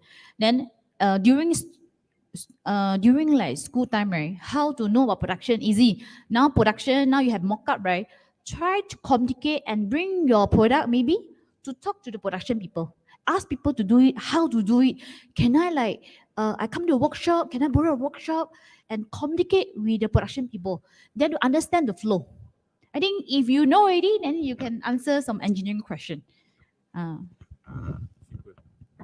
Right, so I'll leave the question from the audience later. I'll finish mine first because there are still a few, right? So moving on to the next question, right?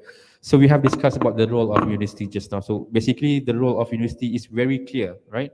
So in the industry is constantly demanding for the ever-ready curriculum or syllabus or program that meet their needs, the needs of the industry. So the design school are expected to always be updated with any new changes or happen in the design field or industry. So from the external perspective or from the higher level, such as society, we have a council or professional body. So how this entity or body, for example, could help in situating and bridging the gap between the industry needs and what should be supplied by the design school. So as I think we are all aware that we have this newly formed professional body or certification that is called Certified Industrial Designer, CIDE, right? So that has just been announced by the MITI under the MRM, Majlis Rekam untuk Malaysia. So what could be their role in bridging the gap between the industry needs, okay, and the academy? So maybe Dr. Madi can answer the question first. Looking into the certified industrial design, it's a kind of not only an acknowledgement, it's a certified. When we talk about certified, there is an act behind. This kind of certified or a kind of agreement between when you want to design something and this design have a strength in terms of future demand So you need a certified designer. It's not been culturalized in our country, but there's a lot of country like Canada, UK, they require this kind of certification. So maybe because I'm a part of the movement for acknowledge the designers, but the challenge in our country is there are a lot of designers being produced before the certification been produced. Engineering, if you want to become a certified engineer, to acknowledge or to sign, to approve, you need to go into that certification person. That is their role, to make sure the safety, the continuous improvement for future, endorse before you can implement. But in design, only a factory control the standards. So now everybody claim they have a knowledge and they know to design. But for future, there also a demand to giving a trust. That is the important part, because nowadays people keep on asking about should we go to the university? Not about the graduates. Should we go to the university because we have a YouTube? Should we believe with this YouTube? We have to believe. We can get the knowledge. But can you trust? There's a difference between the belief and the trust. Belief is about acceptance. The society accept. Yes, and we have to accept and move. But which one should we trust? So for the new future, even human, you need to be careful. It's artificially designed. Who wants to give the certification for these artificial people? Same goes to design.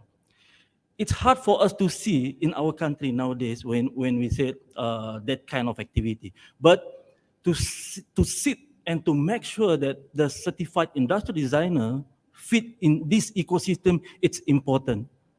Even though you said, I can do the design, yes, but you will fail in certain gap. And then, of course, there is a debate, say, the most important is the acceptance. As I said, YouTube been accepted. But when we talk about trust, because there is a demand from other country, they put a trust in this country at the level 4. When we read the UK blueprint, because I'm an academician, I have to read. They believe the most trusted in terms of design acknowledgement, we drop it, not drop, is 10 most of the trust country. We are not believe with duplication, plagiarize. We fight for this kind of trust. So designer will live independently. Did you trust Grab driver? Previously, we don't trust them, but we believe they are there. They are in the system. We don't trust. But what happened to the Grab system? They have to put a trust. So this driver is being certified, and this driver, there is a system to make sure that we can trust this Grab system. So it's hard for us to see now, is it important for us to have that certification? The degree shows that we have been trained professionally within 4 years. We don't need 20 years of experience. Within 3 to 4 years, you will have a full knowledge. And at the same time, industrial design, we need engineering. We have that understanding. We need marketing. We have that understanding, but we have been trained to become a designer. Looking into that certification, I will always say that it's important, because the world, in any free platform, by the end of the day, we are talking about the trust. All right? So this language has been accepted at the higher level of this country, because they also have do some benchmarking. And we are talking the highest level who certified our industrial designer is, we are talking about SIRIM, the most authority to endorse. We are talking about MRM, right? The movement of the design. So it's important to visualize the important, it's hard. But if we see any free platform, how can this certification take a role in that world? So that's it. Thank you so much for the answer, Dr. Mani. So I think I would like that question to be answered by all the panelists. So yeah, let's proceed with Mr. Jah. What do you think? What is the role of the professional body that can help in this situation for us as industrial designers, for example? Okay. For me, I think this kind of professional body is very important to be a hub to collect the data about the industry. I mean, in Malaysia, how many industry that need the industrial designer? It can be a hub to accumulate the data, and then this body also need to. I believe that they will have a connection with the university, right? Then they know which university will provide industrial designer or engineer. So I think the main role that this kind of body should play is to be a middleman, something like that, in between industry and graduate student. Because sometimes after we graduate, we don't know where we are going to go. We don't know which company that provide design opportunity for us to join. So I think this kind of professional body can play a role on that. Providing those kind of database. Yes, yes. Yeah. So this, okay. So the same question goes to Mrs. Grace. So yeah, basically in terms of the role of the university, so maybe they can somehow have the influence in the making up or influencing the syllabus or the curriculum of the university, how they can somehow help the university to prepare the students. At least this one, I think is very important. And I also encourage everyone take seriously on this because it's like a lesson for us. Sometimes, yeah, I'm graduate from industrial designer, but I seriously I don't really get respect compared to architect. Industrial designer, what? What is that? What you all doing? Okay. Is if we got this certificate, I feel like there's like more professional and people recognize, and I think I can encourage and more encouragement for all the students. Feel like yes, I'm study, I'm a professional. I mean, it can build the confidence. I think this is more important to confident in with our industry. I think that's off my side. I think before I proceed with the last question, maybe I would like to go back to Dr. Wadi in terms of how this body could influence in the in creating or forming the syllabus or the courses of the university offered, because like we have several professional bodies that we have in the world in Malaysia, like BEM, PALM, or some others. They somehow have the say in the curriculum decision making. So what do you think about that? We have a different point of view with other field like law, engineering, architecture, surveyor. We cannot simply structure using this professional body to structure the agile of curriculum. That is not the most important, the most biggest role. The biggest role for this society or this professional body is to make sure that this particular individual been recognized. There is a big responsible for them to control the language of the design. That's most important, because even though we said design, you can design anything. Yeah, can you open up your shirt, or you said we don't have to wear any pants in the middle of our city. There is a culture need So this design should be controlled because we are talking about future here. Without any control of this freedom of design, there will be a big fault changes at the future. That's why when everybody go to the innovation activity, the car manufacturer, they go to the changing what happened to the world today. And suddenly today they said, let's go for environment. Let's go for what happened, because there is no party control the ecosystem of design. So if we said engineer, they just control the safety. And there is other parties save the environment. Other parties save the culture, the mankind discipline. There is a lot of party control. But in terms of the design, representing the context of, we can say, the local context, how to integrate between our culture. We have multiracial culture here to decide. So, and this design will evolve into other world, because we are not sitting only in Malaysia. So this certified and certification will play a big role in the future, because who said this for the past 100 years from other field? Nobody said.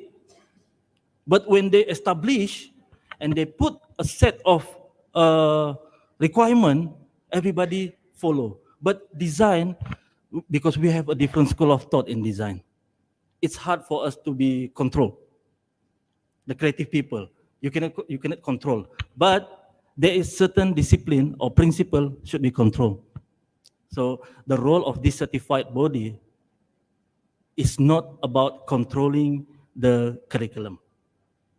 It's controlling the impact to the society. That's the most important, because our design is to the society. Those days we afford and we push our customer to accept the design. In the near future, no. You have to test your design first. How to test? Provoke the design. Because we are talking about credibility. If you want to launch a design, you need to get a feedback first.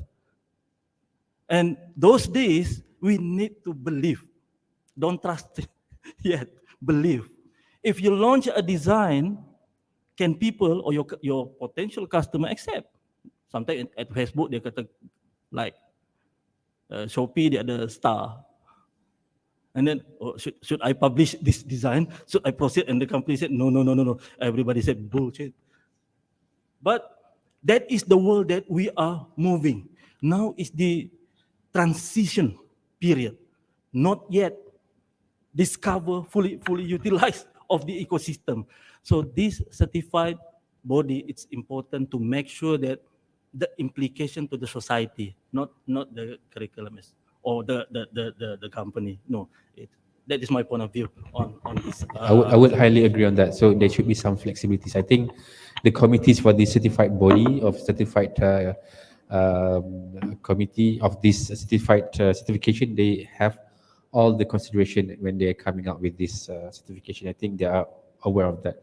Thank you for the opinion. Okay, so we have lots of questions coming in, but unfortunately we are currently running out of time. It's almost 3:45 now. Okay. In Malay we call it apa, masa menceburui kita. Okay, so before I ask the question from the audience, I would like to maybe ask the final questions to all the panelists.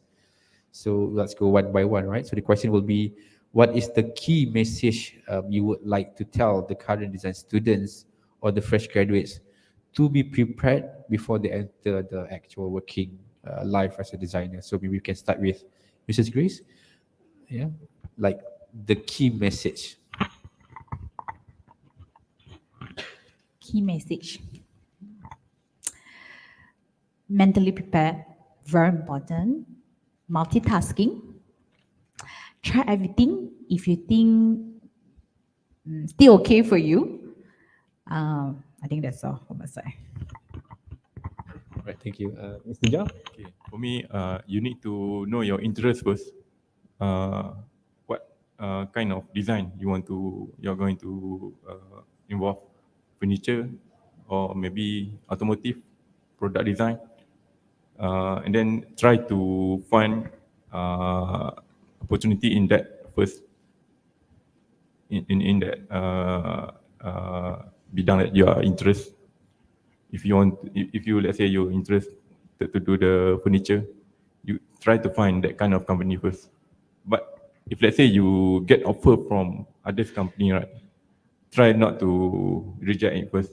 Maybe you can gain a new experience from that. Like me, okay. I'm right now I'm working as a engineer, right, design engineer. But I love to do furniture. Last 8 years, I start my own company to do the furniture design. And then that company right now makes me very busy because I need to work every day. Weekend I need to spend on my own company, and normal working days I'm working with Dyson. Yeah. Okay, maybe the last, maybe some key messages from Dr. Wadi himself. Okay, I think you heard a lot of time about maybe my opinion came from your own lecturer. But when we graduate, there are two type of life. Either you work independent or you work with a firm or a company. It's a two different skill set required. Looking into the future, same goes to when you want to go or think about the future. If you want to go and fit into any company or position, firm, you are graduating at this level. So do you understand which level you are? We are at the level of professional, number one. Number two, level executive. What do you mean by executive? You are not a decision maker. You are supporting the decision and we deliver. So if you go into that kind of situation or the challenge, people will ask about how you be execute. If you go into any places and discuss what do you want to change, you want to change the world, you want to change the company, no. It's mean that we are not understand our role in that company. So if you want to go to independent, this is the most challenging part, but there's a big potential. It's hard because this life, they call those time freelance. Now they call gig. Same concept, the gig economy. So what is the difference between working with company and gig? Working at company, you have one position, you have a lot of tasks, very focused. And if we are executive, we execute. If we are manager, we make a decision and execute. If you are the director, you are the politician who make the philosophy, the concept of the product. Going into the gig economy, there is no one job. It's not a position. You need a task, a lot of tasks. The most important is the profile, your profile. To become a good content creator at YouTube, you need to have an influencer, but you also need a videographer. You also need a script writer. So looking into the gig economy, if you work alone, it's hard because you don't have the capability to get a language of different requirement of production, for example. But what should be established? The establishment is the portfolio. That is the gig economy requirement. So that to life, the key, not the most important factor, a part of the important key factor maybe for us to look into. That's all. Thank All you. right, thank you so much. All right, so I'll proceed with the questions from the audience, right? So there are some of the questions that kind of very specific, and then yeah, I'll ask a question and then I'll let the panel to answer Okay. Uh, so one of the question would be on this: what advice would you give to the fresh graduate who are in the dilemma of choosing right field? For example, we have the major in furniture, product, automotive, interior, sales designer. So which one they should venture to? So this is the question from Man Ying, Facebook. So when they're having this kind of dilemma to choose, how would they can actually making their decision? So maybe Mr. Jha, you have said something about that just now. Like I said just now, you need to know your interest first, which field that you are going to go to start your career. If let's say you interested in furniture, try to find a circle that related to furniture, and get yourself ready in term of I mean your mindset, you need to, because once you join them, when you join the industry, it's very different. Sometimes it's very brutal out there. Yeah, you can be tortured maybe, but you need to adapt that. But we as a industry designer, what we have learned in university, I believe we can survive in the industry. You don't need to think too much about that. Once you join them, you'll be adapt. You will be like them, because you just keep in mind that that guy also wants a fresh grade before they become a senior, become a manager, everything. You also can do that. Just don't think too much how I want to design. If let's say my boss give the task, how I want to complete that. The one you naturally you can do that after you will start your career. Yeah. Okay, right. So I have a question that goes specifically to Mrs. Grace. Yes, it is actually the question is for Mrs. Grace.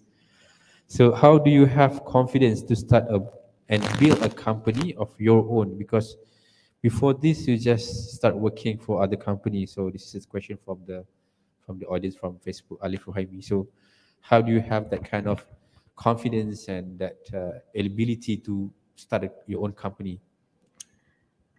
When I learned how to do sales and I become the top sales of the X company, then I built my confidence.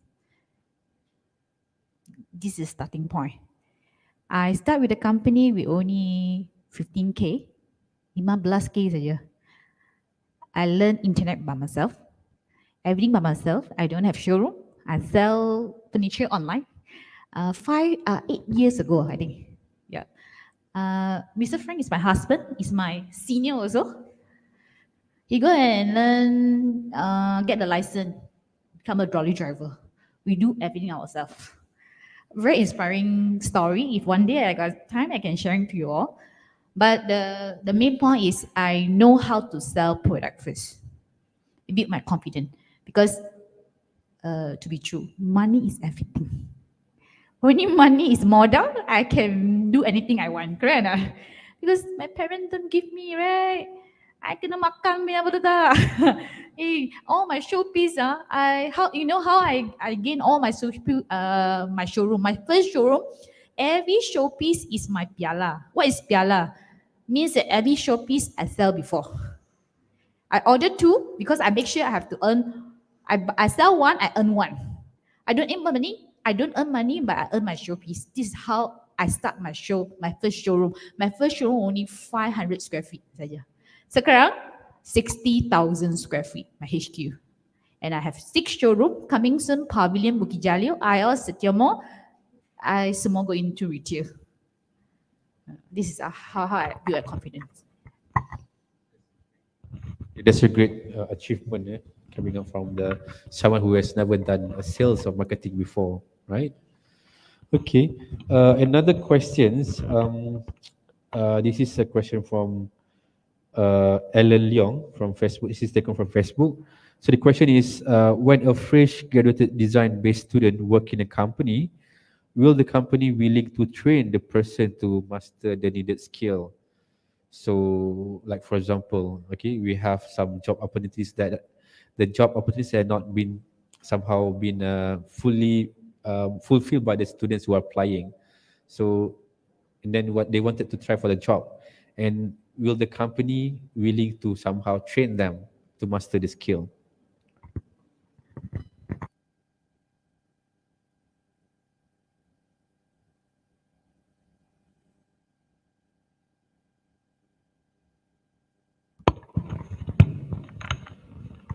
The answer is yes. Okay, I'm working with first Oriental Nichinan. The first I joined Oriental Nichinan, I have I need to complete the training provided by the company. Otherwise, I cannot complete. I cannot do the job. I don't know. I don't know everything. Before I joined Nichinan, I thought I good already in model making skill. But after I joined, then I know the real process of doing the prototype is really different. It's not like what I did in UPM during the study, right? It's different. The professional way to do that, because we need to provide the prototype to our customer, like Panasonic, Proton, Sony. They request us to do the prototype for their design. So we need to do that exactly as what they want. So there are a lot of skill that we need to learn. Yes, company will provide that. And then after I joined Dyson, first month, every day is a training. I need to training because I need to get familiar with the software that Dyson using, and then with other tools that they are using in Dyson. I need to get familiar with all of those. I need to learn statistics during the first month that I joined Dyson, because after that, I need to use that in my daily tasks. So yes, normally company will provide the training, especially big company.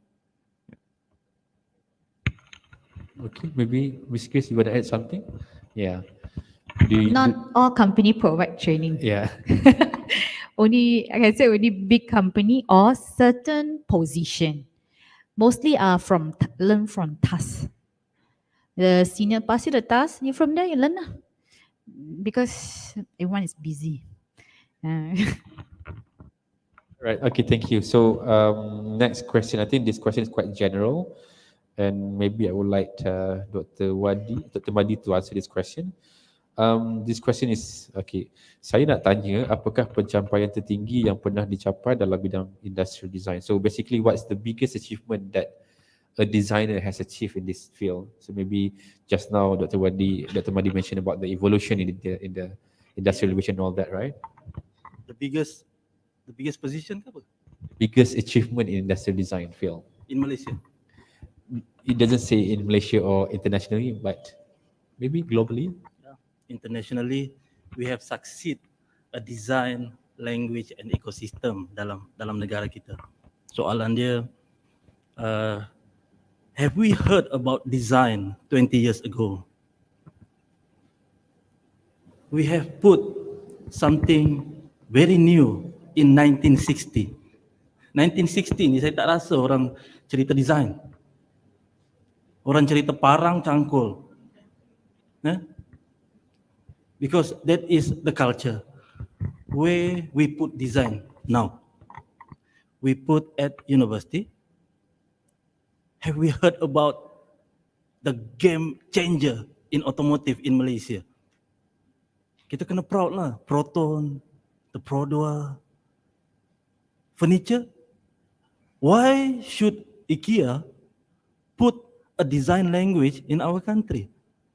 So that how the design been positioned. So soalan dia, the achievement. So the design been accepted in, kalau country memang the whole country accept the design. But it's evolved drastically. We are talking about 30 to 40 years before and nowadays. Everybody love to say or to discuss, to express design. So that is the biggest achievement in the context of our country. And does this achievement fit with other country? Of course lah.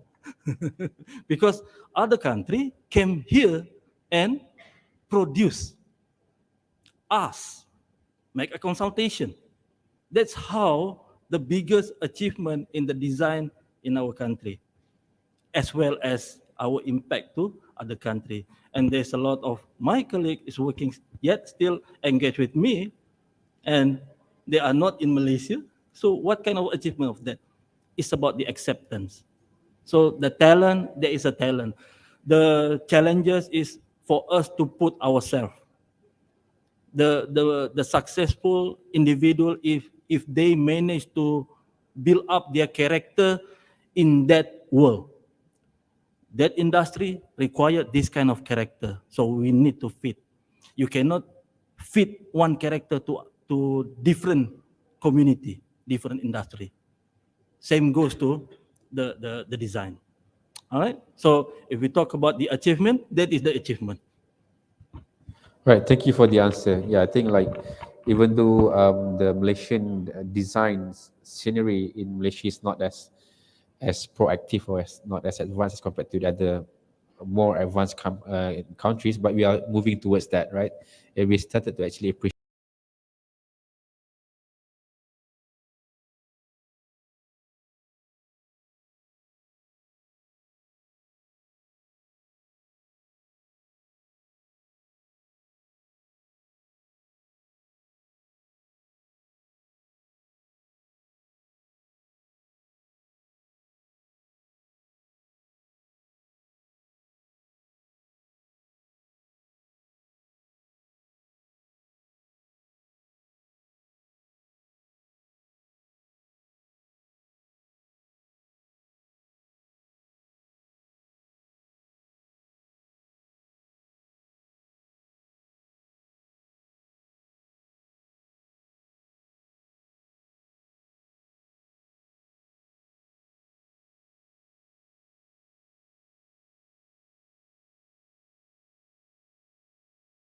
the skills and the knowledge, but on the necessary soft skills in terms of how they can prepare or position themselves in for them to be able to fit into the industrial demands, right? So they have to know what happens in the industry. So they have to be fully aware of their surroundings.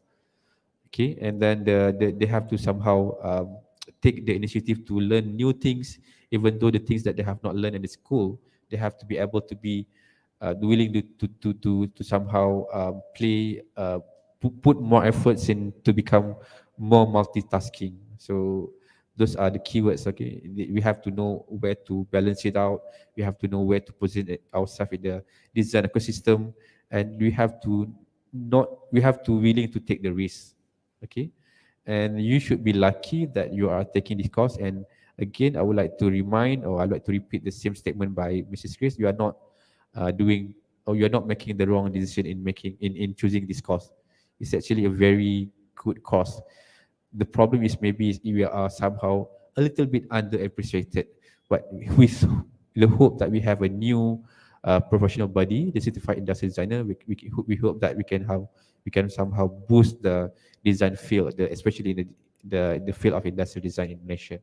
So with that, I would like to thanks to all the panelists. Okay, first Associate Professor Technologist Dr. Rosmadia Anwar. Okay, and then secondly Mrs. Grace Gosizin, Miss Grace, and then Mr. Muhammad Yusrizal Abdul Rahman. So thank you so much for having with us today. It's been a great discussion. It's been a fruitful discussion. So with that, I would like to close the session. So I'll pass the floor back to the Master of Ceremony. Thank you so very much for the time.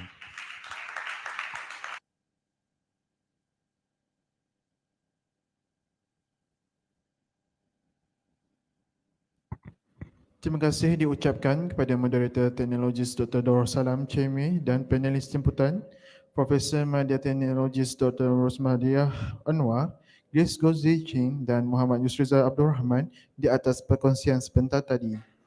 Majlis diteruskan lagi dengan sesi penyampaian cenderia hati kepada panelis jemputan. Dijemput Teknologis Dr. Rosan Cemeh diiringi Saudara Muhammad Ali Ruhaimi bin Samsuri untuk menyampaikan cenderia hati. Dipersilakan.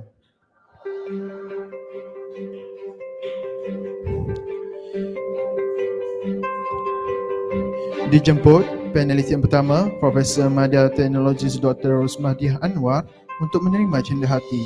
Dipersilakan.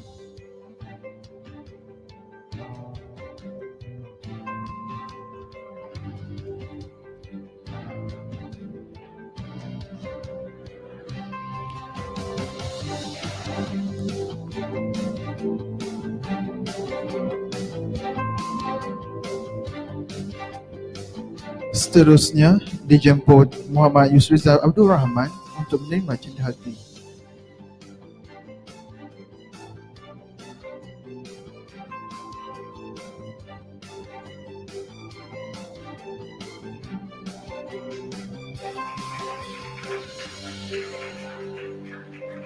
Dan akhir sekali dijemput Grace Gonzi Chin untuk menerima cenderia hati.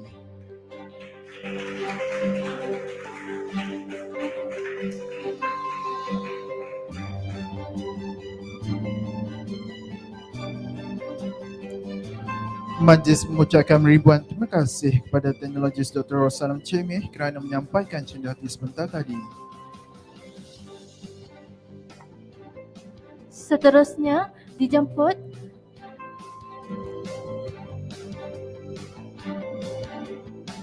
panelis jemputan untuk sesi fotografi.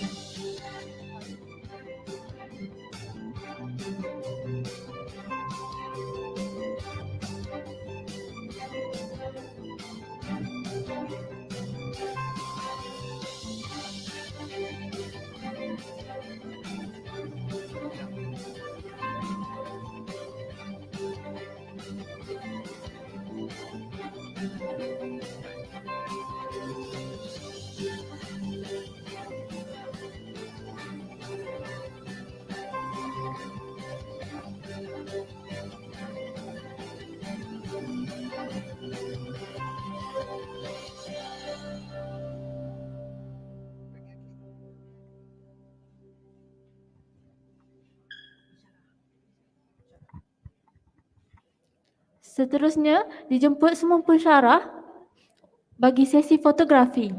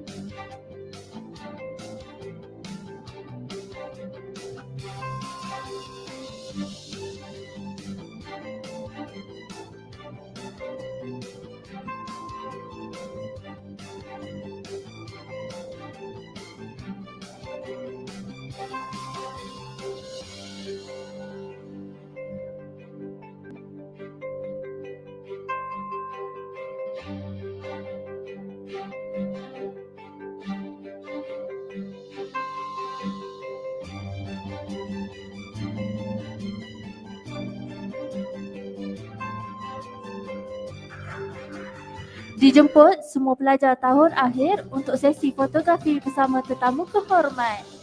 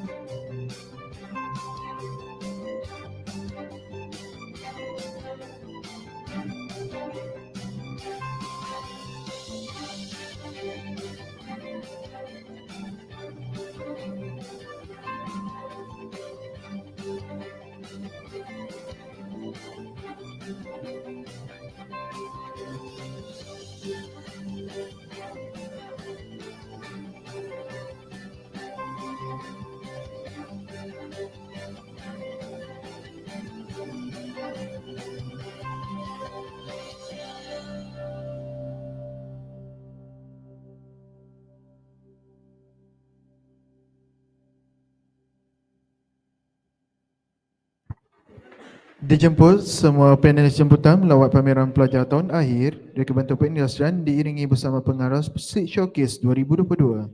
Setelah selesai sesi lawatan pameran, panelis jemputan diminta ke bilik seminar untuk menikmati jamuan ringan yang telah disediakan.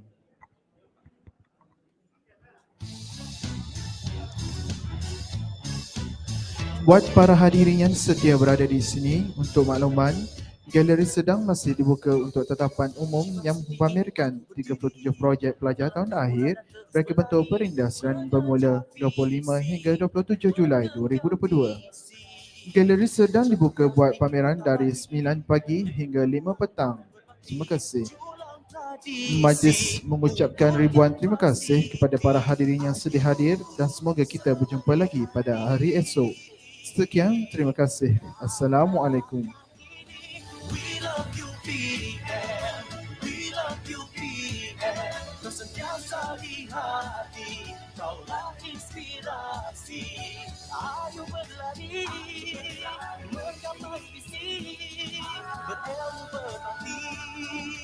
Oh yeah. We love you PM, we love you PM. Kau sentiasa di hati, kaulah inspirasi.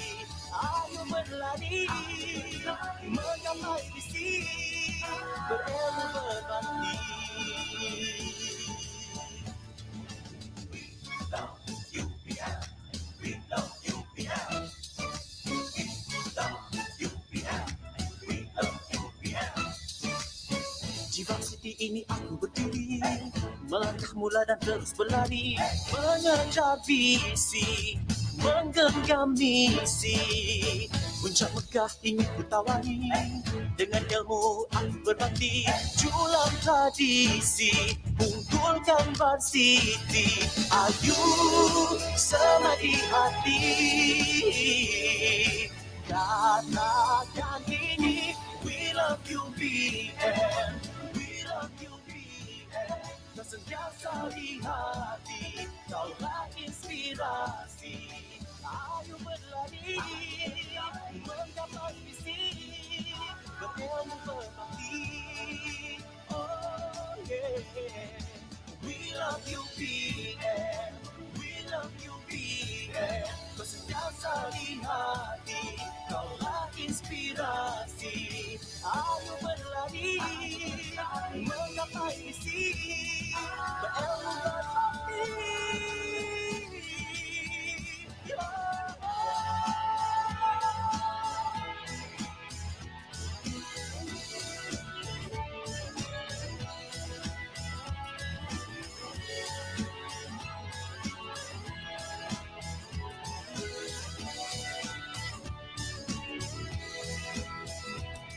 Ayu semadi hati, katakan ini, we love you PM, we love you PM. Kau sentiasa di hati, kaulah inspirasi. Ayo berlari, menggapai visi, berilmu berbakti. Oh yeah. We love you PM, we love you PM. Kau sentiasa di hati, kaulah inspirasi. Ayo berlari, menggapai visi, berilmu berbakti. We love you PM, we love you PM. We love you PM, we love you PM.